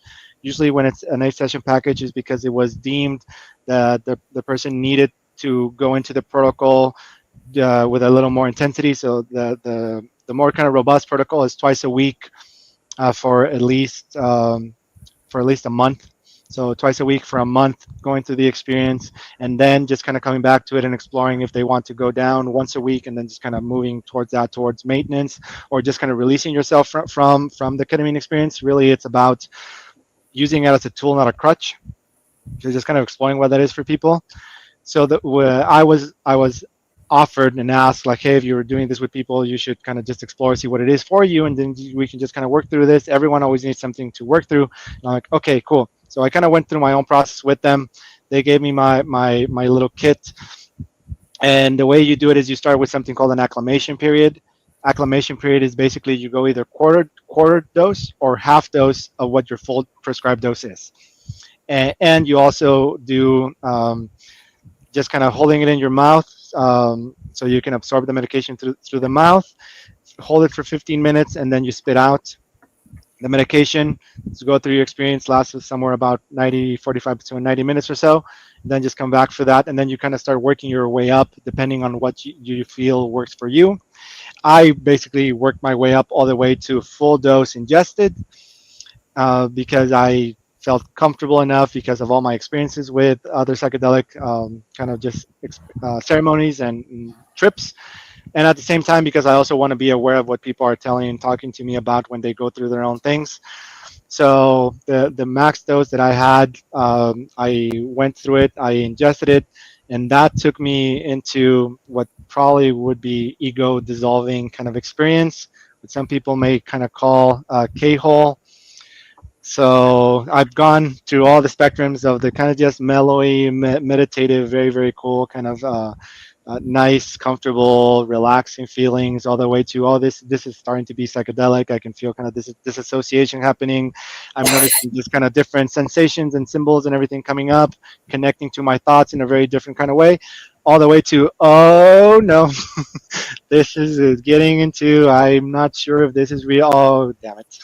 And then just kind of just acknowledging I'm lost in psychedelic space where all I can do is just kind of breathe and listen to the music, and then just let that be whatever that is. Just and then be. just kind of, just exactly, just the best advice that I have ever learned or have been given in this whole thing is whenever you're going through something challenging, and even if it's not challenging, just breathe and listen to the music. Yeah. That's pretty much anything you're going to be able to do, really. So just breathe and listen to the music. So learning that. Struggle. Just don't struggle. Yeah, no struggle, no expectations. Just breathe and listen to the music. Surrender to the experience. Accept that whatever will come, and just kind of go through it. So I got to that place. It was very, very interesting. To be honest, one of the most intense experiences that I've had in the psychedelic space has been with the ketamine at that level. Although I have been through many, many more. But yeah, that one was the one where I really felt that kind of disconnect between what was happening inside my inner space versus in the outer space and baseline. I had my girlfriend there with me. She was kind of helping me set up the space, and we were doing a little bit of singing bowls kind of experiences as well. And she was talking to me. She was saying like, hold on to this ball. She put it in my body. She was like hitting the balls for the resonance and the whole kind of meditative process for the sound healing thing. I had no idea that was happening. Like I was going through my own thing in my own internal space, just kind of in a void, just in existing in nothingness, wondering if this is what death feels like. And then until all of a sudden I just kind of blinked. I'm like, oh, okay, I'm back. What am I doing in the floor? But it was challenging, hard experience. Not the hardest, but one of the kind of most challenging experiences that I've gone through. But very, very satisfying, very, very good to understand what people go through when they go through these things, and just acknowledging, again, the power and the importance of setting, the space, the mindset that you go into, the intentions that you're doing for yourself, the reason why you're doing it, the people that are supporting you and when you're doing it, and also the opportunity to allow yourself the space to go through it. It's not whoever's there supporting you shouldn't be helping you all the time. It's like just having that conversation with people and knowing like, hey, if this happens, then yes, but just do this, just tell me that, just hold my hand, just hold my shoulder, just say these things, only respond with the most minimal, like whatever it is that you actually have the conversation with them, so they can actually give you the space to go through the experience. Because the only time that anything should be intervened is when it becomes life-saving protocols. Yeah. And the one thing that I can say, just as unique compared to other experiences that I've had with other psychedelics and now with the ketamine seems to give you kind of this opportunity of observing the observer. So it's more like it's you working with you versus something like with psilocybin or ayahuasca, that does seem like there's a lot of value having a guide there going through the experience with you and actually kind of doing the whole thing with the music, with the chanting, with whatever work that they do as a healer in the experience, as a facilitator for the experience. Also with the psilocybin, feels that same way. With ketamine, I've noticed that difference with something that you are at least better able to navigate just by yourself, and there's value in the fact that you are doing the work yourself with yourself. Thank As you. much I as I've was noticed. going to ask you to be specific on what you would say were the biggest differences between the Aya journey, the mushroom journey, and the ketamine journey. Yeah, with the Aya, like I said, the melodic music, less lyrics seems to be best, just because it allows you to go deeper into your own conversations, your own experiences. Psilocybin seems to be a little more friendly sometimes. I don't know exactly how to explain it. Everything seems to be a little bit more alive when you're working through it. Very contemplative as well. With ayahuasca, is really just you're just gone with the music, and it's more of the guidance through the music and through the work that the facilitator is doing and whatever he is kind of doing and just kind of working through you. And it does seem to be a little bit more.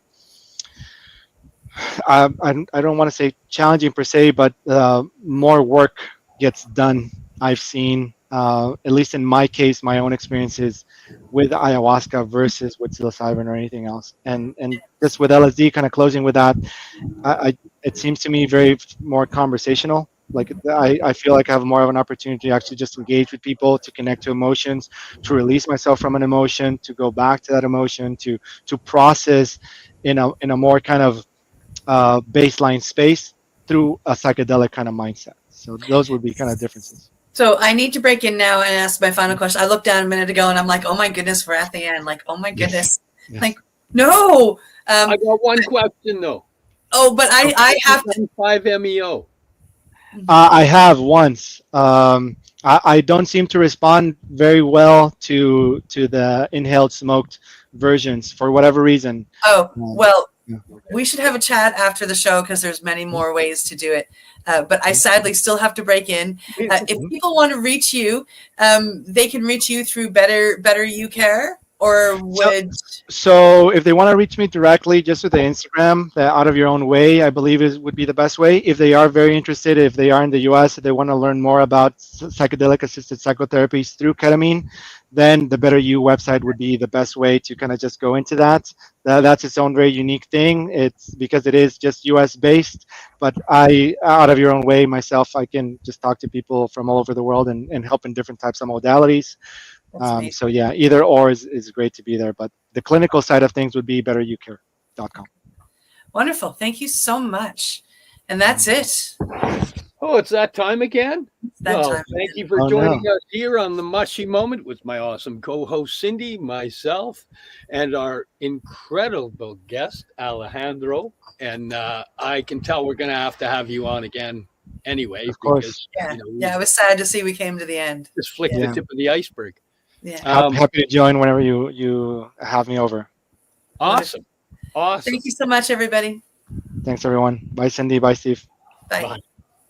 You're listening to the Pace Radio Network here at paceradio.net. The opinions of the individuals during this broadcast are their own and may not be the opinions of their group or other organizations they may be involved with. All medical advice during our broadcast is not a medical opinion and should be checked with your medical physician. When you have a pain that's reached its peak, Legacy for 20, it's so unique. If organic cannabis is what you seek, here's your trusted partner 7 days a week. Suppository salves, vapes and drops, topicals, edibles, infused pop. Just when life seems like it ain't easy, at Legacy 420, enjoy a pop freezy. Lab tested products, make them the GOAT. Legacy 420 out on your road. Legacy 420 in Tyndonega Mohawk territory. Indigenous organic cannabis at its finest. Enjoy the buzz of legalization with Campbellford Lifestyle Shop. From lights to plant nutrients, books, consumption accessories, and more, we've got all your basics to grow or consume cannabis. Visit our info center or take a look at our piercing services and body jewelry, now available in-store through Campbellford Lifestyle Shop, 17 Bridge Street West, Campbellford. Limestone City Hydroponics is Kingston, Ontario's hydroponics shop. Take your growing to the next level and create the optimal environment with a tent kit, or maximize your yield with an ebb and flow flood table kit. Either way, Limestone City Hydroponics has more sizes and options to fit your needs. Are you looking for the power of the sun that adapts to your budget? Then look no further, as they have professional grow lighting. They have indoor grow systems that are easy and cost effective, with many options to fit your living space and lifestyle. Cultivate your growing potential. We have everything you need to succeed. And if you can't make it to the store, they offer local delivery to the greater Kingston area. Remember, when you're looking for experts to help you grow, then look no further than the locally owned Limestone City Hydroponics, 105 Sunderland Drive in Kingston, Ontario. Call them at 613-548-0420. We are people advocating cannabis education here at paceradio.net.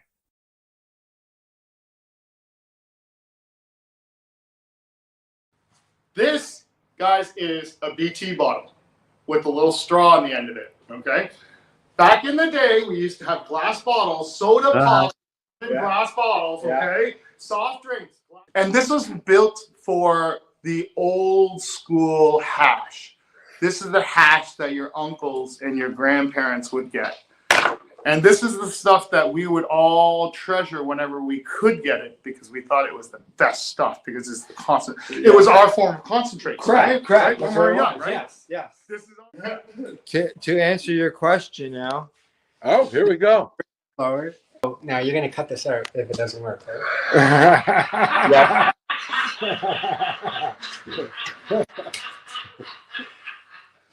You just cut it out now. These are the 3 tools I use to form and shape the happers.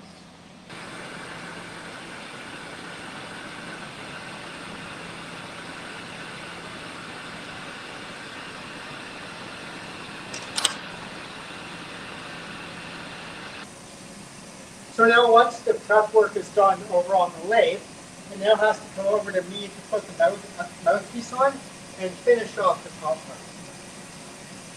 So first up, I just need to clean up and close off the top that's left over.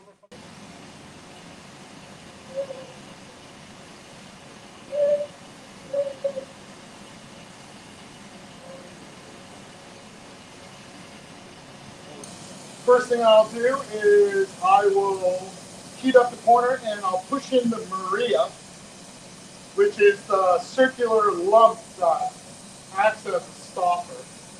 Right? Whereas I'm kind of like, I'm 49 years old, but I don't have time to be an artist. You know, but each one is individual, though. There's only one of each.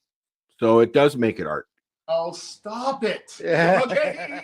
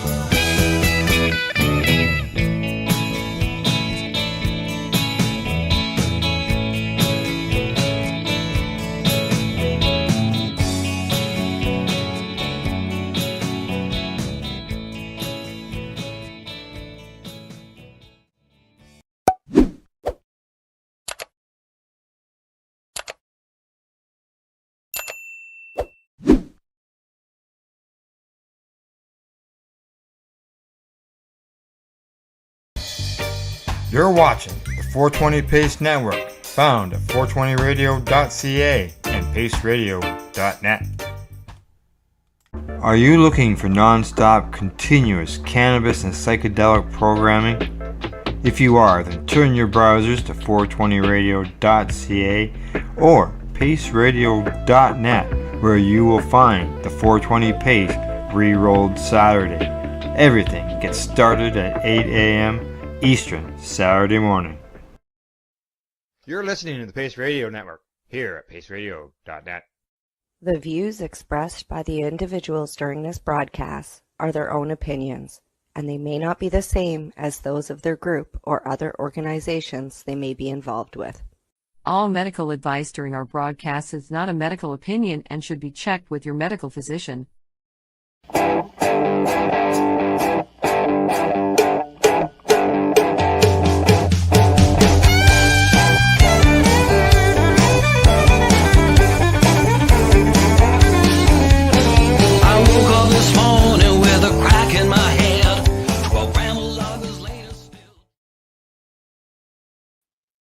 Hey, good evening and welcome to the Pace Radio Show. We're live here at paceradio.net. Good evening, Tamara. How you doing? Well, I'm good, I guess. I haven't had any sleep in about 72 hours. We're rolling, rolling hard with, the arthritis. No sleep, eh? No, last night I tossed and turned all night, and at 6 o'clock I finally said, well, I'm not sleeping, so I might as well just get up. Might as well just get I up. wasn't in pain. I just could not sleep. Like, Yeah, I don't know what it was. I didn't have any, I don't know. I keep thinking maybe it was my Vyvanse that I took too late in the day, maybe. I don't know what it was. But but I, haven't gone any day without sleep for about 20 some odd years, and today's one of them. And it's not any drug-induced coma by any stretch, but yeah. How do the prospects look for tonight? Not much better. Not much better, eh? No, I'm not tired at all, and I should be exhausted. I should be. Yeah. If you haven't slept in 3 days, for sure. No, and to be honest, too, like before it was because of the pain, right? I couldn't sleep. Yeah. Now the pain's gone. Well, now it's back. It started about 20 minutes ago again because I'm stressed out. I think that's what's causing it, because of what's going on in the other room. Yeah, it's weird how it's been coming on. Like, just like, and like I said, just curls my hand, and like, so I can't even open it. Like, it's just ridiculous. But yeah. And that just came on. Like, since this is what you would consider like a flare. Yeah, but it's weird because, like I said, usually it'll go in one place for 4 days and then it's gone. And I don't see or hear from it for a while. And this has been going on for about 2 weeks on and off. And it's the weather, I think. I think that we've got so much humidity in the air out here that we're not used to. And in the summertime, when the humidity is really high, I flare too, right? But in the wintertime, when it's usually a dry cold, I don't have any issues. But this year, we've got this cold and then warm melting and then cold and then warm and then cold and then warm. So there's a lot of humidity in the air too from all the water evaporate, whatever the ice. Yeah. We get that a lot here. And the barometric pressure keeps going. Yeah. So every time that happens, I end up, and now my arm's starting to bugger up. So I should check the barometric pressure. I pressure it just went either up or down. Yeah, you can tell by the aches and pains that are caused by. My dad's mom had the same thing, and she used to be able to tell by barometric pressure by her body. And I used to remember, grandma had it, and they lived in the Okanagan, right? Like they lived in Oliver, so it was pretty humid there all the time. No wonder she was suffering all the time. Yeah. Oh yeah. The humidity. No, it's not. It was more like a desert. So no, actually, it wasn't so bad. Actually, she was pretty active. I'm trying to think back because I didn't spend a lot of time with them, but I do remember her bitching about her hands hurting and the barometric pressure must have dropped. Right. Yeah. And you're dealing with, like you said, your hands. Yeah, and like I said, they were in Oliver, but they were closer to Osoyoos, so it was more of a desert, and that's probably why they settled there. It was because of that, because it was so dry there. I betcha.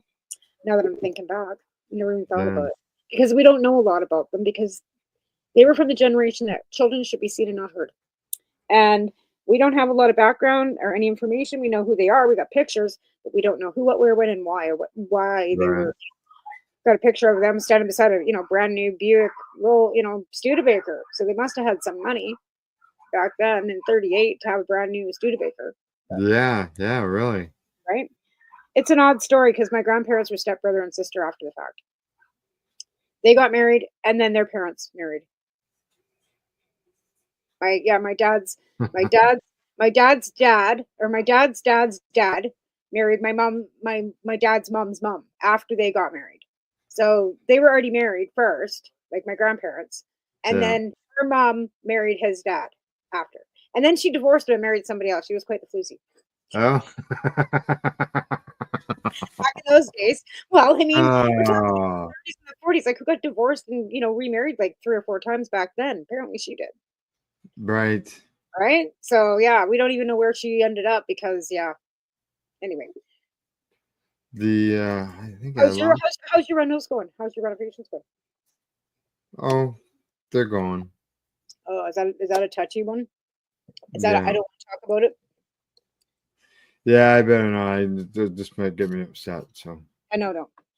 We won't talk about that then. We could talk about what's your weather like? It looks like you might have got some snow. We actually here we've been getting a lot of freezing rain, school bus cancellations and stuff. Oy. And from the post I saw online, the school bus company actually posted that, hey, we're working today. So they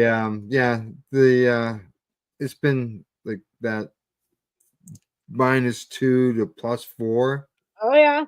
And just a lot of precipitation. So and then it foggy. Just a freaking black ice mass. Yep. Yeah, exactly. Yeah, we've been dealing with that here too. And again, like it's not usual. Right. We're usually socked in with 14 feet of snow by now. It's Christmas. Hang on. These people are wanting me. Hang on a second. People are wanting you. Oh, she's got herself muted. She's talking to somebody there. It's my plumber. Plumber. Oh, cool. Right. As we speak, my sink is actually being fixed. So I got new taps about 6-8 months ago that hadn't been installed. So he was going to come and install those for me. And then we looked underneath the pipe because I plugged my sink with can of butter. And it was so plugged that it's like cement in there. We couldn't get through it. And in the interim of us plunging through, we broke the pipe. So I looked under there and he said, I can't leave this like this. We're going to have it. So we took off, went to Home Depot, got all the pieces, parts, and whatever, right? And so I'm not sure, but they're yelling at me that they need me for something. They're not sure what it is. Well, you go do that. And I'll just take over here. Well, Tamara is gone. I'll just switch me around here. There we go. All right. Well, Tamara is gone. I will continue on with some, I'm going to say, it's sad news, and I'm sure Tamara will want to get in on this when she gets back. And that is the passing of Professor Alan Young within the last week. I saw that John Conroy had posted that Alan Young had passed away, and wow, holy smokes. That's sad news. Alan's been involved in a lot of stuff over the years. He's well known, for his cannabis and the things within the cannabis community, and the fight city that he won for patients here in our country. But he also fought for other reasons as well, not just for cannabis rights, but he also fought for people who were wrongly convicted, people who got charged with something and ended up being convicted even though they were innocent. And he fought for that as well, for those people, as well as when it comes to sex trade workers. He got involved in a big landmark decisions there that dealt with the Canadian prostitution law. Remember that, Tamara? I do. I should bring you in here since you're back. There you are. We just had a dilemma with the saw. We're good. I do remember that. And Alan was an amazing litigator. Like, he took on some of the hardest cases. Yeah. Like, one of the hardest ones. In fact, I think he was like almost on the verge of taking on Tamara Leach's case before what's his name took it. Right. Yeah. I'm not sure, but maybe not, because Greenspoon took her case, right? Yeah. I'm not sure. What I've got here in front of me is I got an announcement that came out from Normal Canada.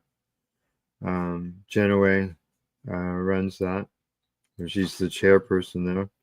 I'll just read it here. It gives a bit of a background and stuff on them. So it says here, it is with great sadness that we acknowledge the passing of Alan Young, a trailblazer in cannabis reform and a fierce advocate. Let me bring this up.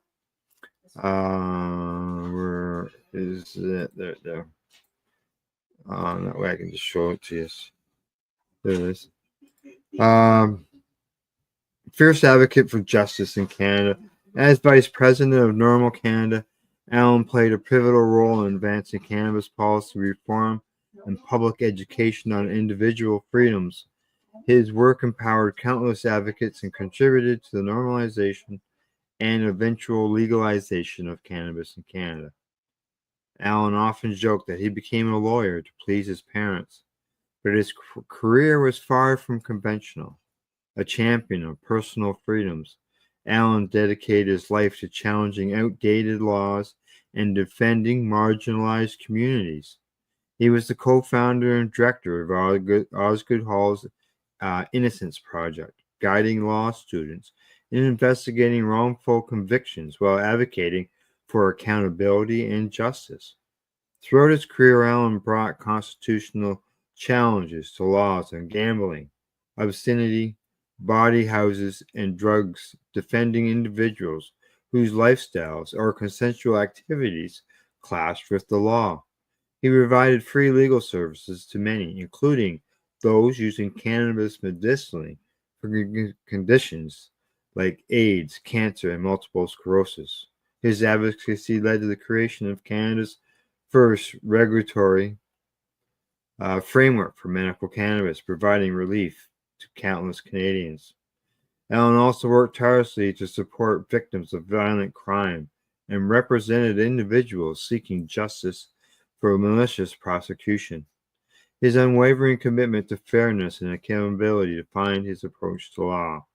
Beyond his courtroom victories, Alan was a prolific author, using his books, Justice Defiled, Perverts, Potheads, Serial Killers, and Lawyers, and All Along the Watchtower, Arbitrary Detention, and the Police Function, to critique society norms and Canada's legal system. His sharp intellect and wit left an indelible mark on legal discourse.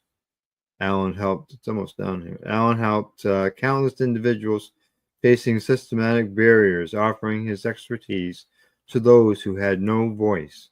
His legacy includes not only landmark legal victories, but also his enduring influence on public policy and the next generation of advocates. At Normal Canada, we are profoundly grateful for Alan's leadership and dedication, and in his memory remain committed to evidence-based policies and protecting individual freedoms. So there you go. We invite those who share Alan's vision to continue his work and honor his legacy by building a more just and compassionate society. And there's a picture of him right there.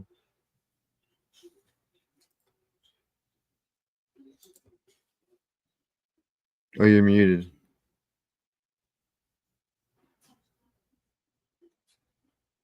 Tamara? Oh, she must be talking to the plumber. She's muted. I wasn't talking to the plumber. I was saying things and I didn't know I was muted. Actually, like what I was saying was, Alan, it's a huge loss for not just this community, but also for the human rights movement. Yes. The fact that he was one that would stand up.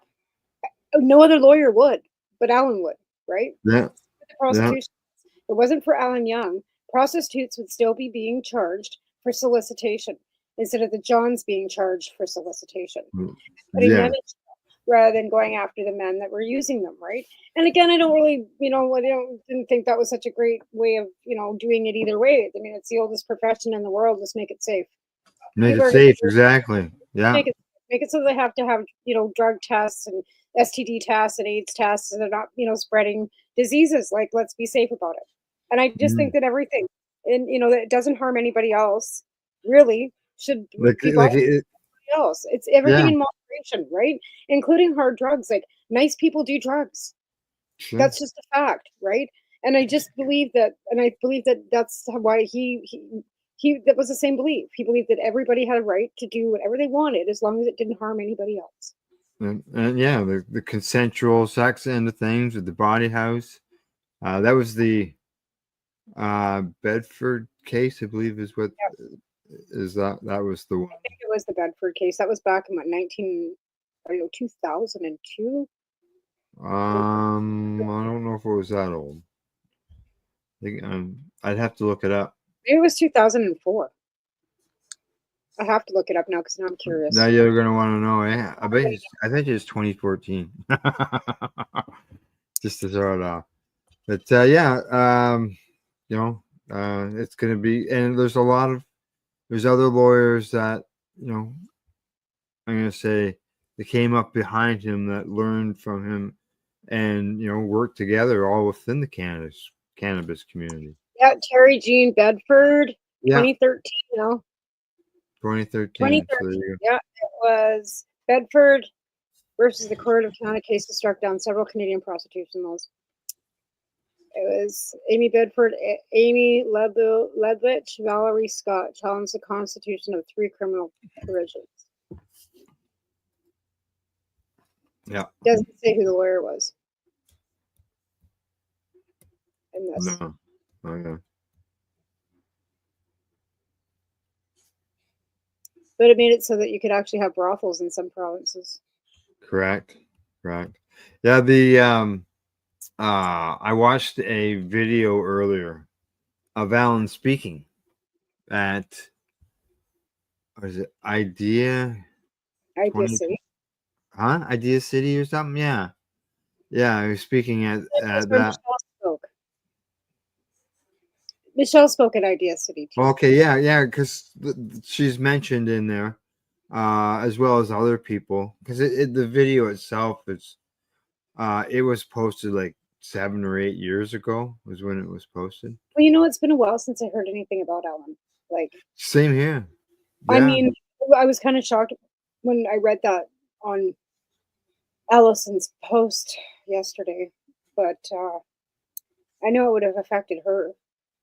Yeah. Oh, yeah, because they were always like, and I think, I'm not sure for sure, but he was probably helping her with that psilocybin case too, I would imagine.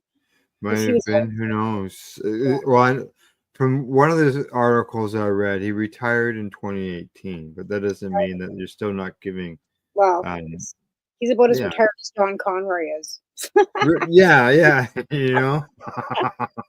Post pictures. I love John. I mean, I met John in Toronto, and like, for a QC lawyer, he is the most laid back. Oh yeah, nicest guy you'd ever meet. But I mean, I don't know if I ever told you this story. We were walking into the vape lounge, me and Debbie, still at Skiffin, and we're sit down. We're sitting by big bongs and whatever at the table and vaporizers and stuff. And all of a sudden, this old guy. And we didn't I knew who he was, but I was like shocked because I didn't expect him. Takes off his suit coat, puts it over the chair, sits down beside us. He goes, "Who's sparking it up, ladies?"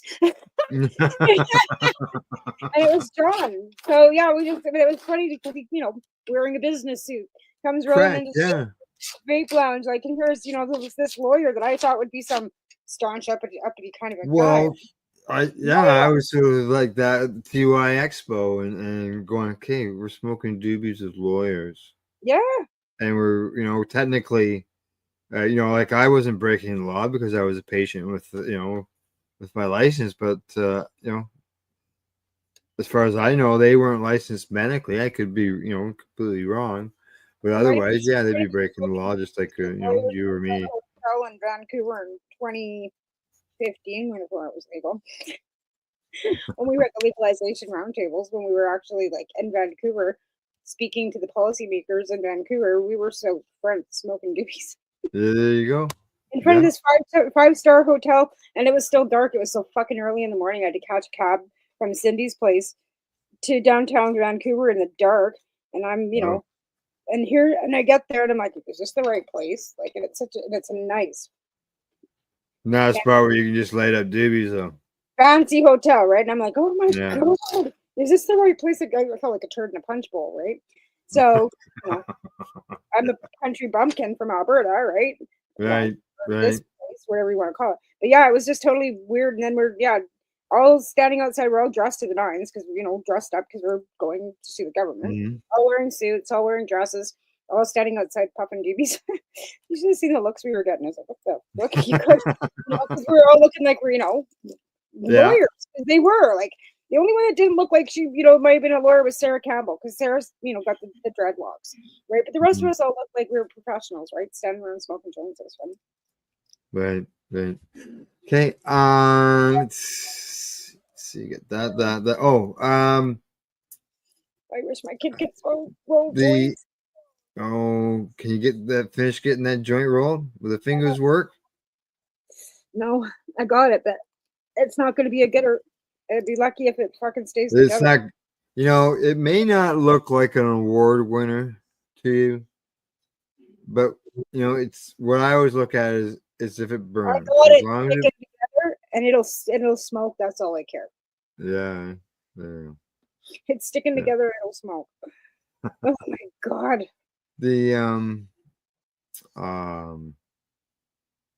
Just the CSP.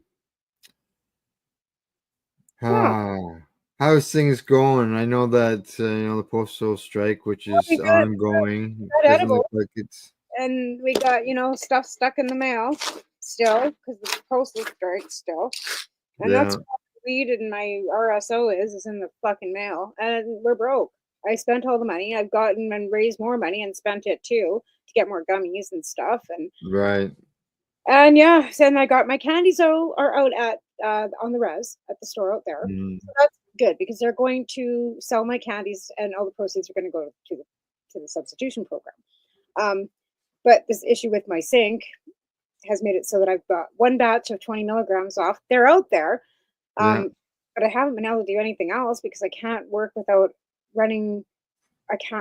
You need supplies. You need supplies, obviously. The supplies aren't the issue. I can make the candy. My sink was plugged from me making canna butter and trying to shove it down my sink when I shouldn't have because it's cold outside and not even thinking. And as soon as it hit the sink, it solidified. And it wasn't a lot, but it was enough to clog that P-trap. Right? And it was like cement in there because we took the pipe off and you can't even Oh wow! Never mind the fact that it's got like 8 piles of Drano on top of it, and Drano wouldn't get through it. Right, but this isn't just something that happened after once or twice. This has been an ongoing. No, this was me washing the floors, right, and cleaning the kitchen completely because of the dogs, right, making sure there's no fucking hair.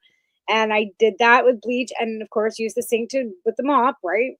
Yeah, so it's an accumulation over time.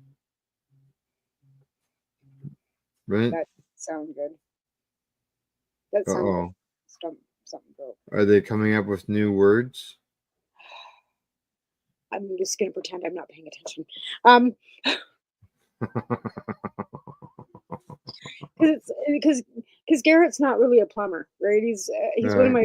He used to work for my uncle as a flagger, right? He's a friend of ours, but he's fixed my toilet before. He's the one that finished my sinks. He's very handy. So that's what. Yeah, he's a handy guy. He showed up. He showed up. Yeah. So him and my 15-year-old girl, they're trying to. And I'm not saying they're not going to do a great job because they will. There's YouTube. Well, hey, they got access to YouTube. Right. But we went to Home Depot and we picked out all the parts and I bought all the parts and and so I said I was coming in here to do my show and I'd be out when I was done and I didn't want to hear from them. But apparently, well, hopefully it's all done when we get done. So yeah, hopefully you can get some supplies and Well, we've got, raise like I some. said, we've got toiletries and all like that kind of stuff coming in. I've got people dropping that kind of stuff off at the store. And Right. here tomorrow, I had an offer of a mattress, but nobody wants a mattress up there because if they have to move, that's too much for them to have to move. Right? Oh yeah, like how do you get a mattress up there? Oh, Wow. believe me, they got shopping Right. carts. You see them hauling all kinds of stuff. I feel so bad for them. There's a couple tonight when I was going to pick Taven up from the gym, and they were trying to get up that hill with a shopping cart, and it's icy with all their stuff, and I wanted to stop and help them, but my car's full, and I don't have room for all their stuff, and yeah, I feel horrible Yeah, because and they're not gonna leave it behind. You can't. And if your car's I don't full, think where that. do you put it? And the thing is, the reason why they drag their carts around all day with all their stuff is because if they leave it anywhere, somebody will steal it. Right. Or somebody will come along and pick it up and put it in the garbage, right? They can't, and if they leave their stuff at the camp, people steal their stuff, even their friends. Like they steal from each bad. other because it's the drugs, right? Right. So it's unfortunate, but the drugs make you do that. And I remember that even back when I was using like 20 years ago. We'd be at a house and a bunch of us would be sitting around. There'd be people accusing people of stealing their pipes, or you stole a hood, or just stupid shit. And you're all friends and you're all sitting around together, but it's just the paranoia of that drug, right? And I've never done meth, so I have no idea what that would be like. Seeing my daughter on it, I couldn't imagine even wanting to be on that stuff. But it's Right. like it just makes you like believe that you're a queen of some sort. I don't know. She acts like it's just ridiculous. Anyways, I don't even want. Yeah. And then in fentanyl, I've never even seen what it looks like. I don't even know Right. what it looks like. So that being said, like I'm not very prolific on the new drugs that are out there. We've got toxic drugs going around all over the place right now. We've had Mhm. 6 deaths in the Kootenays in the last 2 weeks. And then in October, another 2, they just said in Cranbrook were 2. But we had 4 in Nelson and 2 in Creston in the last 2 weeks, all from toxic drug overdoses. Wow. All people Well, under the age of 30. there's an article that I saw, and it was of place in Australia, New South Wales. Yeah, that's where Murray lives. Pardon me? That's where Murray lives. Okay, yeah.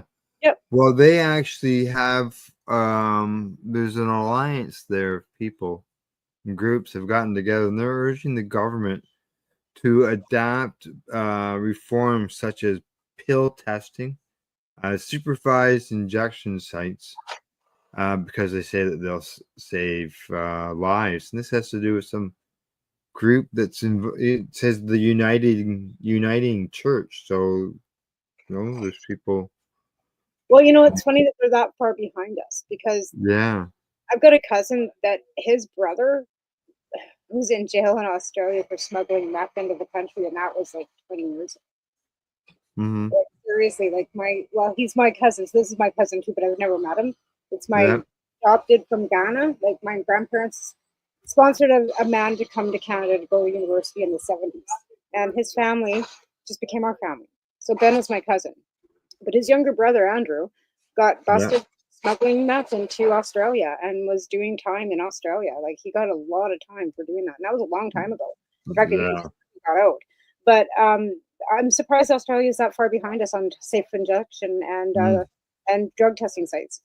Like well, the announcement was from a health services union, a couple of MPs, this church nonprofit called Unharmed, and they say the status quo is costing lives across New South Wales and needs to be reformed. Well, they all do those wild drugs. Like even Murr, he scares me sometimes because that's what the toxic drug is that's going around right now. Actually, it's out in Vancouver. I think I saw that in Langley. It's they're saying it's MDMA. They're saying it's MDMA and it's not, or mescaline. Like and it comes in a powder, like in a pill powder. And they're saying it's either mescaline or MDMA, which is old school stuff that we had around that we did when we were young. Like MDMA and mescaline and all that kind of stuff was stuff we did in the 80s and the 90s, right? But it was real. It wasn't tainted with who knows fucking what. Like I remember getting hadn't been put through the ringer.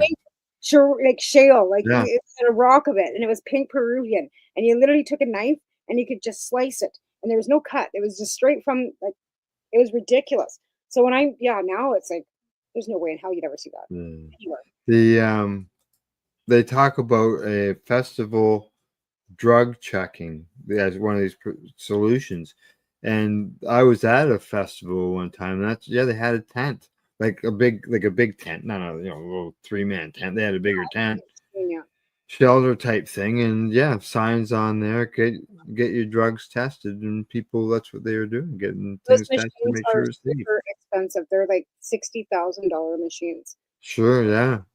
I think that's what Dana said last time we had him on the show. The first one was 45,000. Now they're up to 60,000. And he was trying to And I believe that was like 60,000 tests he had done. Yeah, right. Yeah, but I know the reason why Cranbrook has one like Dana is because Shambhala donated it because they were using it at Shambhala, and then they would bring it out. Anchors would bring it out every year for the for the festival, and that's how we ended up with that machine here. So we've got a drug testing site here called Anchors, and they work with me on my cannabis substitution program. One of my volunteers works there, and I got a couple more that want to come out with me, and that's what they do there. And it's a no barrier. It's not a safe injection site, but they allow them to use there. Yeah. No. Or at least there's. You know what? Whatever. Yeah. At least they're safe, and at least they're being watched. Correct. The part Exactly. about it is somebody using alone. Something goes wrong, somebody's there.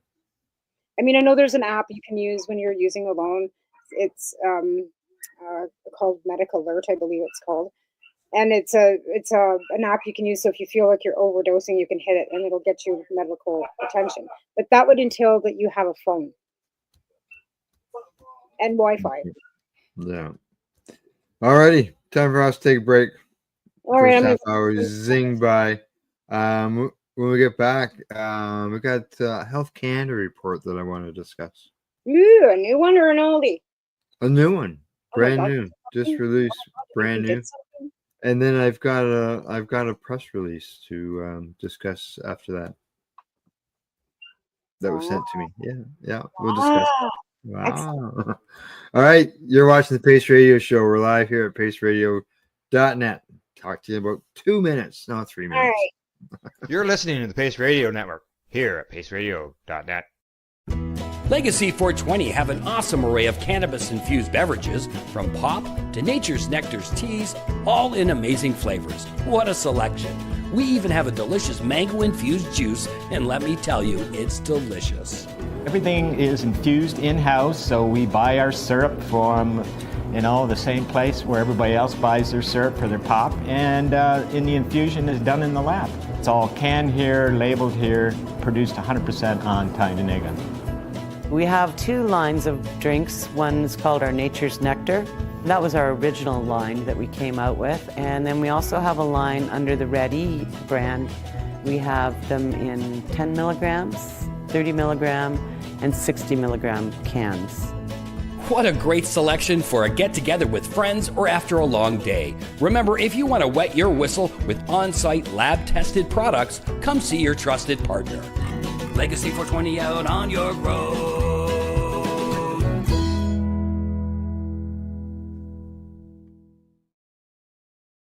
Camelford Lifestyle Shop. Open Monday to Friday from 10 till 7 p.m. or by chance. Check out our flags, our t-shirts, plus our hats, and look of that supply of rolling papers, plus much more. We've got bongs and your favorite herbal vaporizers. Look at all the incense we have, as well as for those who collect knives, check out these knives in our collection. And while you're here, stop in to see Shay at the piercing room, where you can get poked by Shay. Daily deals, check them out. Camelford Lifestyle Shop, 17 Bridge Street West, Camelford, Ontario.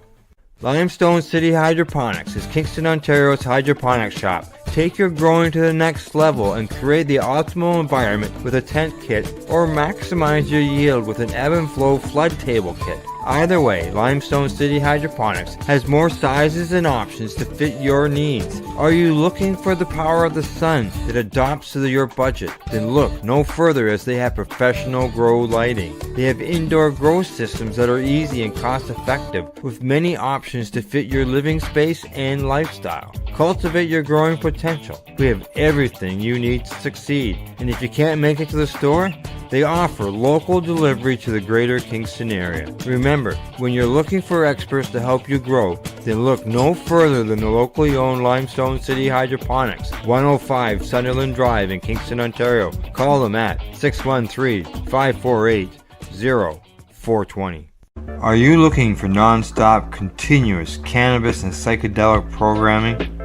If you are, then turn your browsers to 420radio.ca or paceradio.net, where you will find the 420 Pace re-rolled Saturday.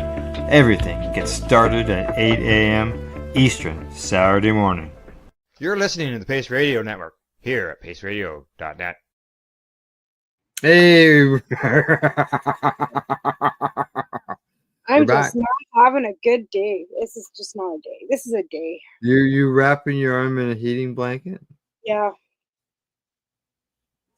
Trying to release Trying to ease it because it's just. And I put some icy pot on it earlier, but that's not cutting its teeth. Yeah. No, Yeah. Arthritis is no fun. I was in to see my nurse practitioner today about it. So. Oh my God! Like it's just it's. Yeah, I'm too young for this shit. Is what I keep thinking. Like this is an old lady's disease. I'm not that old. Like what the fuck? Like how is this happening? Like that's how I know. Like you know, and I'm looking at my tray and I'm looking at my grinder and looking at the jar, going, Yeah. Oh, solutions. I got a solution. I don't need okay, all right. Because It's okay. Go ahead. I'm just gonna grab my vape pen because that's what I saw you with right your there you go. You don't need to worry about your hands, just as long as your battery's good. Now I've got 2 or 3. There you go. 4. I found it. I bought another one. I love these ones. The ones with the little what are they called? Kudos. Little Kudo Pro. And they're like they got the same as my black one, right? It's got the you just change your cartridge. Yeah, but they're like cheap. They're like $7. And they're like I remember buying the first as long as the DaVinci. battery lasts, eh? Oh, it lasts forever. Like I haven't even Yeah. charged it yet. I still got 2 bars left on it. Good. All right.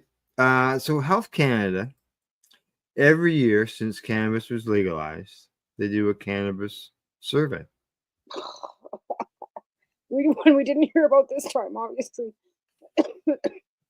So they post that they're doing the survey, and people can go to the website and go and answer the questions. When did they put this survey out? Huh? When did they put this survey out? I don't know. I don't know when it went. I don't know when it went out. Exactly. Like I don't know. I don't know the date. Yeah, I don't know the date when it went I mean, out. like, is it over already? Yeah, it's already over. So who are they pandering to get to fill out this survey? Well, hang on. Let me click on the link to see what it brings up. Okay. Well, it's the page I already had, and I already had this page open on a different tab now. I'm trying to see if they from Health Canada give the information that it's huge, right? You know, we could spend to go through it all. We'd have to go through 3 shows. Oh my Christ! Not again. It's huge. I just thought I'd try to see. Is there anything new in it? Oh yeah, there are new questions and updated new questions. But what are their new ideas? Oh well, I'm just gonna go through what some of the stuff is reported here in a StratCan article instead of trying to go through each of the tabs. I may, when we get down here, I can go through the actual survey to see if there's other things that they say. because there will be time for that. They say the most commonly spent amount that people spend on cannabis decreased by $10 in the last 6 years. So instead of spending $73 a month, people are averaging now $63 a month. Oh, they're saving money because the price is coming down. That's what I said when I looked at it earlier. It's because the price by $10 more. Yeah. Yeah. And that's which is good. The price has gone down. It's good for the consumer. They say smoking remains the most common way, but the proportion of who report smoking has declined by 20% in the last 6 years. In 2018, 89% of the cannabis consumed was smoked, and that has been reduced down to 89% in the last 2 surveys. Does it tell you how many people took the survey? Maybe we'll see as I go along. Now, eating cannabis products, they said, has become the second most common mode of consumption.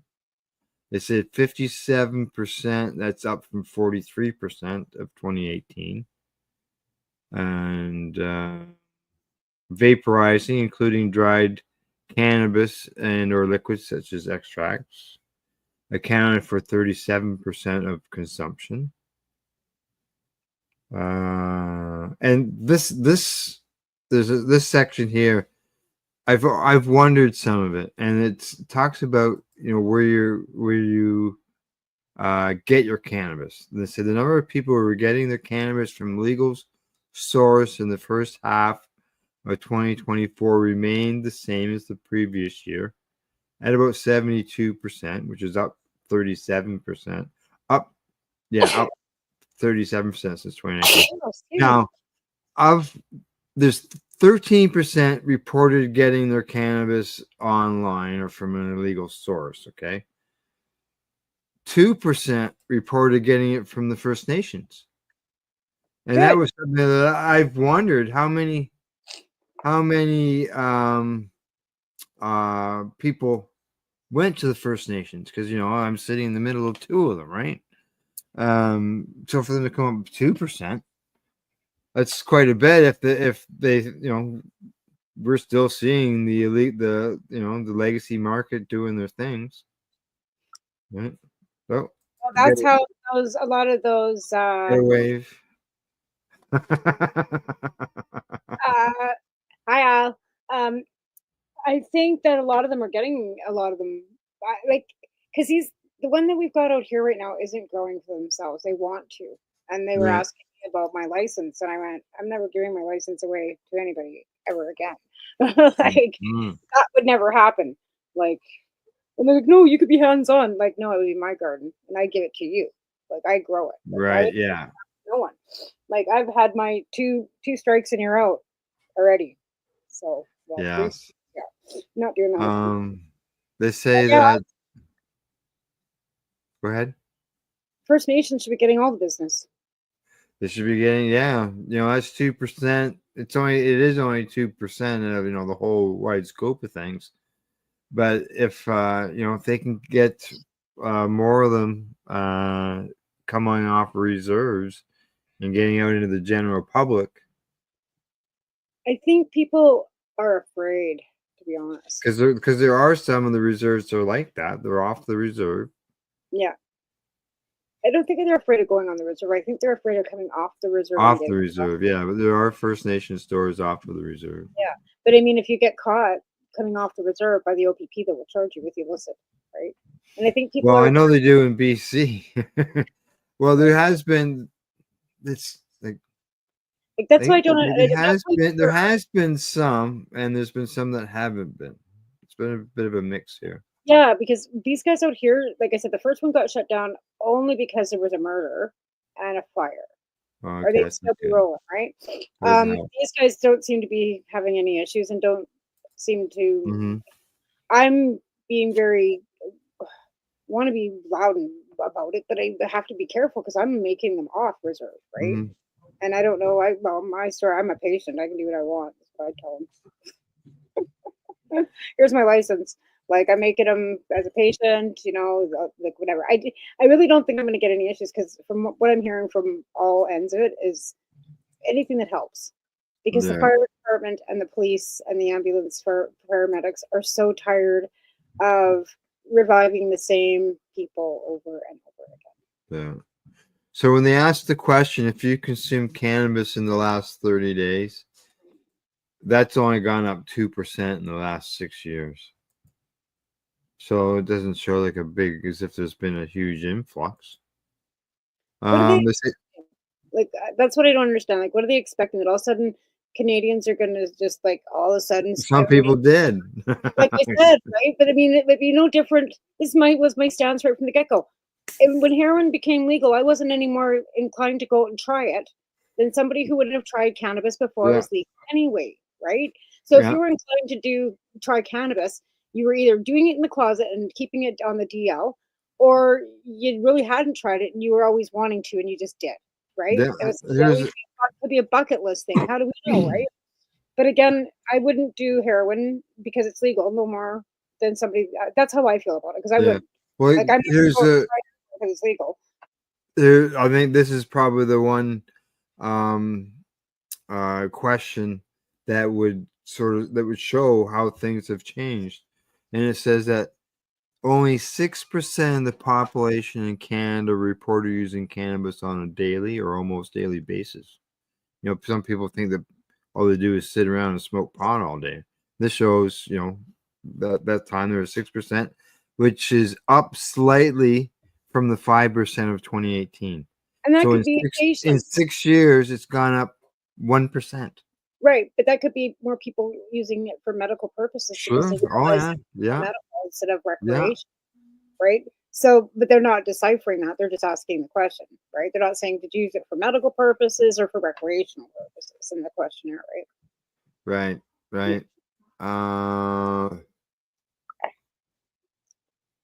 We talked Yeah. about driving. And what are the stats on that? They're just like overwhelming impaired drivers, right? Okay, the number of people, these are because they have to be self-reported, okay? The number of people who reported using cannabis before driving was 18%, which increased slightly from the year before, which was at 15%, but is still lower than the 27% who reported it in 2018. So basically it's down 10% since 2018, but it is up a bit from last year. Nobody's going to admit that. Yeah. And they say this included 16% who reported driving within 2 hours of smoking or vaporizing cannabis, and 10% who reported driving within 4 hours of ingesting cannabis. And what else here? I don't know if I admit that to a cop, but I mean, I jump in a vehicle right after I smoke a joint because it doesn't really affect my ability to drive or my Okay. ability to do anything, right? Yeah, perfect. You just come right in at the right time to say that, because the follow that off, it says that for those who reported using cannabis in the past 12 months, 78% said they believe that cannabis use impairs one's ability to drive, while 13% responded that it depends, and 6% reported that it did not impair their ability to drive. But it doesn't impair my ability to do anything. That's the thing, right? Mhm. Maybe it's because I've been consuming for so long, maybe because it's a medical, usage because of my pain and stuff that my body's receptors are just taking it and using it for that and not giving me any euphoric. Maybe it's because I'm so old and cranky that I can't get high anymore. I don't know. But all I know is that it just doesn't affect me the way I see some other people. Like I've seen kids like pie-eyed, like their eyes are all red. They come into the store and they're giggling. I'm like, man, I wish I could get high school high again. Oh, You know what I those mean? were the days. Oh, Right? yeah. I don't even know what that would be. Actually, I've only felt that once again after high school, and it was with Dana in Toronto with that Denver damper. Oh, yeah. The And he vaporizer. had, I don't know what kind of weed he had put in that thing, but oh my god, I got back to that NDP booth and it was like, I am fucking ripped. I've been just ripped since I was in high school. I had to sit down. Myrna was laughing at me so hard. He says, "You look like a little schoolgirl. You're laughing so hard." I was like, I was giggling. I was stupid. Like, yeah, that was probably Yeah. I can actually recall besides high school. Yeah. Was that cool? Now, as far as this article, I'm just trying to see if there's anything else out here I can grab. Let's see. It says recent figures from the Canadian Community Health Survey released in October showed the population of those over 18 in Canada who reported using cannabis in the last 12 months, and those who reported that they had used cannabis daily or almost daily in the past 12 months declined in 2023. Numbers going down. I think that once they are done high school and they're heading into college, I think that they stop consuming because they know that this is their life ahead of them, right? And I think that we don't give our kids enough credit for being smart enough to realize that when they get into college, it's super important that they do well. Well, you Right? know, I remember that the times of you grow out of it. You just grow out of it. Well, sometimes you do, and like sometimes you do. Right. And I can't say is that I was consuming it when I was in university much either, right? Because I just didn't have time or the money. And that's a lot of the reason too, because when you're in college or university, you don't have the extra money. You're eating craft dinner and itchy bad and trying to catch a second job to, pay your bills. Like it's not Hot dogs.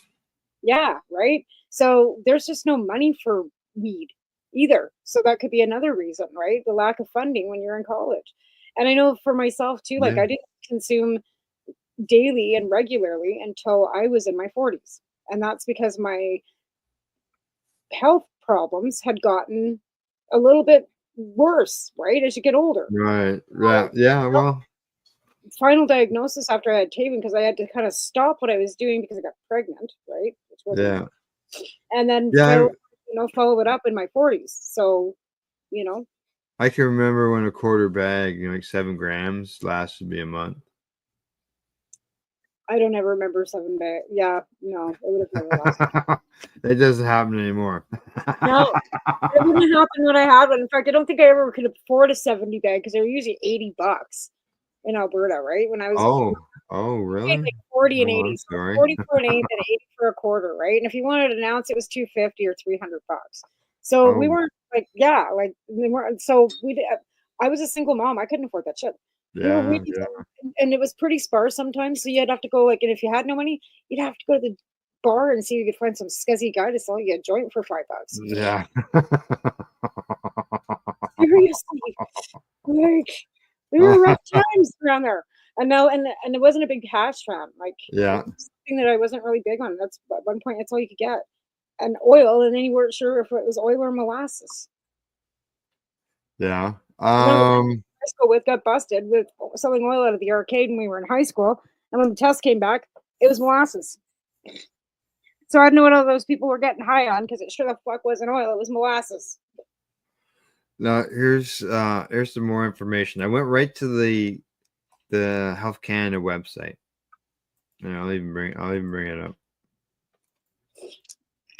I can't believe that we didn't hear about this survey. Like, was it in the Gazette? Like, was it published anywhere? Like, how did we miss it? Like, usually Ross is on. Somebody in the cannabis community is on it. How did we miss this? I don't know, but Have we all slacked ourselves? We're all slacking. It says here, okay. It says here in Canada in 2024, it says 71% believe that daily or almost daily cannabis use increases the risk of mental health problems, which is an increase from 68%. 51% correctly identified that it could take 4 or more hours to feel the effects of cannabis edibles. 40% knew that there. One again, people actually think they can get mental health issues from smoking cannabis. 71%, and that's gone up in the last year. The survey was taken in Saskatchewan, wasn't it?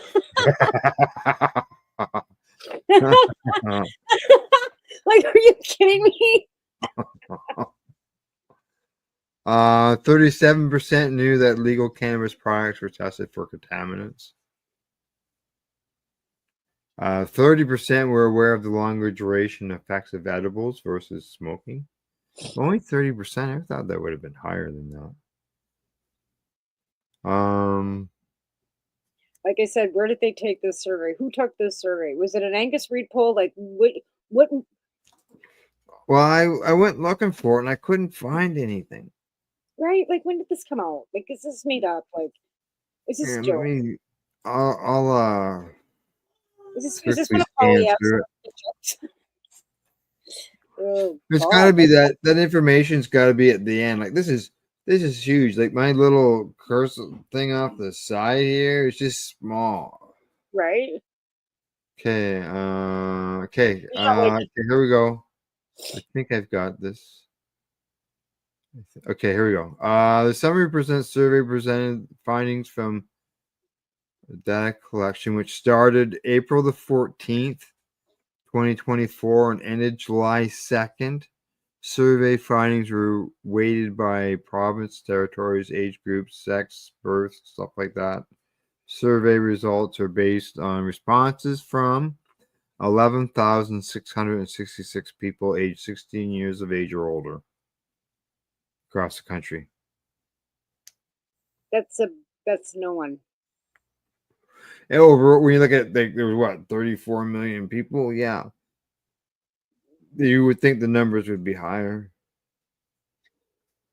I think we're at almost 35 million. Excuse me. Of the responses, this is even.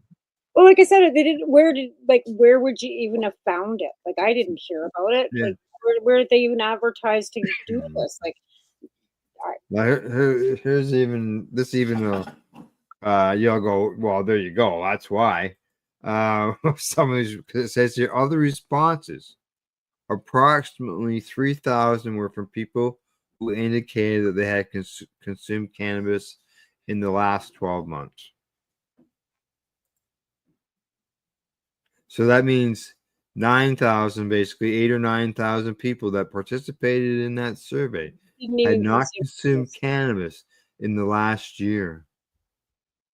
then why are they even taking the fucking survey? What the hell's It just wrong shows with that you know what? I bet you $10 that was something that was sent out in one of those Leo surveys that you get in the fucking mail in your email, right? Mhm. The people that do surveys to make money took.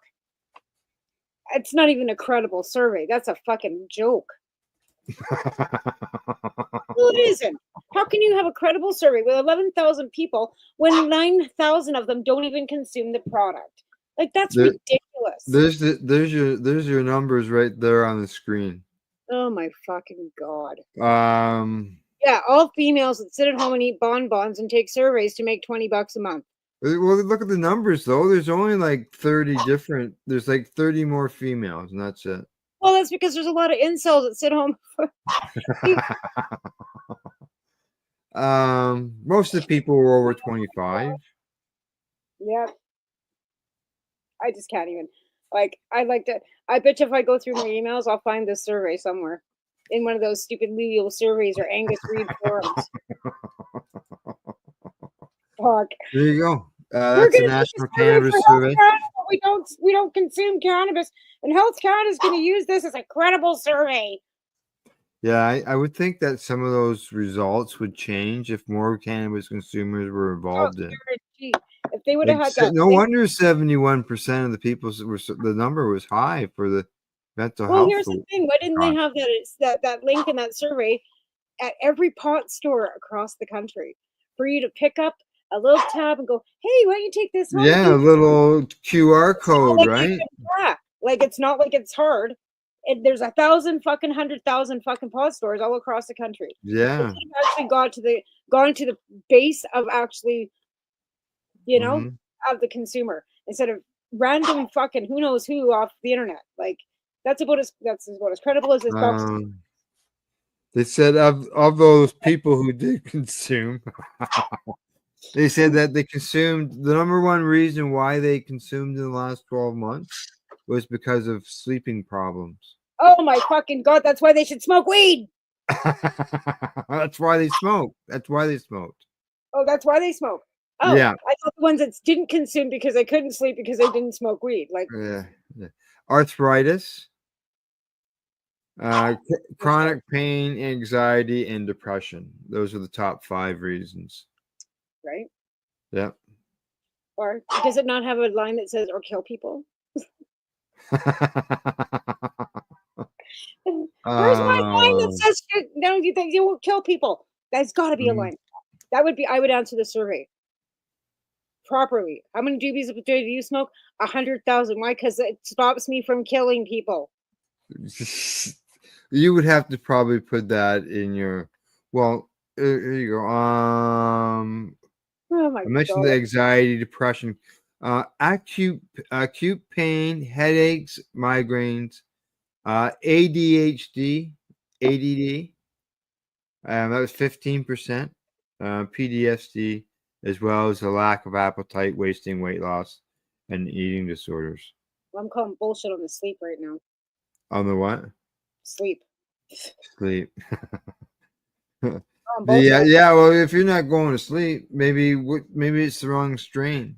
Oh, this is Venom OG from Loud whatever. It's indica. Plug. Yeah, Loud Plug, and it's Venom OG. It's good. Like, I need to get out to the res because it'd probably be better, but I won't drive out there that road, and I have to remember to Alexa set a reminder. What's the reminder for? Send a nasty note to Tegan. When should I remind you? 7:30 p.m. Okay, I'll remind you at 7:30 p.m. Set myself a reminder. When should I remind you? I already told you. Shut up. But yeah, like the road out there is horrible. Yeah, I don't have one of I those. myself to send Tegan a nasty message because I sent her one when I was driving it last week. And it's so Yeah. better. And it's a bus route. That pisses me off. Right. All right. Well, it's that time again. Time for us to take another commercial break. Already? Wow. Already, yes. So when we come back, I'm going to discuss that press release. All right. Well, it's as exciting as that survey was. Health Canada. Well, I'll tell you what. It's in April. If I could, hey, why don't you put a thing into Alexis to remind you in April To check Health Canada to see if there's a survey? To look for the National Cannabis Survey. If she can remind Hey, you. Alexa, set a reminder. What's the reminder for? Look for the cannabis survey. When should I remind you? April 2025. When should I remind you? April 2025. When should I remind you? April 9 1st. a.m. April 1st, 2025. Okay, I'll remind you April 1st at 9 a.m. I'm gonna start digging for it. There you go. We'll dig. We'll actually send them an email. Say, so is your survey coming out that we can actually do this time? Well, I hope Alexis comes through for you next year and you get a chance to fill out the survey. Well, you know, if she's still working by then and I haven't killed it, maybe. All right, we're off. We're heading to break. We'll talk to you all in about 3.5 minutes. You're watching the Pace Radio Show. We're live here at paceradio.net. You're listening to the Pace Radio Network here at paceradio.net. Camelford Lifestyle Shop. Open Monday to Friday from 10 till 7 p.m. or by chance. Check out our flags, our t-shirts, plus our hats. And look of that supply of rolling papers, plus much more. We've got bongs and your favorite herbal vaporizers. Look at all the incense we have, as well as for those who collect knives, check out these knives in our collection. And while you're here, Stop in to see Shay at the Piercing Room, where you can get poked by Shay. Daily deals, check them out. Campbellford Lifestyle Shop, 17 Bridge Street West, Campbellford, Ontario. When you have a pain that's reached its peak, Legacy for 20, it's so unique. If organic cannabis is what you seek, here's your trusted partner 7 days a week. Suppository salves, vapes and drops, topicals, edibles, infused pop. Just when life seems like it ain't easy, at Legacy 420, enjoy a pop freezy. Lab tested products, make them the GOAT. Legacy 420 out on your road. Legacy 420 in Tyendinaga Mohawk territory. Indigenous organic cannabis at its finest. What do you find at paceradio.net? People advocating cannabis education.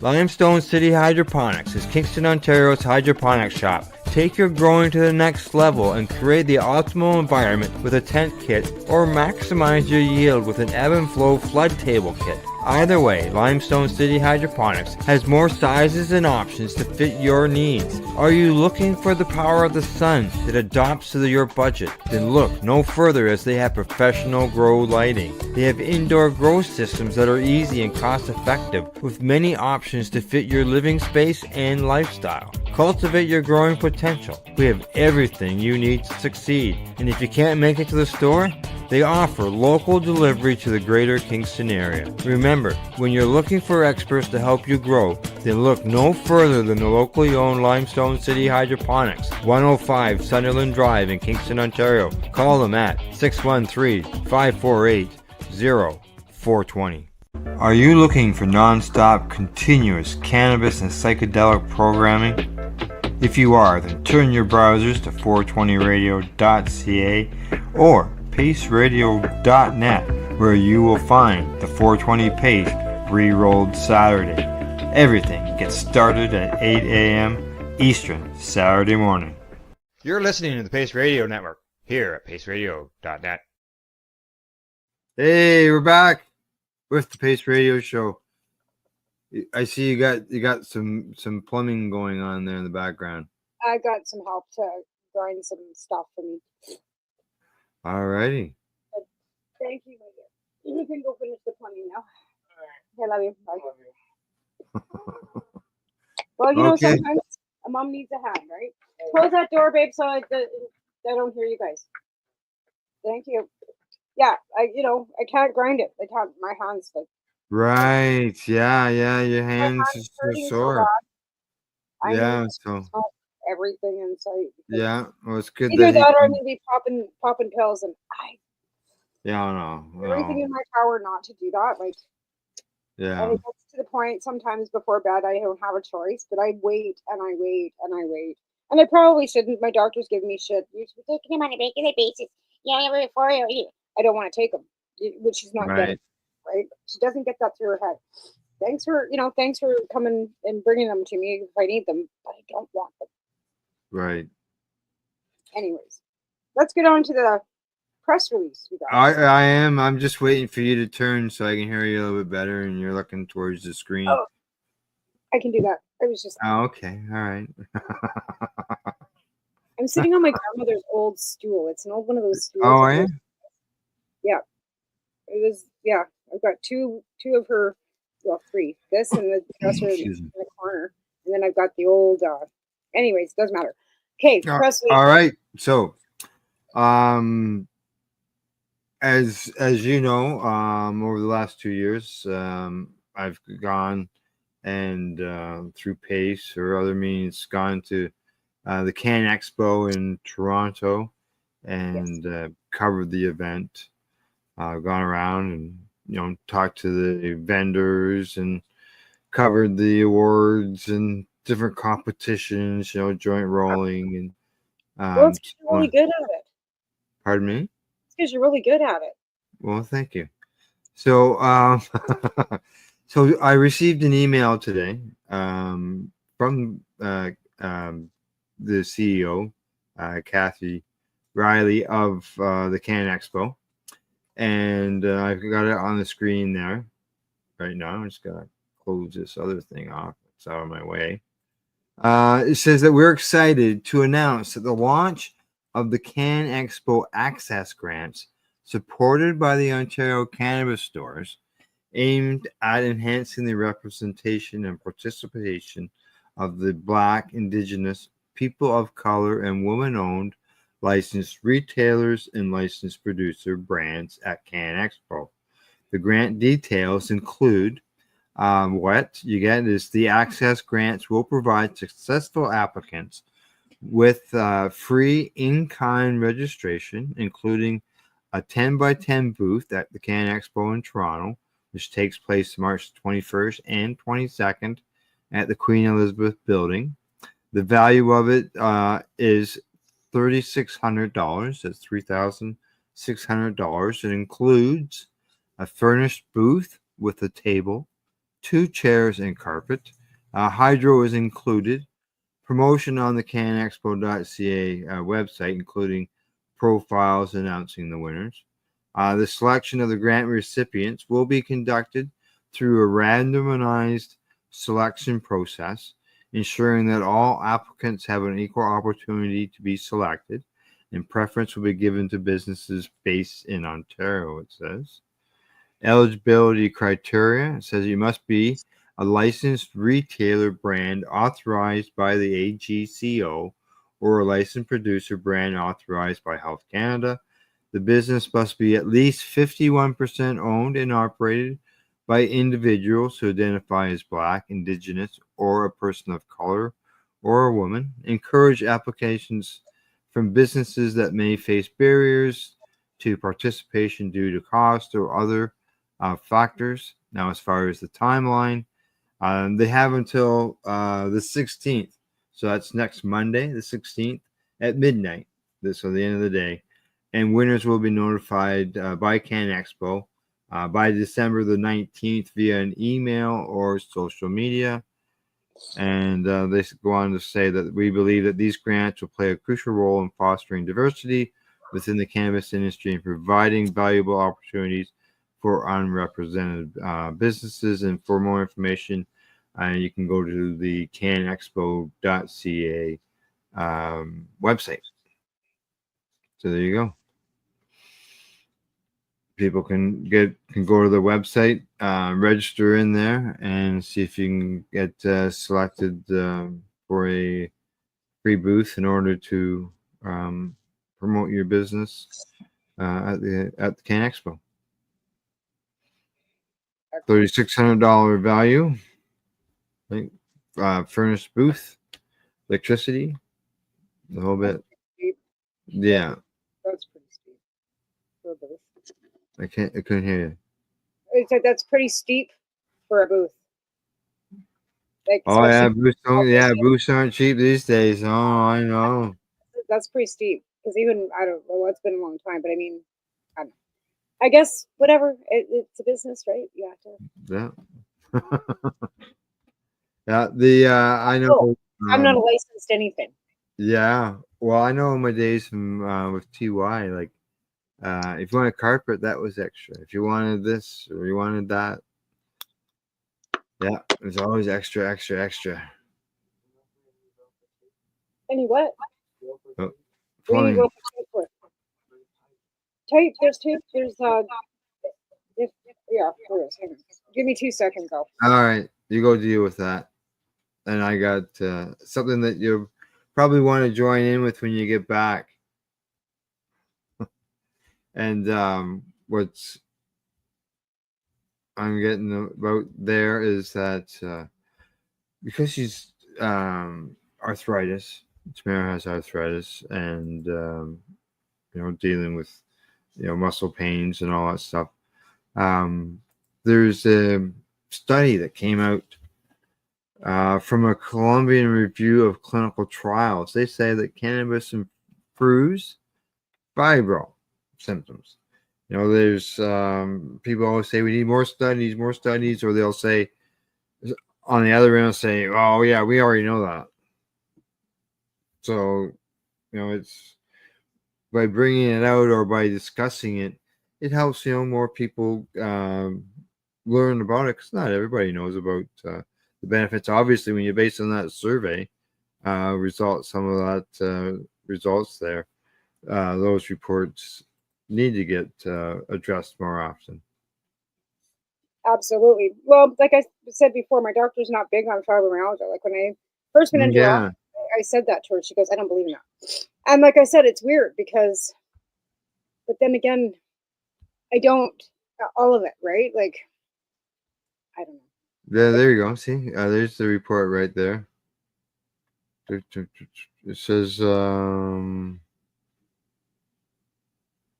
the use of cannabis-based medications by patients diagnosed with fibromyalgia, including the use of unprocessed cannabis flower. So, when they say the use of cannabis flower unprocessed, that's not a friggin' pill that's coming out of the pharmacy. No, right? that's smoking. Correct. Or consuming along that way. Yeah. Well, I do find it diverts. Like, I'm not saying that it helps the pain, because I'm not gonna lie, it doesn't. Mhm. The pain is so excruciating. Like I said, it's like a hand cramp, only one that never goes away, and it feels like you broke your bone. So my hand right now feels like it's broken, but it's not. Oh yeah, really? What do you do? Would you injure yourself? No, it's arthritis. It feels like a broken bone. Yeah. They say it affects about 5% of the world. Women are the most likely to be diagnosed with it. Chronic muscular, I can't pronounce it all right. Fibromyalgia. Oh, Yeah, that's kind of condition that it is. So yeah, all I know fibro, is what cannabis. exercise says is it. You got to say, "Hey doc, look, here's a study, here's a report," and they'll probably say, "I haven't got time to read that." Every time I say that I use cannabis for pain, the specialist, she goes, "It's a placebo." She's South African too, right? So she doesn't. Yeah. She says it's placebo. Yeah, she says it's a placebo. Taven, there should be some black-handled ones in the kitchen. Oh, Check in the yeah, bathroom here. In the bathroom in the that's too bad. I don't know how a young child is having seizures. How whose seizures have been reduced by 95% or 90% or even 100%. How that is placebo effect.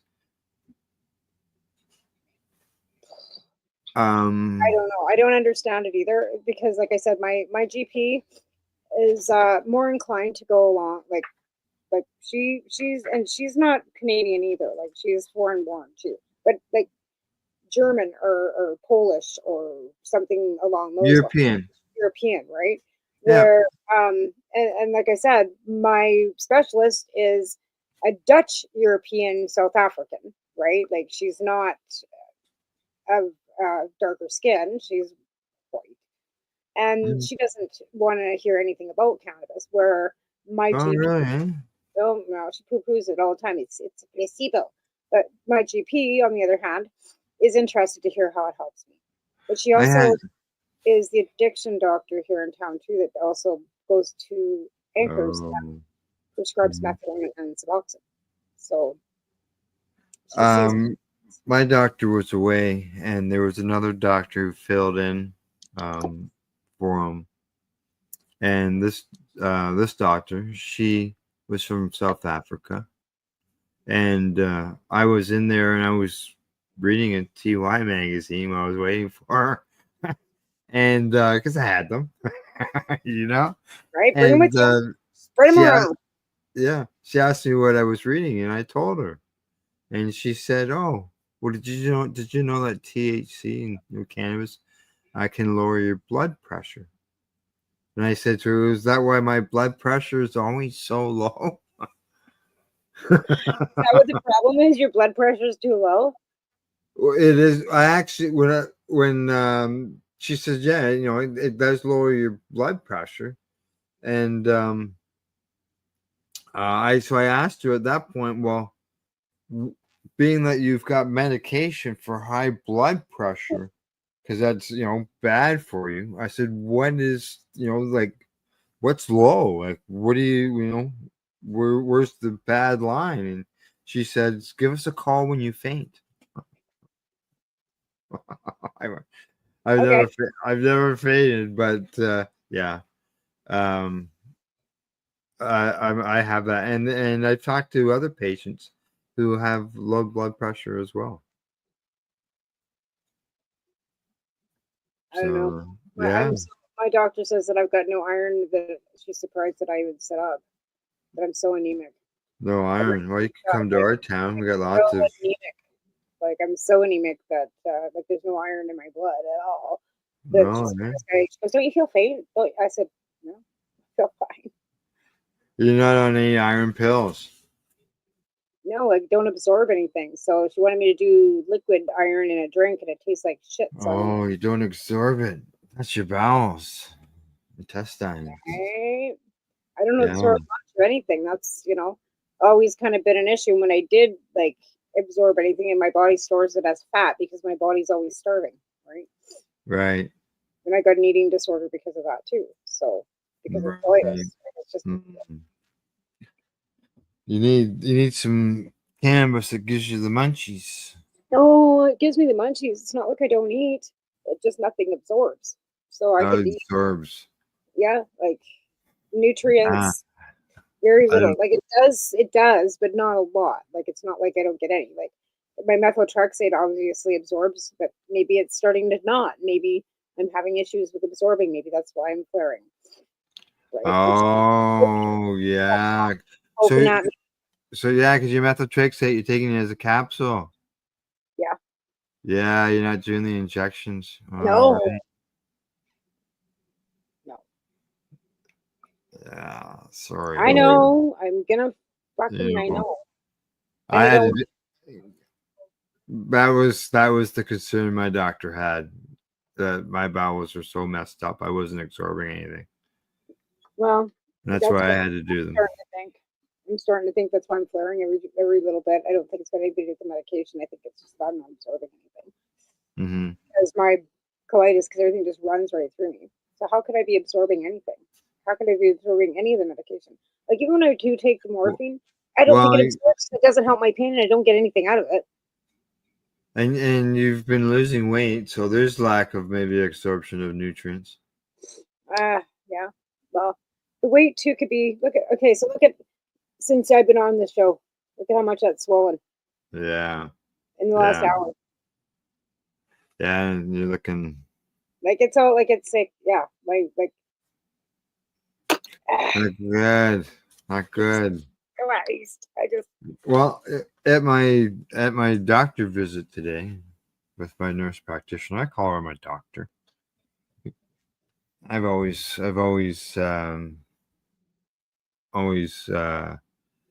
supported nurses, and now I have a nurse practitioner. So during my my discussion with her today over my knees, she asked me if I was putting anything on it. She says, "You putting any lotions on it or any CBD cream or anything?" And I went, "Whoa, hey." I'm not used to being asked that.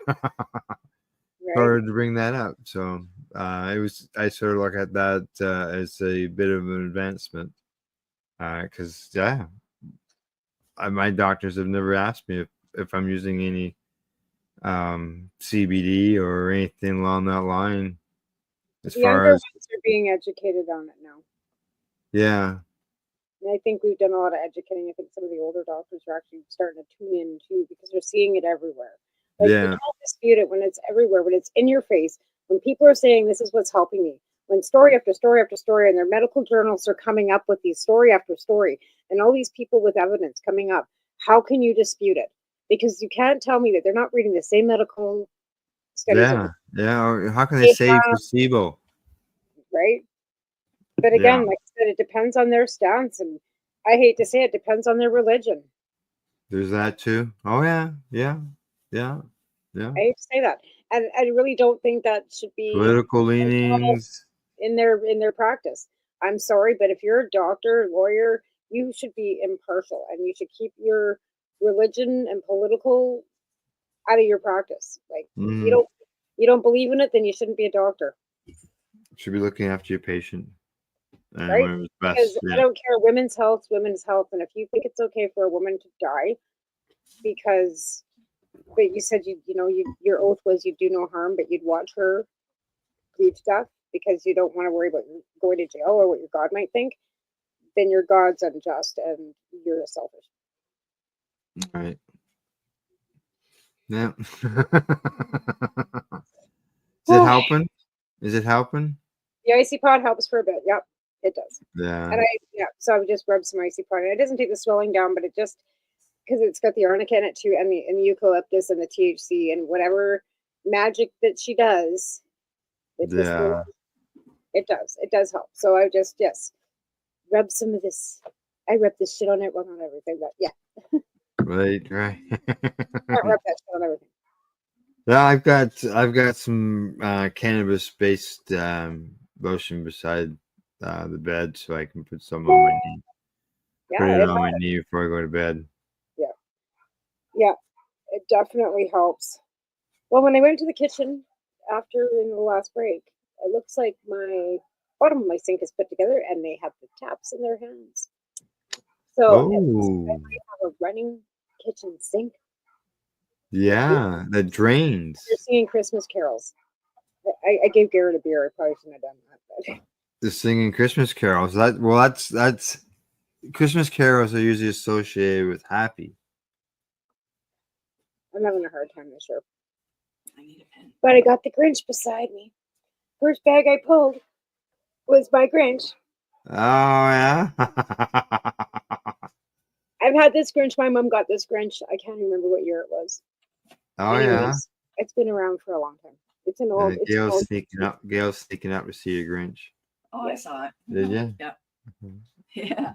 He actually has batteries, and he actually he says something. I can't remember. Yeah. I don't know if he's on. I don't know. But yeah, he talks, and I've got the dog too that goes with him. Little dog in the sack. So his little dog. Oh, okay, right. Dog with the reindeer, and he. There we go. Yes, he rides in the back. Yeah. In the back in the sleigh. Batteries, yeah. But what does he do? His batteries. Everybody's batteries must be dead. I wouldn't imagine. I always use that movie as a cannabis advocate to describe how working with patients and how making people feel better about with using. It works. Oh. Batteries are getting dead. Yeah. Okay, go away. So the dog works. As I was saying, because there's a part in the movie where the Grinch's heart grows 10 times. Oh yeah.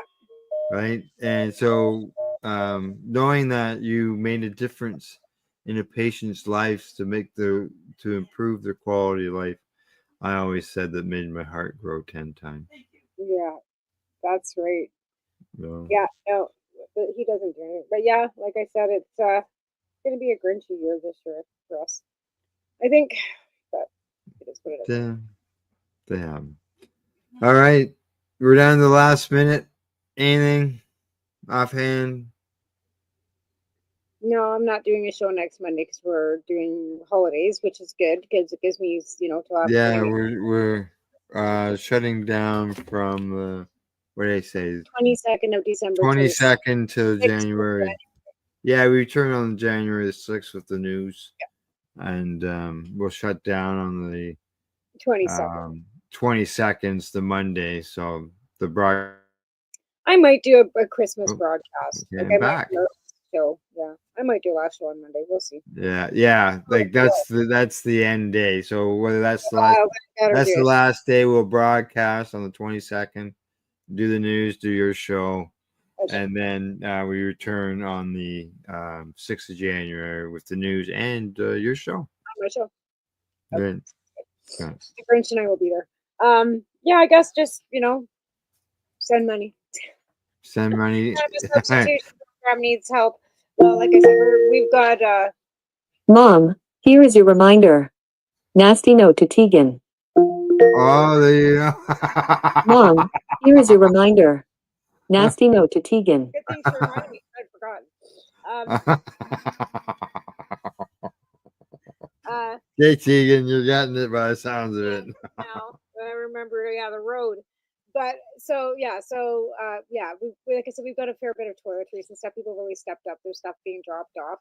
It's mainly, like I said, we're running low. Like I've got probably enough of what the anonymous donor from Ontario sent just to get me through this weekend. There's probably just enough of that, Yeah. and then I'm done. Wow.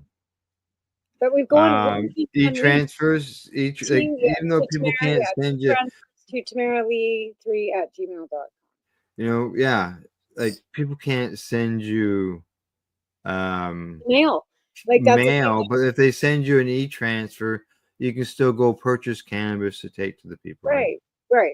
And like I said, they get 2 grams a week per person plus a pack of papers if they need it. If they got a pack of papers the week before, they don't usually ask for another one. Canadian Lumber also sponsors our program for all our papers, which is wonderful.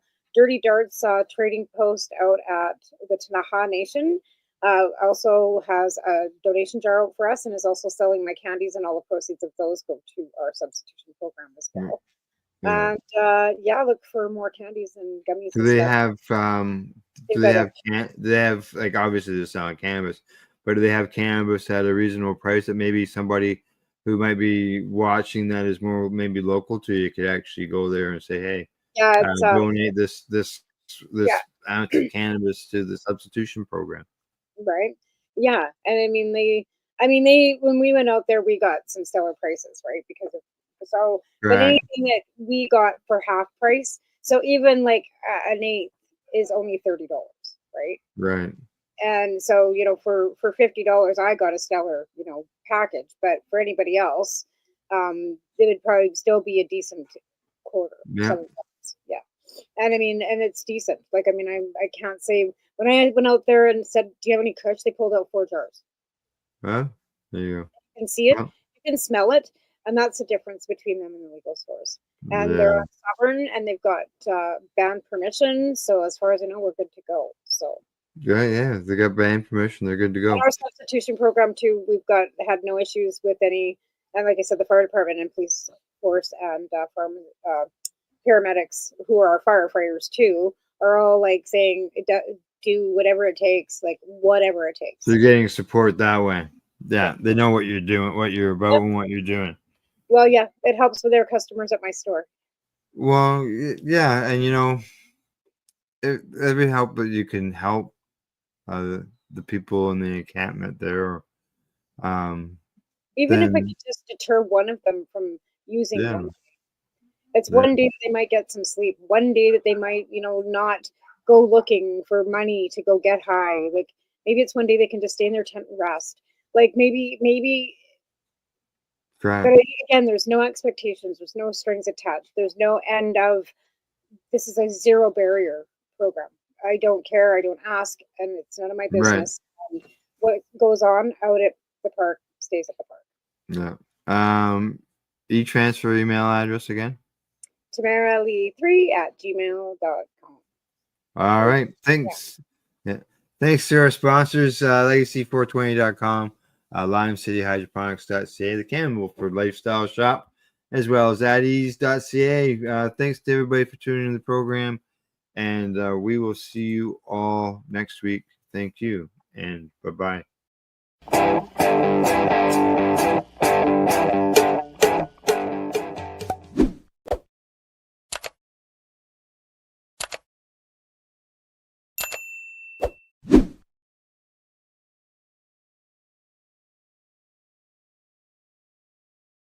Let's share PACE everywhere. That way it can help create peace.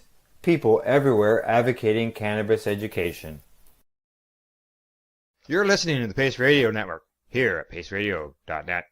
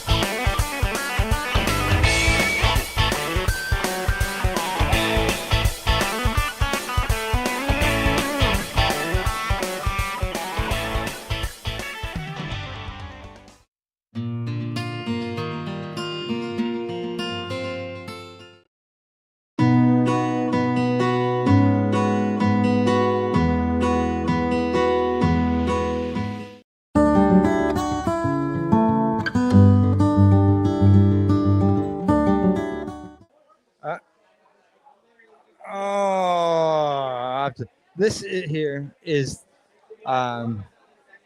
echidna. I knew I would mess up the name, but this is the testing place we were talking to earlier. Oh, that and what they do is you bring your cannabis in, whether it's dry or whether it's fresh, still wet, and they will test your cannabis. I believe they're doing a test right now, and I'm just going to try to squeeze through here. Yeah, he's doing a test right now. What are you testing? We're testing THC and THCA potency in fresh bud and cured bud. Nice. Fresh bud too, eh? You got that on the screen so people can see? Yeah. So you got moisture results in there too? Yes. So we did a collaboration with Bovida Packets over here. So you can see that if you maintain your moisture in cannabis, so we kept cannabis with and without Bovida Packets. And if you have the Bovida packet, you maintain moisture, and that also tracks onto potency. So if you maintain that high moisture, we know that you protect, we get this protective water layer around the trichome, and that protects potency over time. So you can see that maintaining moisture tracks to a higher potency at the end of the day. Nice. I see you got some people up on the leaderboard. Yep. I see I got bumped. But I'm still on the board. You're there. You're there. All right. Well, I see you're doing a test. Okay. At some point today, I'll try to come back and get you to do another test for me, and we can go through the whole process. Awesome. All right. And go from there. So where can people find you? I'll get you. You can find us at Echidna Sensing on LinkedIn. That's the best way to contact us. And you can also contact Nick at echidnasensing.com. That's our marketing. All right. Super. Thank you very much.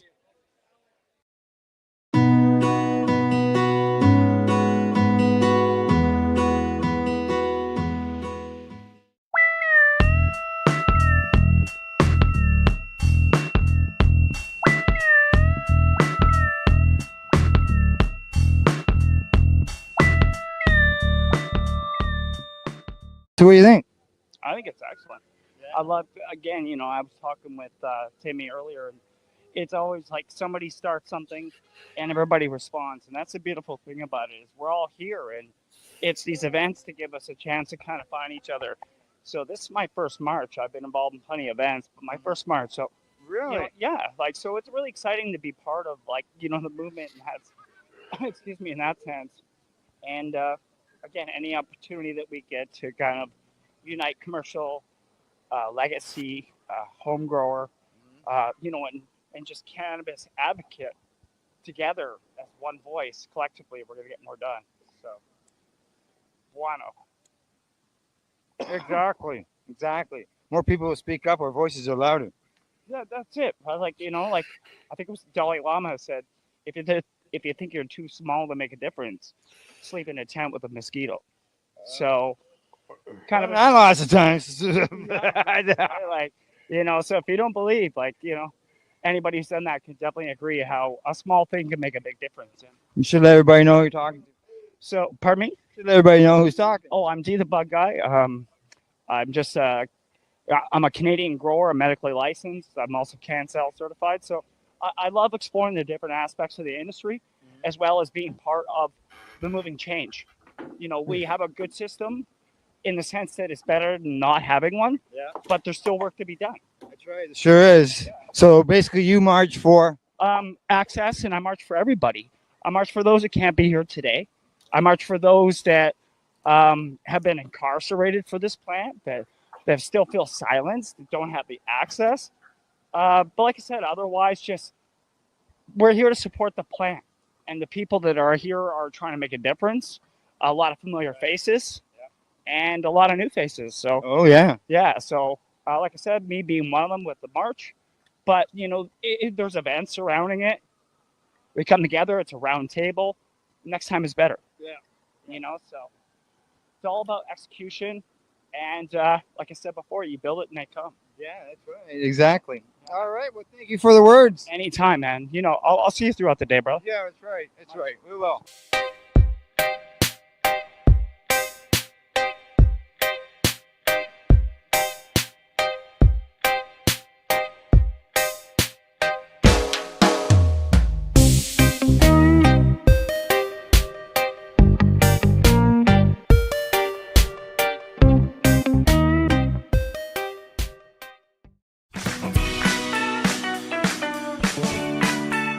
This podcast is for adults only, should not be used as a meal replacement, and may contain nuts. Hey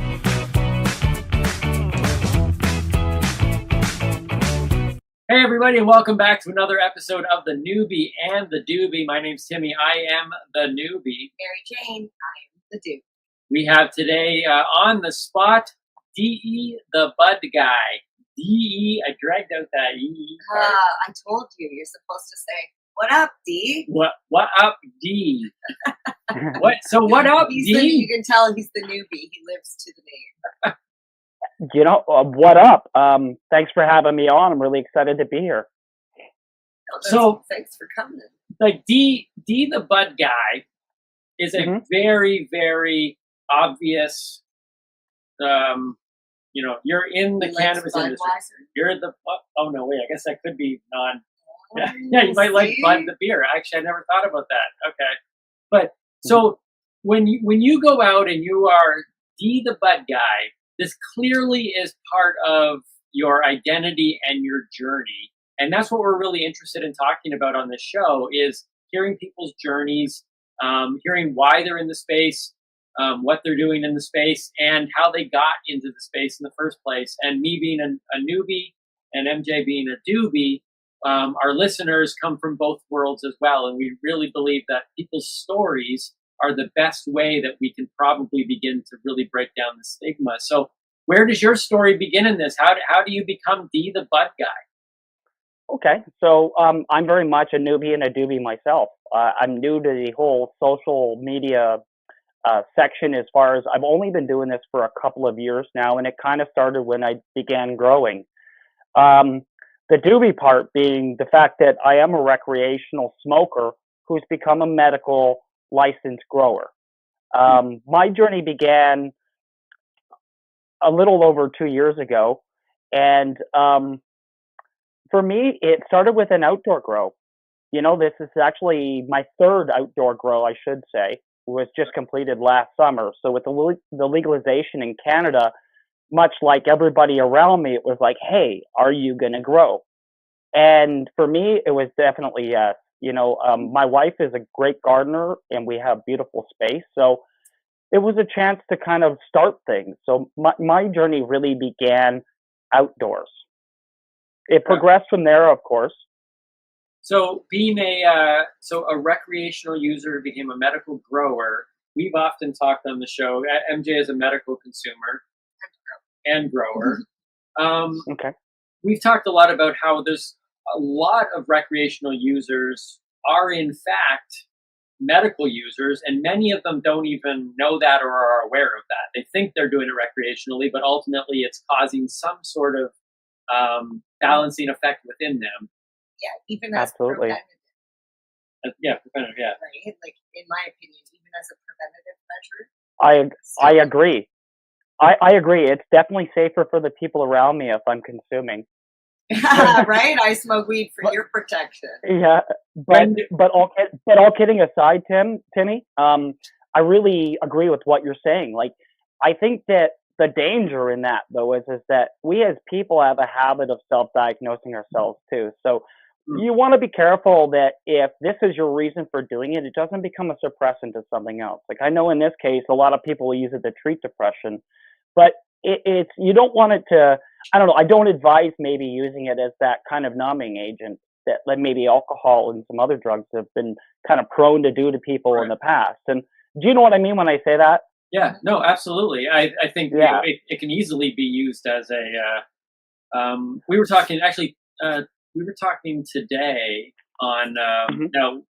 This might not be the same day that this obviously comes out, but this morning in real life is Blue Monday. So it's the day where depression by statistics seem to peak in North America due to the fact that we're right in the middle of winter. Christmas bills are all now starting to become realistic because those credit cards are calling and all those overspending. And people's have already, within about 2 weeks, they've all their New Year's resolutions have failed. And so people are in this intense state of depression. And we were talking today on my, I do this show in the morning on Instagram called Smoothie, Avocado, and Chat. And we just chat about different things, but I'm on a health journey myself. And we talked about the fact that, that there is medicine that's needed for some people that are battling depression, but there are also some people out there that are using other things in their life to sit and say, oh, well, I'm depressed, that's why I drink. Or, maybe in this case, that's why I smoke. And we went back to a lot talking about the fact of, well, have you tried sleeping better, getting more exercise, and eating better? Because those three things might solve your problem before you start pretending that something else is actually and it's just an excuse to smoke or to drink or whatever. 100%. 100%. That's the basis of any good medical practice, I believe. I mean, I think that's the first thing that any doctor should or usually does actually ask, is they're going to look at your sleep routine, your diet, and the aspects of your life before they even begin to try and diagnose you with anything or even look at any secondary treatments, Timmy. So in your particular life and journey, because you acknowledge your description of yourself right away was, I'm a recreational user, but you're a medicinal grower. So that's right. Where does it? Do you feel that for you cannabis is simply recreational? No, and I'm glad you asked, because I do a lot of like live feed discussions on Instagram with my friends, and this topic comes up often. And see, here's the thing: I really I myself, I'm just going to say how I do things. And at the beginning of the day and the end of the day, I start with a concentrated rosin. I do what's called dabbing. Okay, so if you're unfamiliar with that, it's basically a product called shatter or rosin.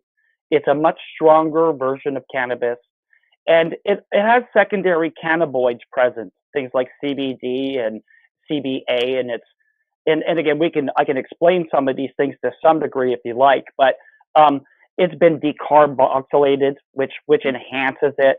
So there's a lot. Those are kind of the reasons it does that. But what I find by doing that is that it gives me a much more different cerebral high. It's a much more concentrated and consistent euphoric experience when you are dabbing than you are, say, hitting a bowl. Like I'm a big advocate. I have glass. I use pipes. I pretty much consume it any possible way that most people do. But for me, it's a different experience. I find that if I don't start my day with a dab or end my night with a dab, I either don't sleep correctly, or I don't really, I don't know, I kind of get I find that smoking joints, pardon the expression, it's a completely different high altogether. It's a great experience though. It's important what I like about a joint or the dab is that it slows you down. It makes you kind of it brings you back into the moment a little bit. And a joint will help you lose the moment. And that's what I like, is this, a joint is a good way to meet people. I like the sociability of a joint where, like, you know, like especially now, it's not like you're carrying a bong somewhere with you. And I think that if you're hitting a pipe, people are usually looking at you and wondering what you're smoking versus the fact that you're smoking a pipe. There's all kinds of thoughts that come into it. And I got friends that recovered from other addictions that refuse to smoke a pipe because of that, because it's too much of that process for them. There's too many similarities for them. So in a long-winded way, yes, I'm a strong believer in medicine, and I also like, you know, I have great stories of how that really has affected my family on a medical side as well too. And if you like, we can certainly get into that. But just to end that point particularly, I really find that for me, it's definitely medicine. And there's a recreational time. It is definitely a social practice for me. If I go and I meet my friends, this is the first thing we're going to do. Alcohol to us is kind of like a maybe. I thought it was interesting that you threw in, you said smoke a joint, and then you said pardon the expression.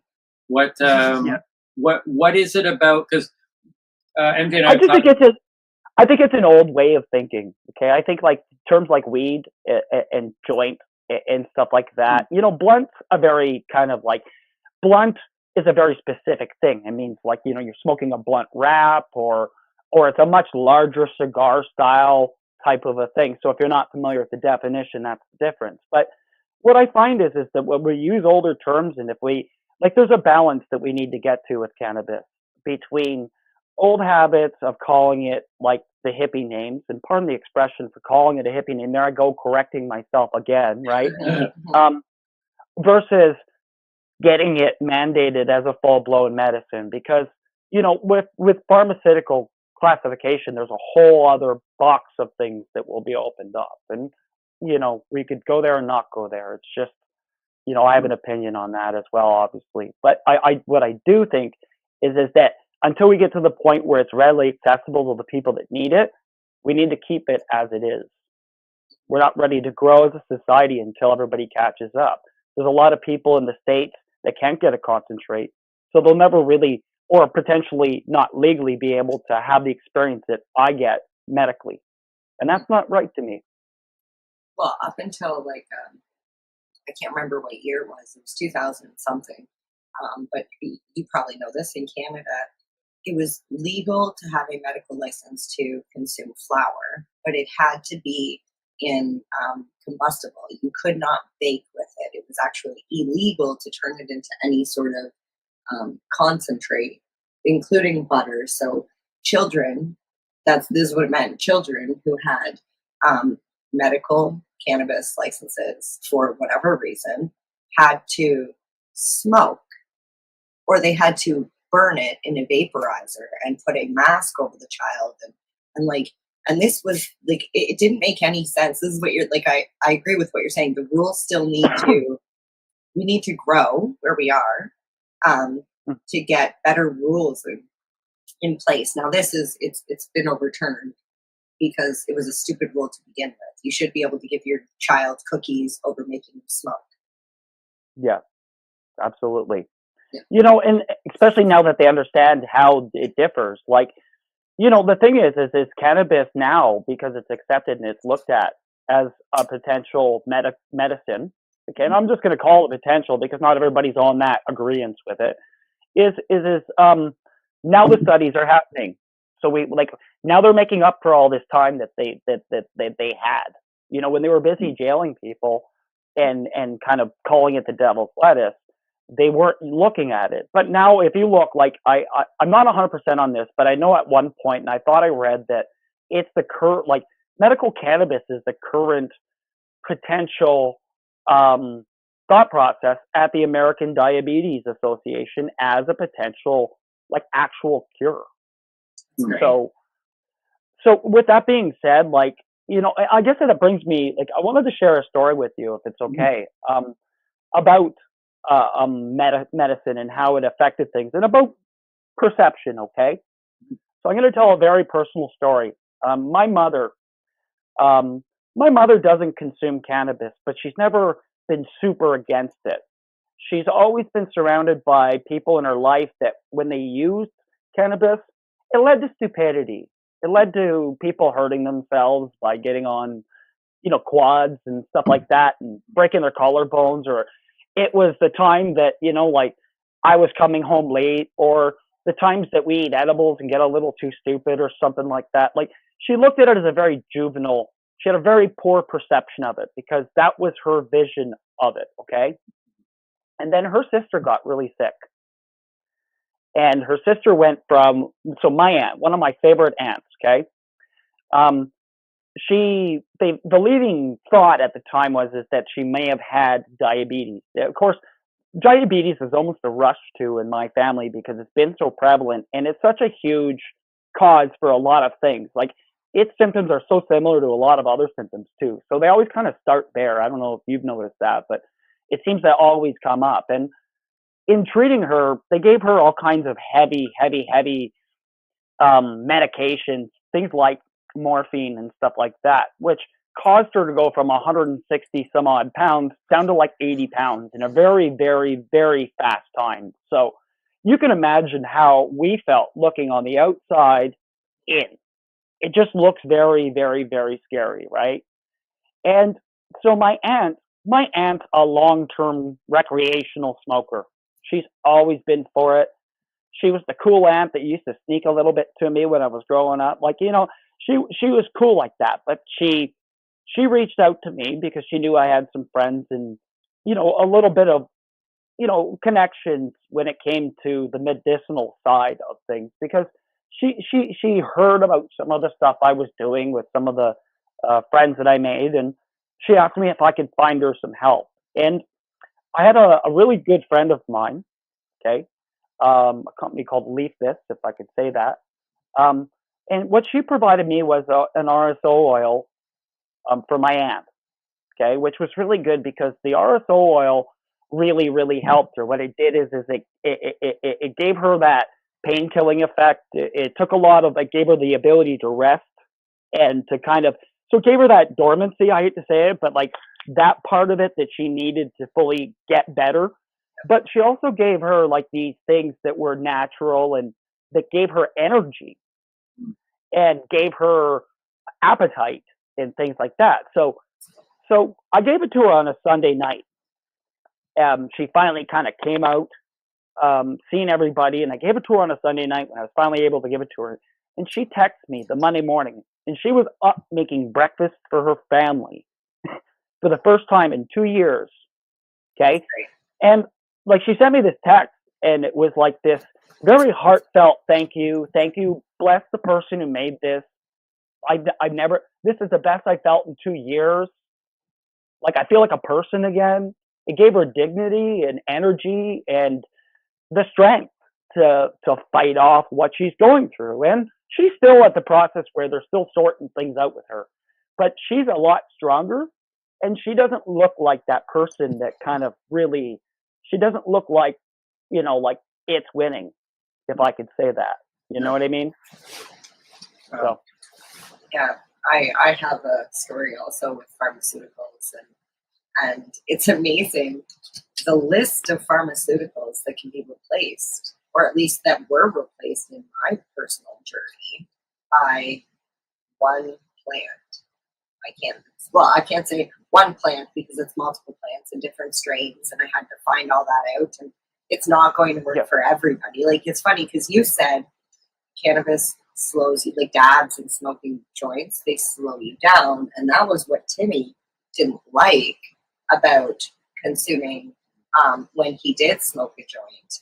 However, we smoked a joint and then went bowling, and then another time we smoked a joint and tried to have a conversation. Like, it's what you're doing. Like, if we were having a dab or a joint and then going to bed, it would be totally fine, right? Yeah, well, I think one thing that I've on this learning curve that I've been on, because I tried cannabis for the first time 3 years ago. Okay. There's a few different times, and like one of them was the bowling. And once I saw that it was ruining my bowling score, I gave it up. Like, some things are not worth the risk. I'll tell you that.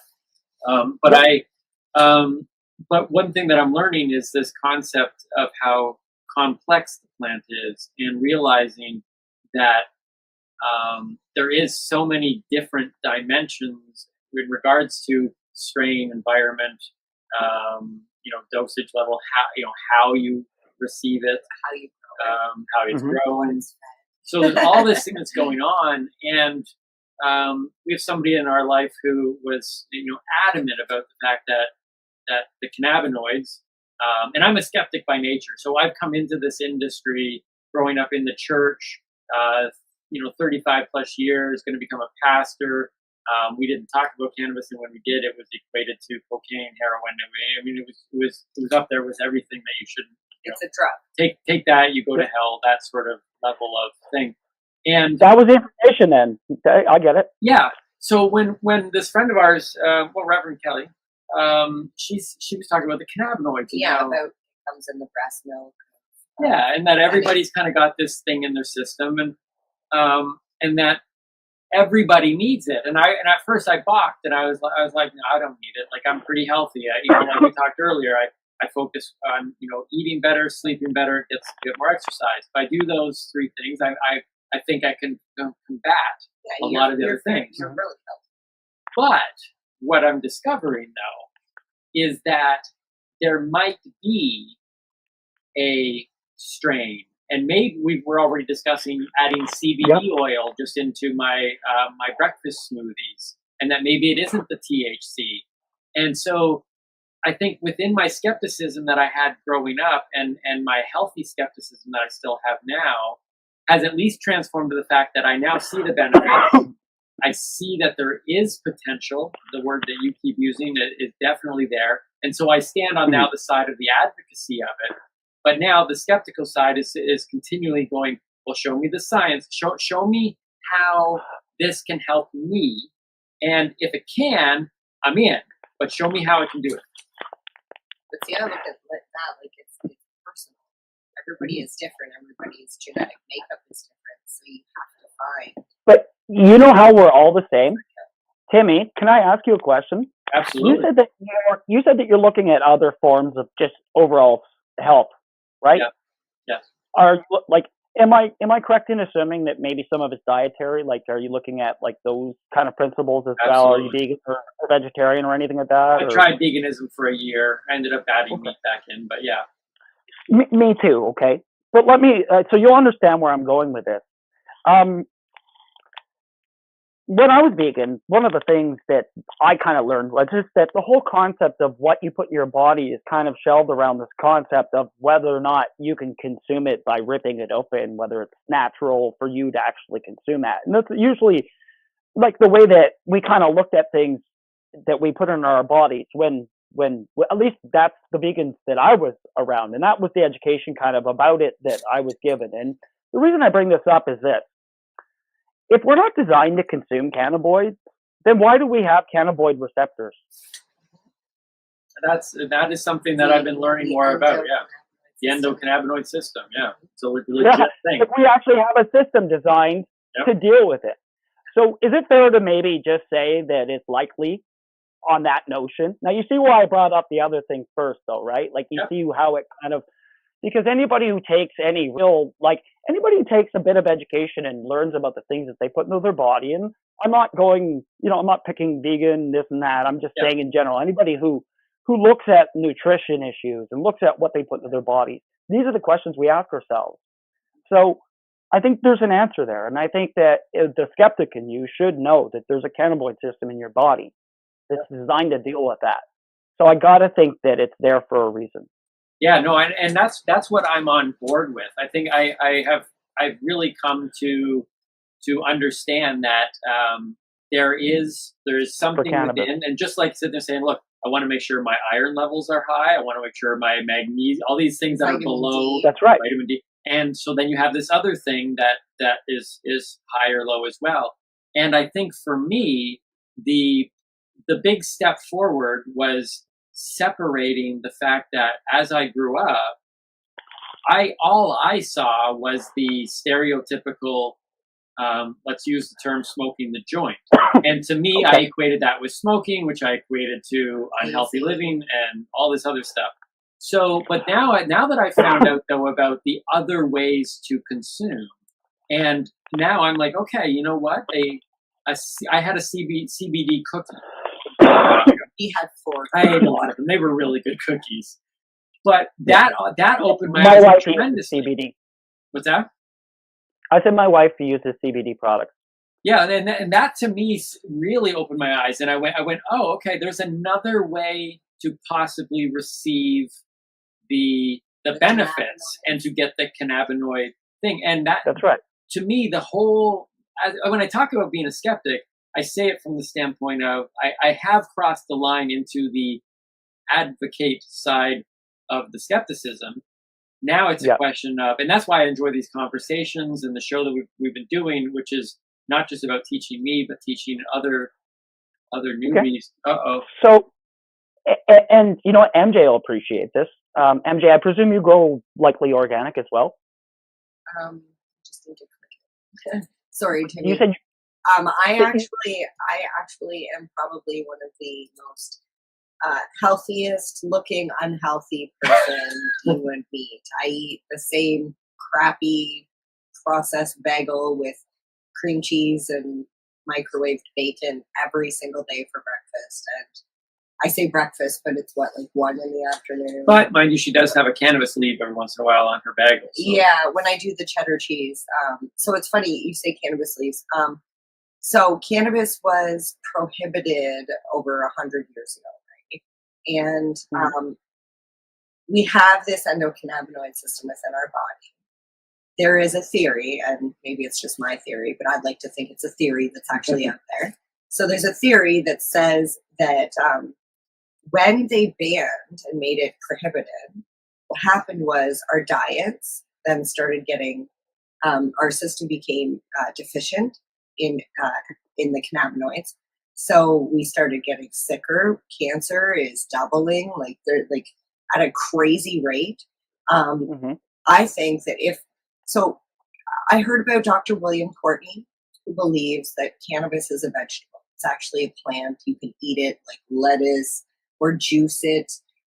His wife actually was told she would A, never have children, B, wouldn't live past 30 or whatever. And with just cannabis juice alone through a wheatgrass juicer, he was able to save her. She was a patient, and then it's like a love story. They ended up getting married, and now they have children together, just from cannabis juice, right? Like it's and it's inexpensive to do. You literally can do this at home. You just keep a plant in vegetative state. You know how easy that is. Just lots of light. Just keep the light cycle above 12 hours. Give it 13 plus just to be safe. But yeah. So you're saying your wife consumes with using CBD. Does she also smoke or no? No, my wife doesn't. And mind you, the last time my wife consumed cannabis, so here's the thing. In high school, she smoked cannabis, but she didn't like the effects that it had on her. So it was very juvenile to her. Her friend, who's about 60, she's 67 this year, about a year, almost 2 ago, gave me and her our first dab the first time, like same night, in our backyard. She's a dear family friend, and she's the one who got me into dabbing. And actually, the video's on my YouTube if you ever want to watch it. It's really neat. She throws out a couple of old war stories and stuff like that too as an old timer. But anyway, she educates me on the process, and you kind of see how I experienced it for the first time. And my wife did it then, and she really enjoyed it. She would be the first to even admit that.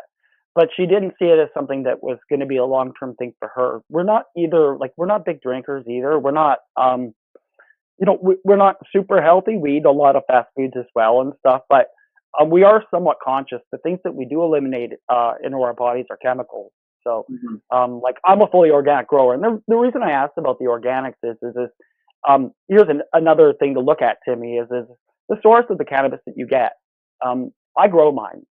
So I do consume secondary source cannabis, But that being said, primarily my grow is what I grow, and I don't put any chemicals of any kind in my plants at any point.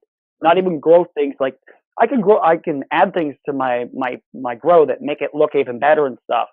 But they're usually synthetic based, or they're kind of a salt. And I'm not saying that they're super bad for you, but they are definitely eliminatable. And there's an organic thinking that the more pure something is, the better it would be. And because I'm now at the point where, as a grower, I'm now getting to the point where I'm able to kind of process this into some of my medicine for personal use. I'm really cognitive of that. So I have a rosin press, which is like I prefer solventless extractions, which means you don't mix a chemical to it to get the cannabinoids out of it to make the shatter or you're looking at rosin or hash, right? Or like, but I've also recently tried alcohol-based extractions and things like that. So I'm learning things, and certain things are better at extracting things than others, and certain things have other considerations, like what you're using to extract it and whether or not it all gets extracted. But then again, certain things are okay to smoke. Certain things are okay to smoke, but certain things you can't consume if they're made with certain things, because then you can hurt your digestive system. So, I urge anybody, if they're growing or they're considering to do all this, to get all the information you can and to speak to other people that do know what they're doing. And there's lots of people out there that I have access to as a grower, and they ask me about growing, and they'll teach me about extracts and things like that. It's a great community, and there's always lots of people that are willing to help direct you the right way. Through, I'm sure you notice that through your own dealings, like with your channels and stuff. Like, the cannabis community is one of the most biggest hearted communities you'll ever meet. Yeah, we definitely love the plant. It's the one thing that unites all of us. There is a very strong unity there. Well, even like, it's one thing to smoke it and to enjoy, like you say, the rituals of like rolling a joint and smoking with your friends or whatever. But when you grow and you raise that plant from, like, I've got a jar right here of my blueberry headband. And I mean, the buds are not the biggest. I absolutely, but like, I gave some to a friend, and I always do this too. Her husband smells like weed. Her husband found the jar because it was curing still, and she's like, he picked it up and was like, "Oh my God, you're hiding the good weed." Oh, we can't see it. Oh yeah, because it's green. So he's like, "You're hiding the good stuff," and I was so impressed that he called it good stuff, because that means my shit is the good stuff, because it's gassy. It's this blueberry headband from Humboldt. So that is very delicious. I've had that before. Oh yeah, so good. Any of the band strains, but also like blueberries. Okay, so here's another thing that we can kind of touch on. Okay, so there's a thought process, like in the medical cannabis community, they have certain strains and profiles that they've traditionally used, but they've expanded that, and a lot of them happen to be the berry-based strains and stuff. Now, me thinking the way that I do, a mad scientist-y kind of thing, goes, wait a second, aren't blueberries and cranberries and all these things rich in antioxidants anyways? So maybe there's a correlation. And the thing is that cannabis terpenes are derived from the same terpene profile as fruit. So with that being said, there's definitely a similarity, and there's a correlation there. I'm not smart enough scientifically to know, but I'm willing to say that I think that there's evolution that's being made, I think, in that kind of category, and it's something that we should definitely be exploring more of. I think it's only a matter of time. Like you said that your friend considers cannabis food. Well, then it's only a matter of time before the FDA has it anyways. Right? Yeah, that would be nice.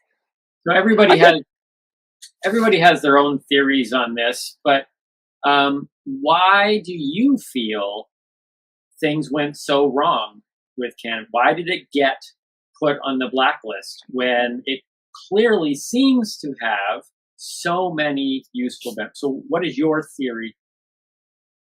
Cannabis? Yeah. Well, okay, so like, I don't know. I guess the obvious answer is to blame the war on drugs.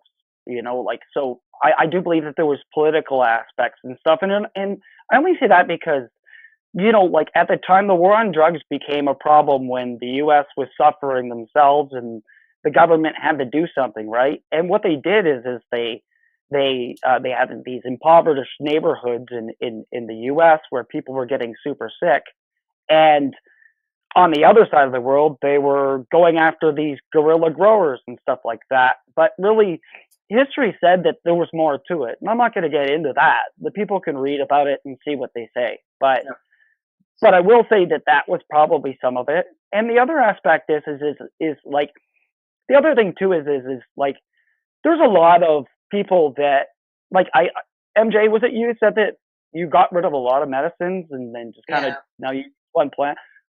I think that that's the answer. You know, I don't want to say anything that's too kind of specific because of the way that these algorithms work, but I think people know where I'm going. I think you know what I'm saying. Like, I really think that, you know, what will your parents think when they find you dead from marijuana, I think is what they said, right? Like, there was some real funny shit, you know, that they have. Well, Reefer Madness. She made me watch Reefer Madness, and that movie was like that was crazy. He at the end of the movie, he just kind of like looked at me, and I'm like, "What?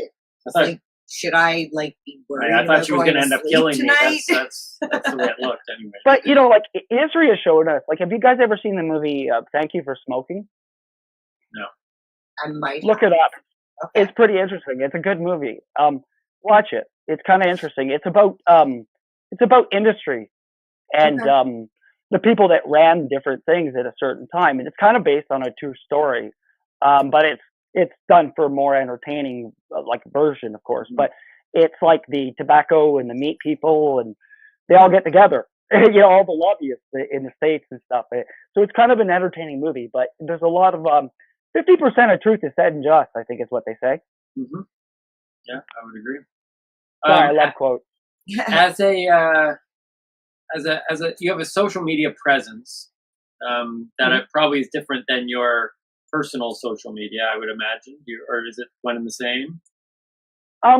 Yes and no. Like my immediate circle knows me as the bug guy to some degree. Like, my family knows what I do and they support it to some degree. But for the most, as long as I don't become the bug guy when I'm with them, they're okay with it, you know.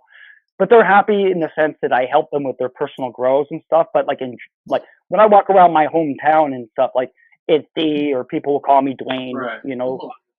And I have like personal accounts that I don't post my cannabis content to my Dwayne account. Right. But I do share bits of it if I think it's important. So what is it? What drives you? Because some people don't talk about it at all, and some of those people are for still stigma related reasons. Some of them are for they're just more personal. Like, if I started to consume again in some form, if we didn't have this show, I probably wouldn't talk about it. But then there are others who feel very. Are you gonna talk about me? Like, I walk around wearing cannabis no, head to toe, and I'm like, sometimes I go out in my onesie. Like, I am Mary Jane Baker, 100% of the time. Yeah, everywhere I go. This is with a name like Baker, though. But her and Mary Jane. Yeah, and Mary Jane, like. But her thing, her in her, like, when we had to put bios together for the show, like, it was very clear that she had to put advocate in her thing. Like, she has. This is not just a part of what she does, or what she needs as a medicinal user. It's not just a passion, but it's she wants to advocate for it. Yeah. So there are people who choose to just kind of do it personally, and then there's people like yourself who have a personal presence. And I'm always interested to know what that purpose is for you. Like, what are you hoping? Like, do you have an angle? Do you want to teach people about the science? Do you just want to encourage people? What is the Bud Guy about? All right, so there's two stages to that. The first one's very easy. It's a connection. I came and when I started growing, and long before I was any good at it, I presented it. Okay. So I was okay with that. I've never been a very competitive person, but I do like connection. I like connection through these platforms. And there's a lot of people will say that, like, they're the place where people bully you and stuff like that. And I've had my experiences with that too. But that being said, I find genuine connection. I've met really, really super people. I met you two at Lyft. You know, I went to Lyft to be with other friends of mine. I think that was one of the things I even said to you. I said, you know, I'd love to stay and chat longer, but I'm coming to meet my friends. And the thing is that I went to Lyft to learn about cannabis industry, to be a part of it, to feel part of it, but for the connection. I made that series, the Cloudy and the Six, my video series, and I did that because it started as a bit of a promotional thing with Raw and with Aim High, but it became a thing about connection. It was always about the people in the cannabis industry. It's about me going into dispensaries and grow hydroponic stores and meeting growers and seeing their gardens and stuff. And so there's that connection. Like the Bud guy started at the beginning when they took our ability to connect away. So all of a sudden I put everything I could as a person into this projected outwards to try and draw people in and try and learn things and feel part of something, you know, as a grower, and work towards that acceptance as a grower, and hopefully earn people's respect as a grower. Learn some things along the way. The growing part of me started because I learned from the University of YouTube. Okay. I watched every growers. There's a lot of amazing content growers, and a lot of them are Canadians, guys like Pigeons 420 and Mr. Canuck. And if you grow cannabis, you know who I'm talking about. These guys are Canadian. They're out there, so they're out killing it, you know. And I kind of wanted to do a little bit of that. Like I've taught people before. I was in the automotive industry. I was in the Canadian Armed Forces. I started as a cadet. Like I've always been comfortable speaking and teaching and things like that. And I've always felt like a bit of a teacher. So for me, it's like this door opened, this rush gate opened of opportunity with the legalization. It was legal for me to do it. It was something that I was enjoying. And I really believe in it. Like, my saying is this: growing medicine is my medicine. Do you know what I mean? Like, so the thing is I also believe that nobody told me not to do all that at once. So I felt like there were steps, there was information missing, and I wanted to dumb it down, because what I didn't like is that all these great, not the guys I mentioned specifically, but at the time, but a lot of guys would be like, oh, here, you can have all this, but you needed like thousands of dollars worth of stuff. And I just, you know, like, it broke my heart as soon as I got off, and I was like, oh shit, that's $1,200.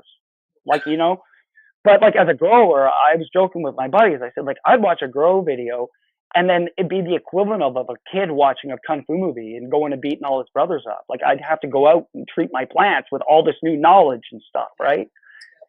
So there the goes science, another, like, however much money also. yeah. But I mean, like, so my wife said, no, babe, like, don't go and spend all your money on this. Show me you can keep plants alive, and then do it. And she was right. And what it forced me to do, I learned how to make my own plant medicine. I made videos on how to make CalMag. And then next, you know, I had companies reach out to me and go, you know, if you don't want to make your own stuff, I'd gladly sponsor you. Like, that's really informative and innovative what you've done. By the way, I really like your plants. And I'm like, I'm growing with a house light and tinfoil. Yeah. You know? So a lot of what I do, like, now is, this year I'm going to make a grow series for my YouTube channel, and it's going to be basics, very basics. Okay. I've already done a video that shows you how to set up a basic setup if you don't have equipment. But what I'm going to do is I'm going to do a seed through the process, and then it's going to be a base that I can build an advanced growing series off of, where I can share some of the tips. And like outdoors, I do living soil. I build my own soil systems. You asked about sciences. I am all about the sciences because I'm a student and I can't wait to share it. It's awesome. And you know the great thing nowadays with YouTube or university, as I like to call it, which is YOU. Anyways, is that no matter how many people are out there doing the exact same thing, showing people how to grow, you know as well as I do.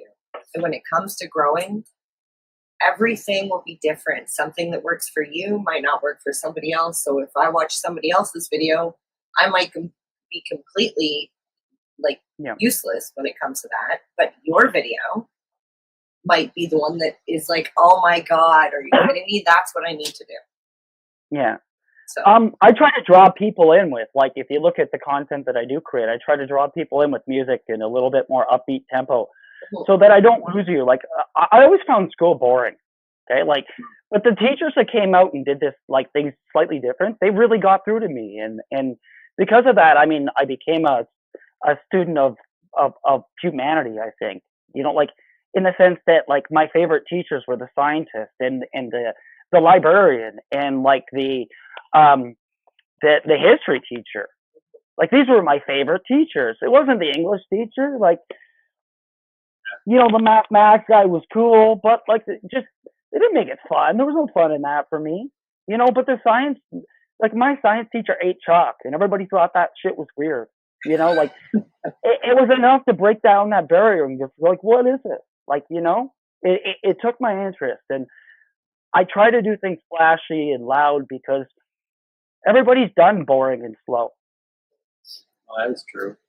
Well, it sounds like it's great stuff. Like, I learned it through boring and slow. I just think there's a more fun way to do it. That's all.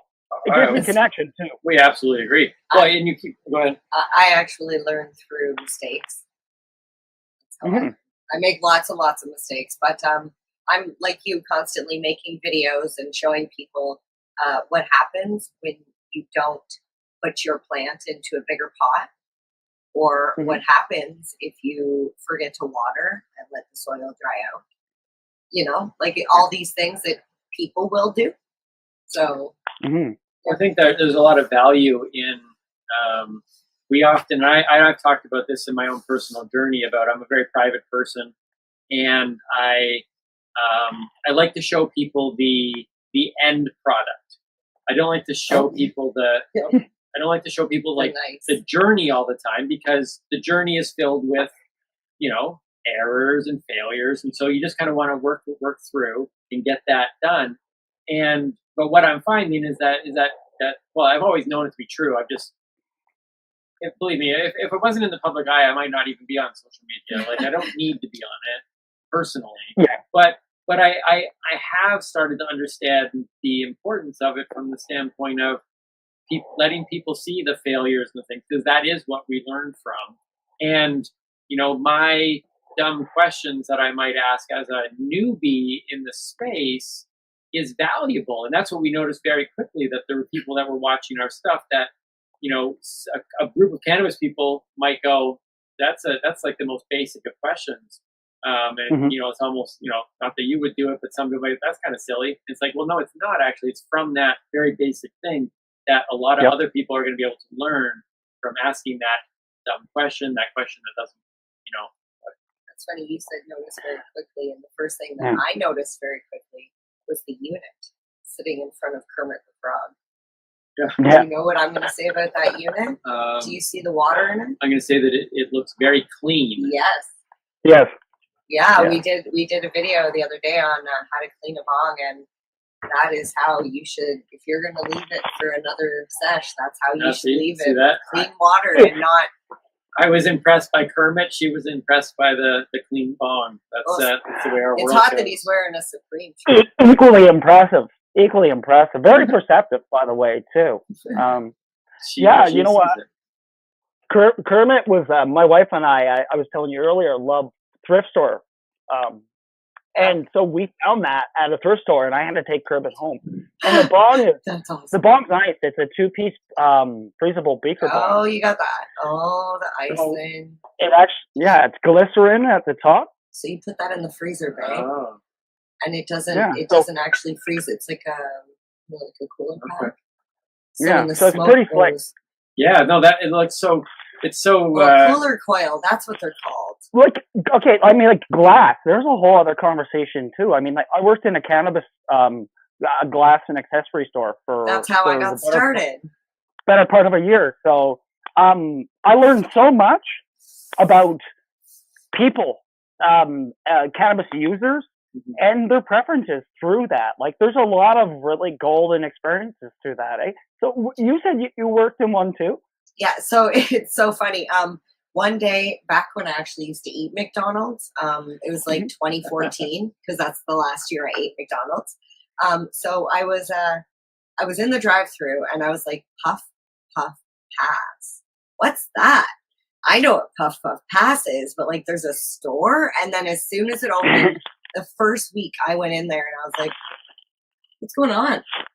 I would love to like get a job. And yeah, I started working there, and there was like a lot of downtime because in between customers.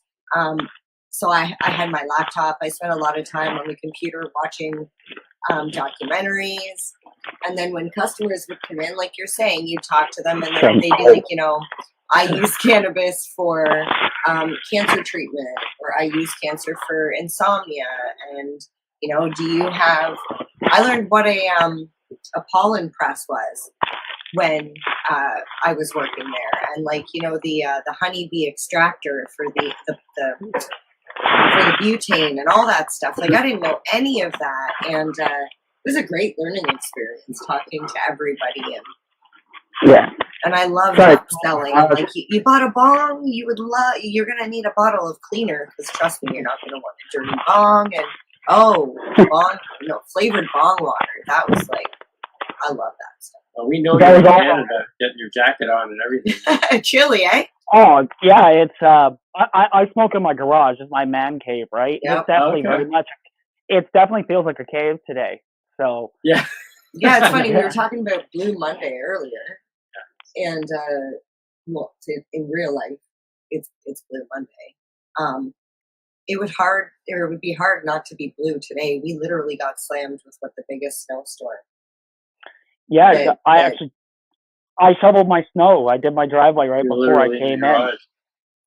Now, is that space that you're in? Is that just a man space that men tend to have their men cave, or is that a way for you to get away because your wife doesn't consume? I'm interested in that relationship because we're in a relationship where I don't consume at all, and she does, and you've talked about how your wife. I did just consume literally.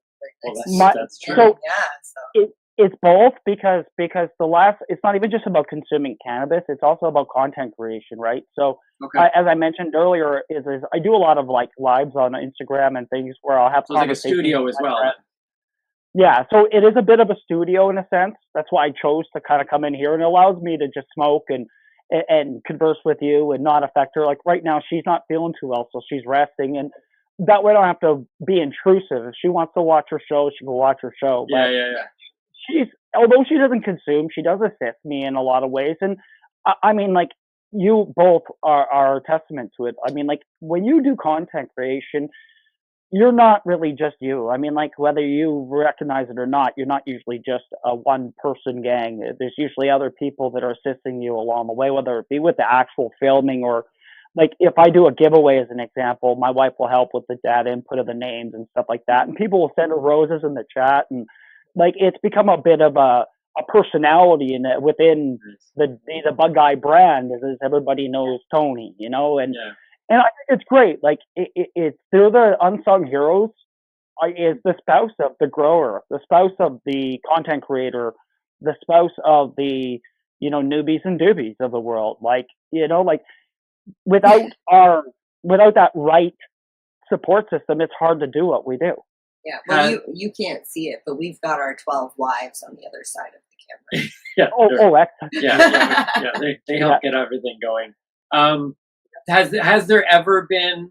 You were talking. I mean, you talked about you and your wife knowing each other back in high school. Is that correct? Well, no, we didn't. Here's the thing: is we actually I can tell you our story. Our story's kind of neat itself, I think, because my wife and I have only been together for 4.5 maybe 5 years. Okay, but getting she through this. okay, yeah, I think I'm connecting where I thought the story was. Yeah. We went to the same high school. We had all the same friends and never met.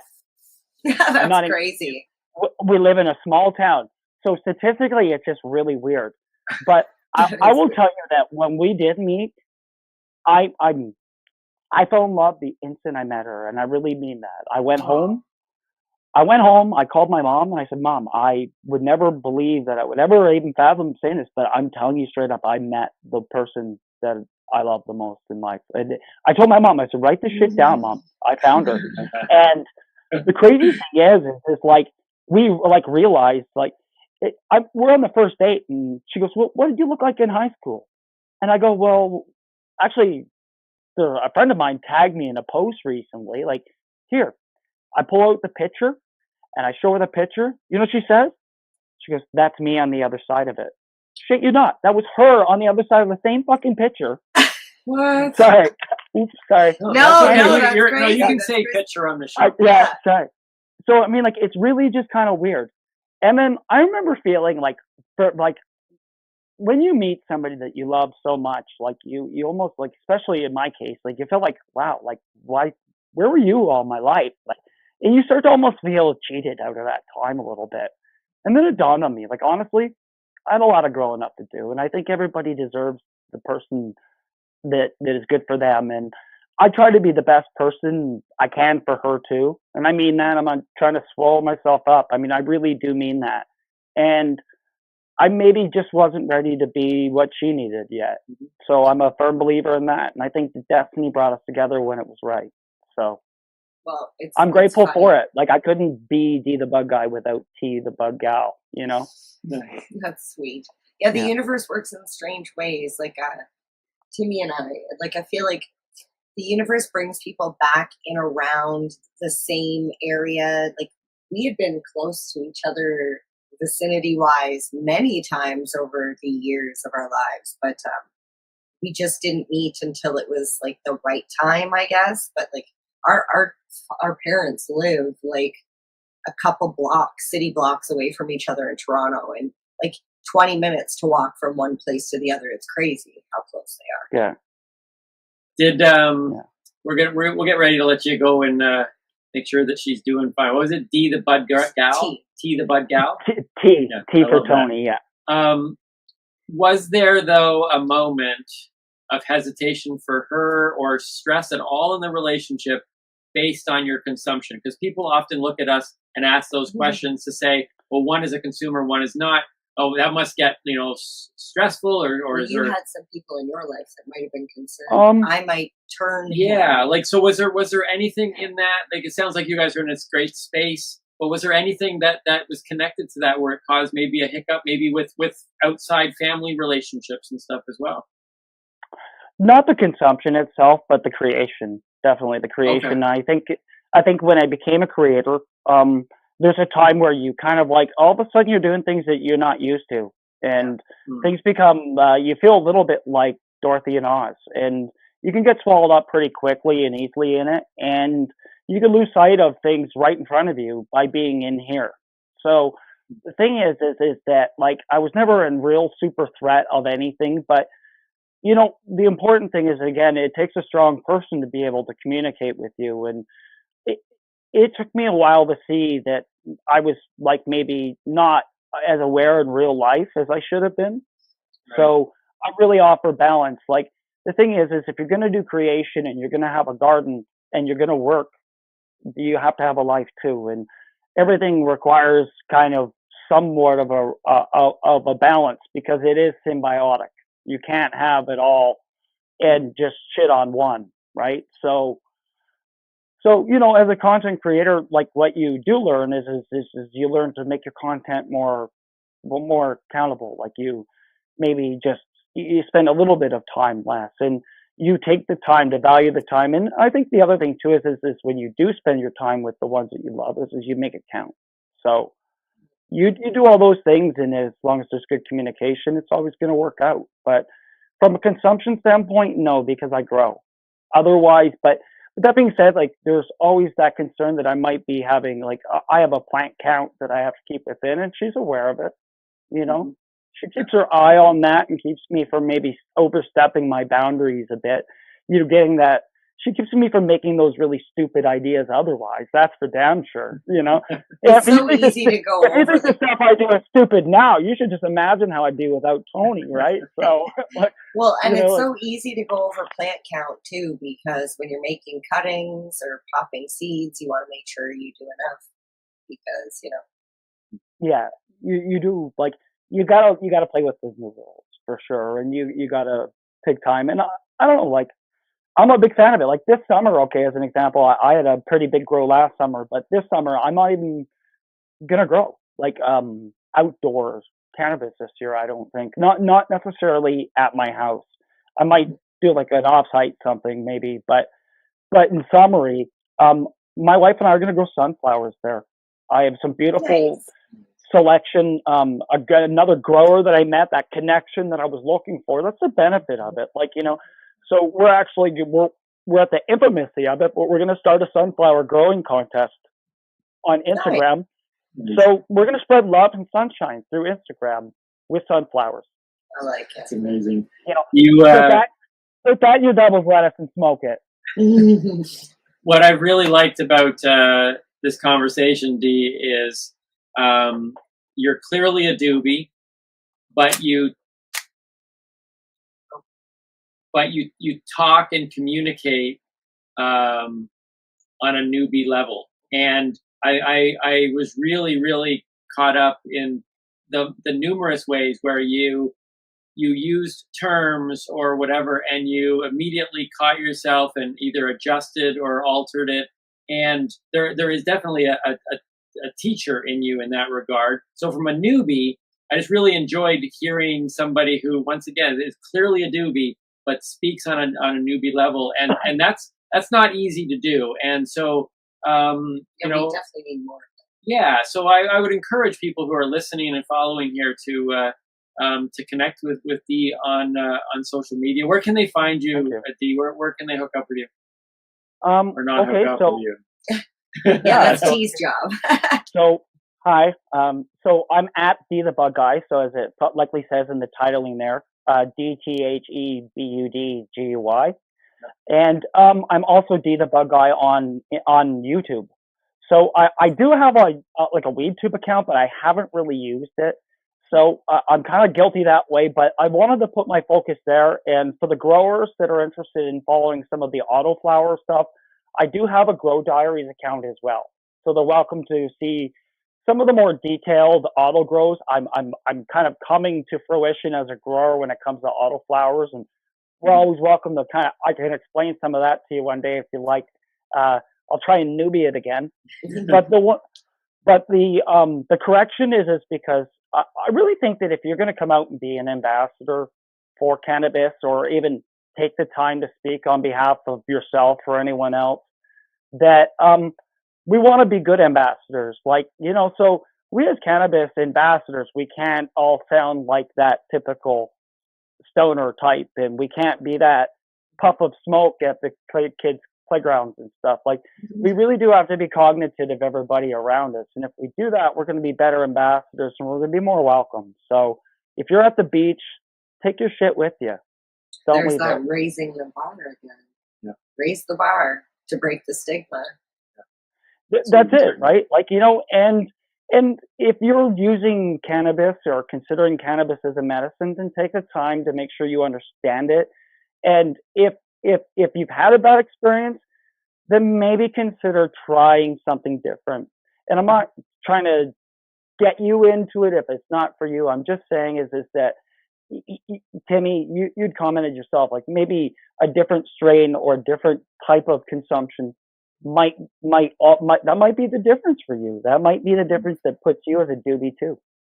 Yeah. You just Dee, you just ultimately proved my point. My final question was going to be, because of everything I've seen about the way you communicate, it was going to be share something for the newbies out there, and you naturally just went in and shared a very specific message to newbies.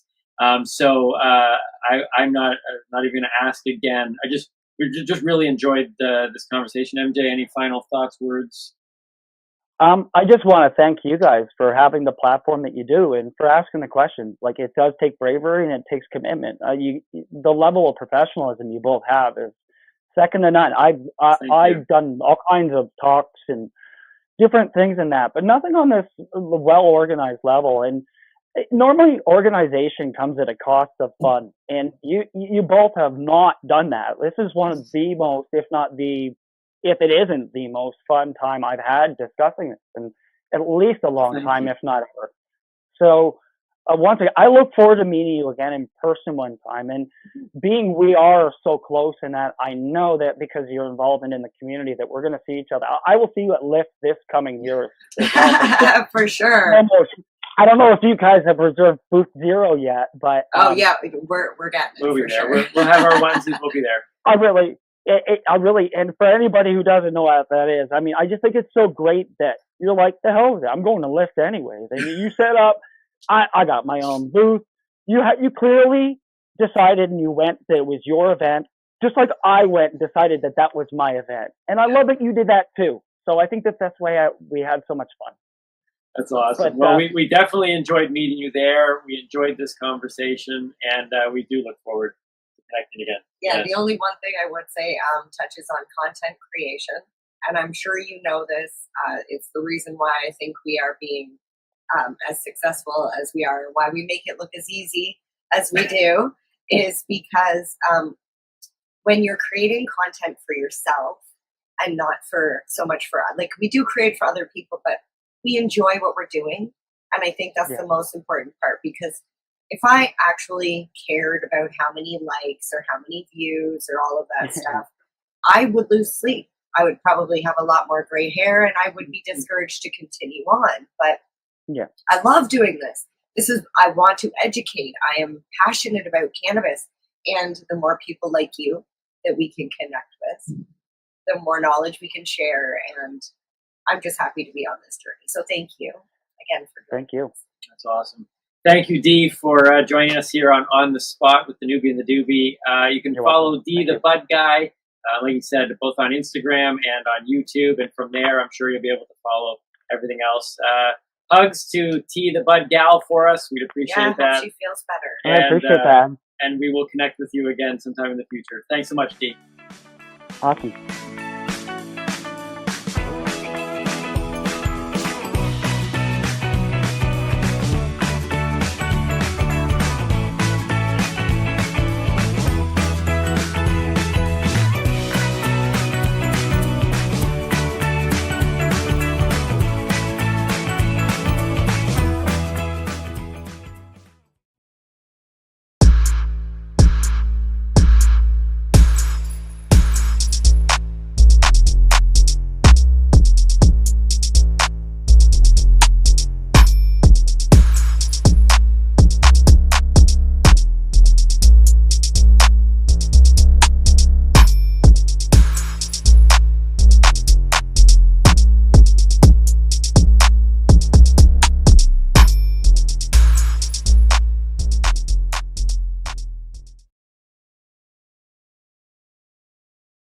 I'm like, kill it.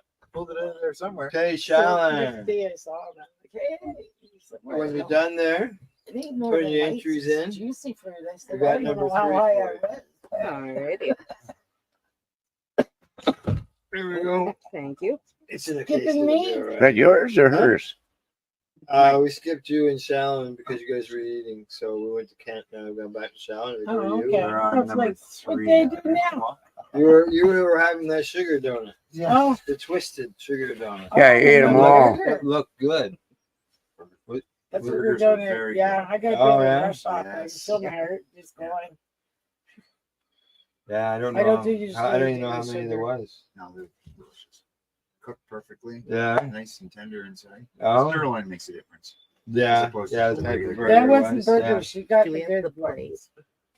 So yeah, we'll have to do a grow up game tournament. Sit around the table like this.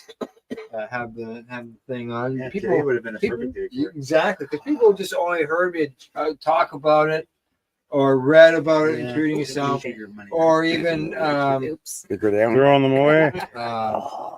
one of the memories Hmm? that I run out of Throwing them away. Yeah. Just in case the dog was that might be. Okay. All right. So how does that look? We got 2 dubs again. Everything seems to be 2 dubs. Peel. How's it rolled? Paper. Filter. No, she's cheating. No, I'm going to She's gonna answer do the dry. question. You're gonna do the dry as well. And Yeah. probably it's a good idea. Maybe we should. And then consider it'll doing go that. faster. All right. The dry. By the time it gets back to me, it should Yeah. It's It's not going to get back to you. We're going to Yeah, smoke you it right here see between through us. It's got the long tapered filter on it with just the fold in the middle, so it's not fiber or whatever that other filter stuff is. You can definitely tell. Is it like that last one? Seemed to me like It'll be something if you swallow it. cigarette I butter, put that in the whole- comments. I put it as an ex-smoker. I'm not comfortable with the feel of smoking. Yeah, well, there you go. Oh, I'm not comfortable neither. I get out of my car and smoke it from the back. Yeah. All my stuff's in the back in my knapsack. Right. What little I've got in there. Yeah. Here we are in number 3. Yeah. Oh, I see. We're cutting off the end in order to make it easier to draw on to do the dry haul. Oh, really? Yeah, that made a difference. Yeah, it's 2 now. 2 now. They just do that so it doesn't fall out at the end in packaging and shipping and transportation. Yeah, well, yeah.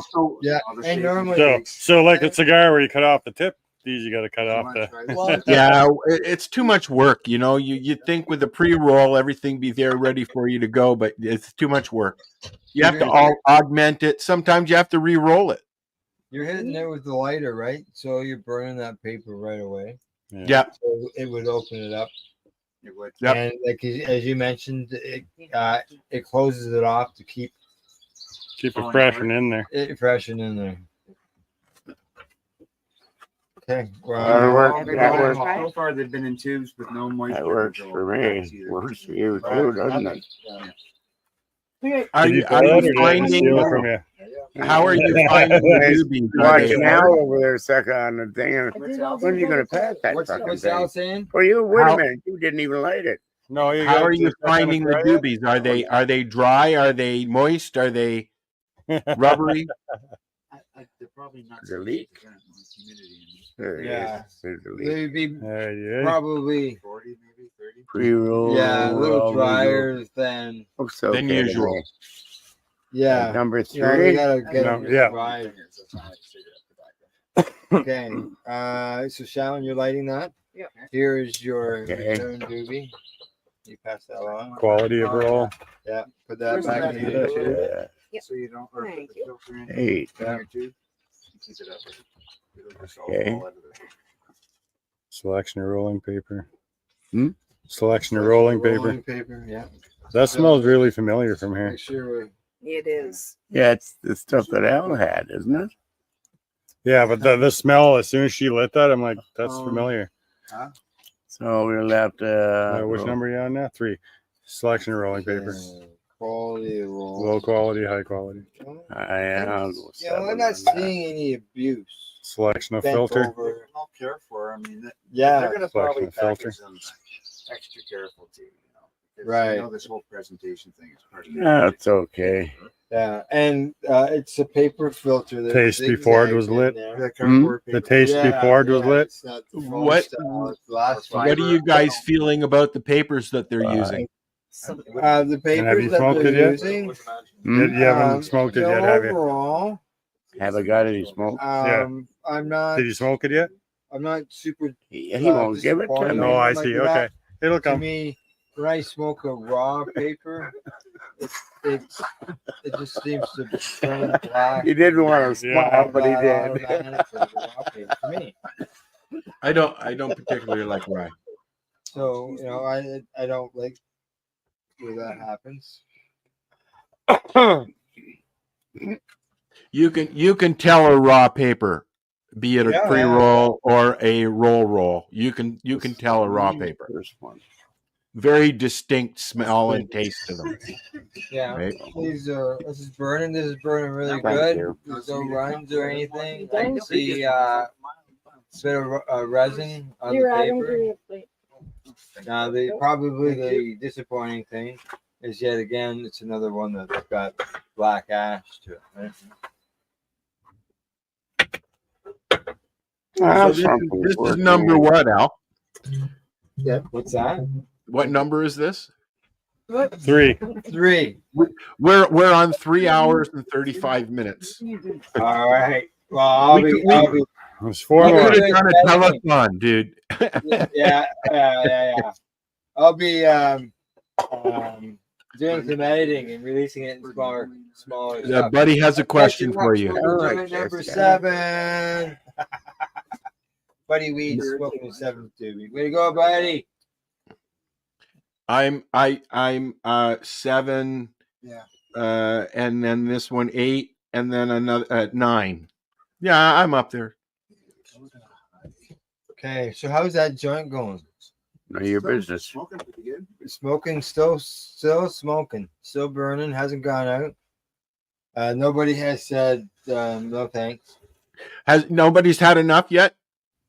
Hell no, Obviously, Deb has because she's gone inside. Okay.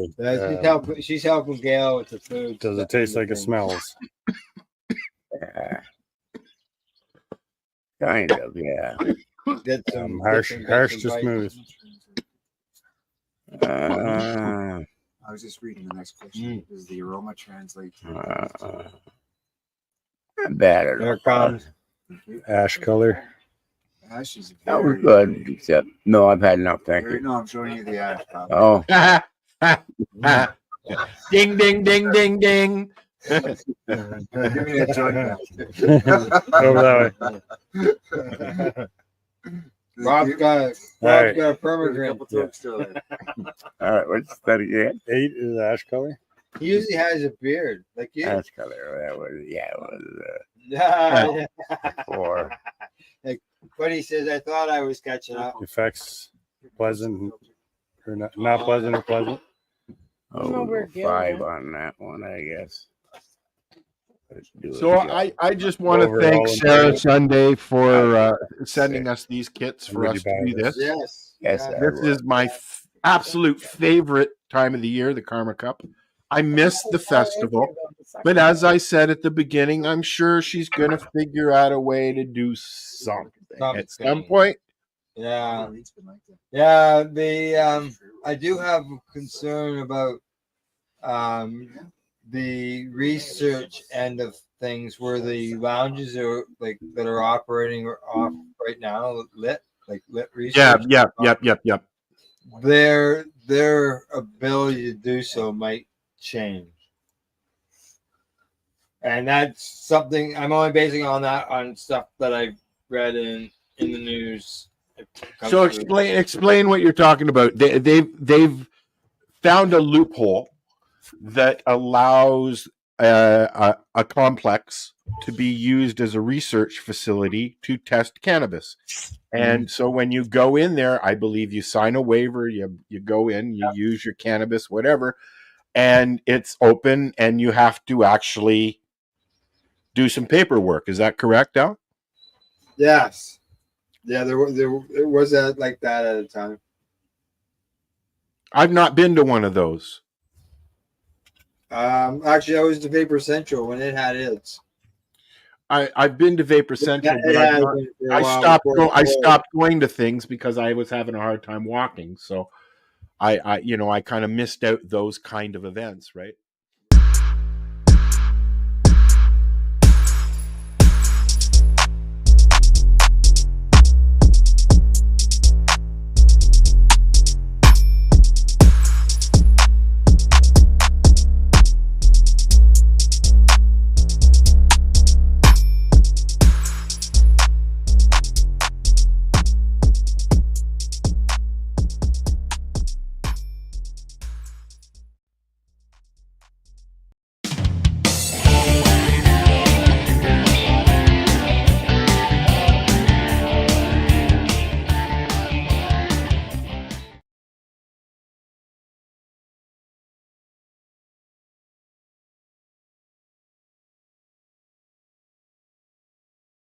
We're still in entertainment. Bring it on. I've got a dewdrop to test. yes. To test out So today. you And this is showed that made- to us, but This is how does made it by work? Dave. Yeah, Dave, and I'm gonna mess up pronouncing his last name. Pereira. Pereira, correct. Yeah. Or Electric Dave on Instagram. Yeah, and he's also the maker of the Happle. Correct. And I've got that. So right it's here. not Electric Dave though. No, it's electric. Electric. Electric. Yeah, So you know, yeah, correct. when you're looking for him. ERRLECTRIC.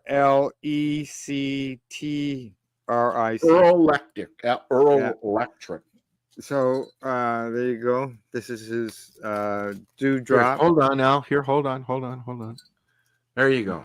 This is the dewdrop. As you can see, it's nice and clean, and it's nice and clean because I have not used it yet. Okay. On the top of the stem, this is the piece where your hash will stick to.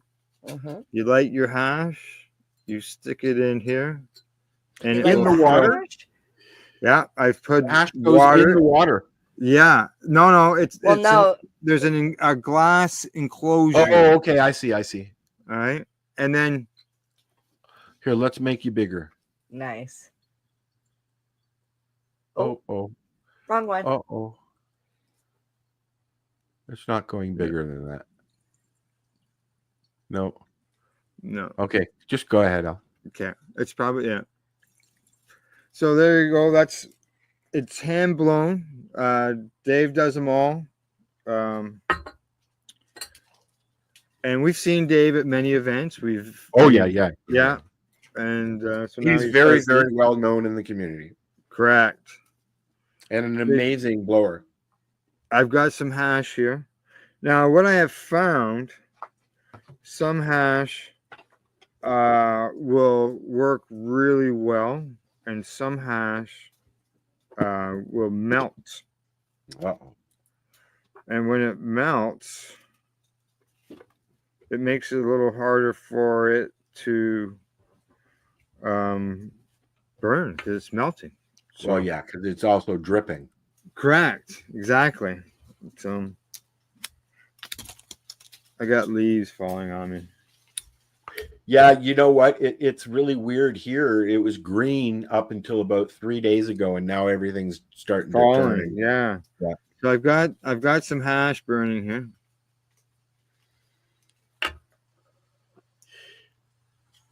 Do you find you waste a lot with these toys? No.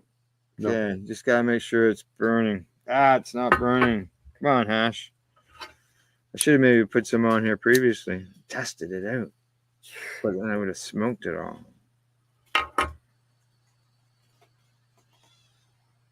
Yeah, I got her going. I haven't had any hash in a while. So I put it inside there. You can see it filling up with smoke.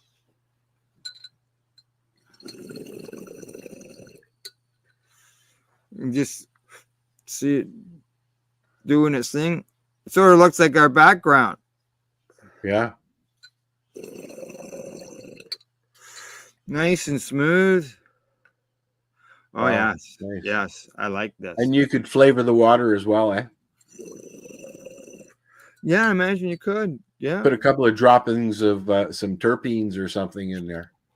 And it's very, very nice. Dave says it's got a new reinforced stem on it here. And I'll tell you, this lid, it's just glass on glass. I have to tilt that to clear the chamber. It seals that well. Yeah, it's got the little bubbler in the bottom. Fork holes. The handle for this has got some ridges on it, so it's not a completely smooth surface, so it's good to grip onto. And, the thing about smoking hash too is it goes forever. And what's the price range on those? You could have just said you don't know, Al. I don't. I don't know. I don't know. Now I can tell you, the apple that I've got, the apple here. Yeah. I purchased it at Spirit Leaf in Campbellford, and it's a smaller version. I gotta clean it. This was $55, but it depends on the store, right? Yes. But if anybody's interested in one of these, you can buy direct from Dave. Correct. Yeah. Check your store, your local store, if you see if they've got one. Oh, stuff. I was checking out another store. It says it's $55 too. Pardon me? I was just checking out a couple other stores. They're $55 too. $55. Yeah. Good. Yeah, it's coined one of the best hash pipes in Canada. Yeah. Exactly. Yeah. It's no wonder Nugs was like, we want to brand it. Oh yeah. Yeah. Yeah, okay, I got a little cough on me, but yeah, but that's a concentrate for me. That's right. Exactly. Any concentrate can make nice, a hack. Nice, and it pulls nicely. It's easy to hold on to. And then it'll be easy to clean, just like the apple will be easy to clean as well.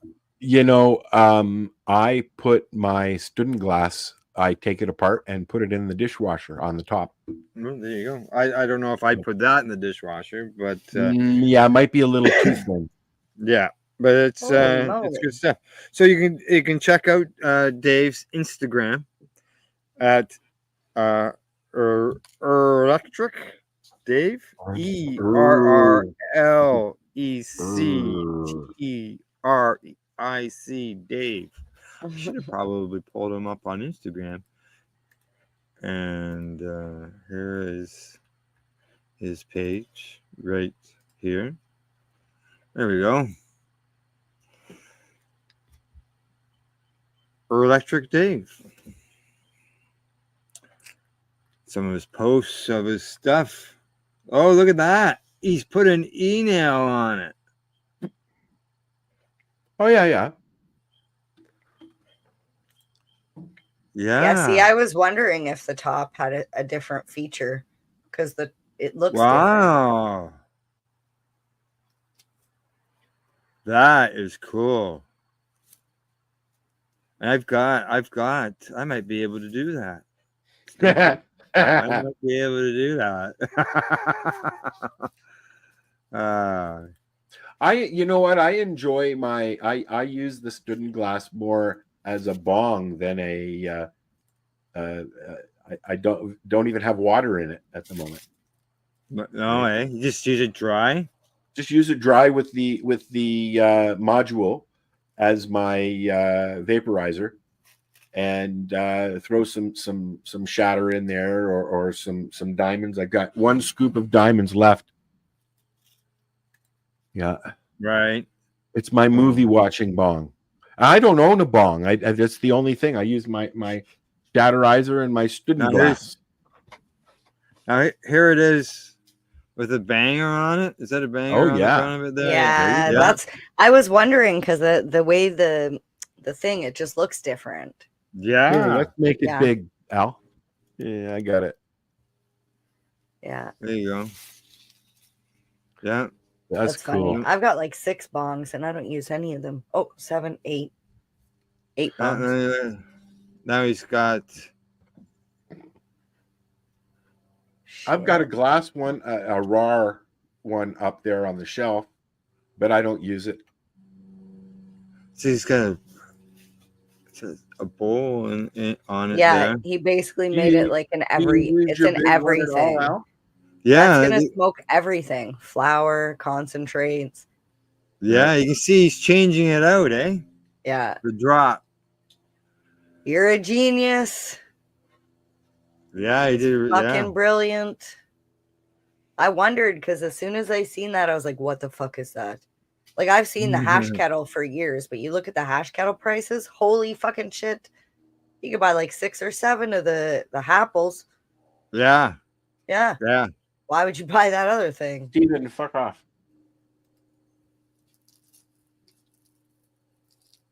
There he is. Okay, yeah. That's the e-nail. With the e-nail on it. Yep, Oh. carb.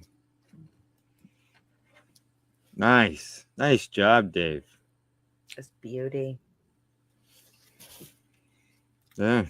Very Check out his nice. Instagram. Check out his products. No doubt about that. It looks like it's multifunctional. So that's the dewdrop. Yeah. Dewdrop. Yeah. How many dews does a dewdrop drop if a dewdrop could drop dew? I don't know. We'll have to ask Dave. You should post that in our chat. Post a link to his Instagram in the chat here in the comments. Yeah, Oh. but I think. Oh, hang on. Yeah, how much dew would a dewdrop drop if a dewdrop Okay. could drop dew? That's what I just said. Yeah. Yeah. Let's Yeah. just repeat to see if I could say. How seashells much by the hash seashore. how much hash could a Happle hash if a Happle hash could Happle hash? If a hash could happle, or if a happle could hash. Sound drunk. Yeah.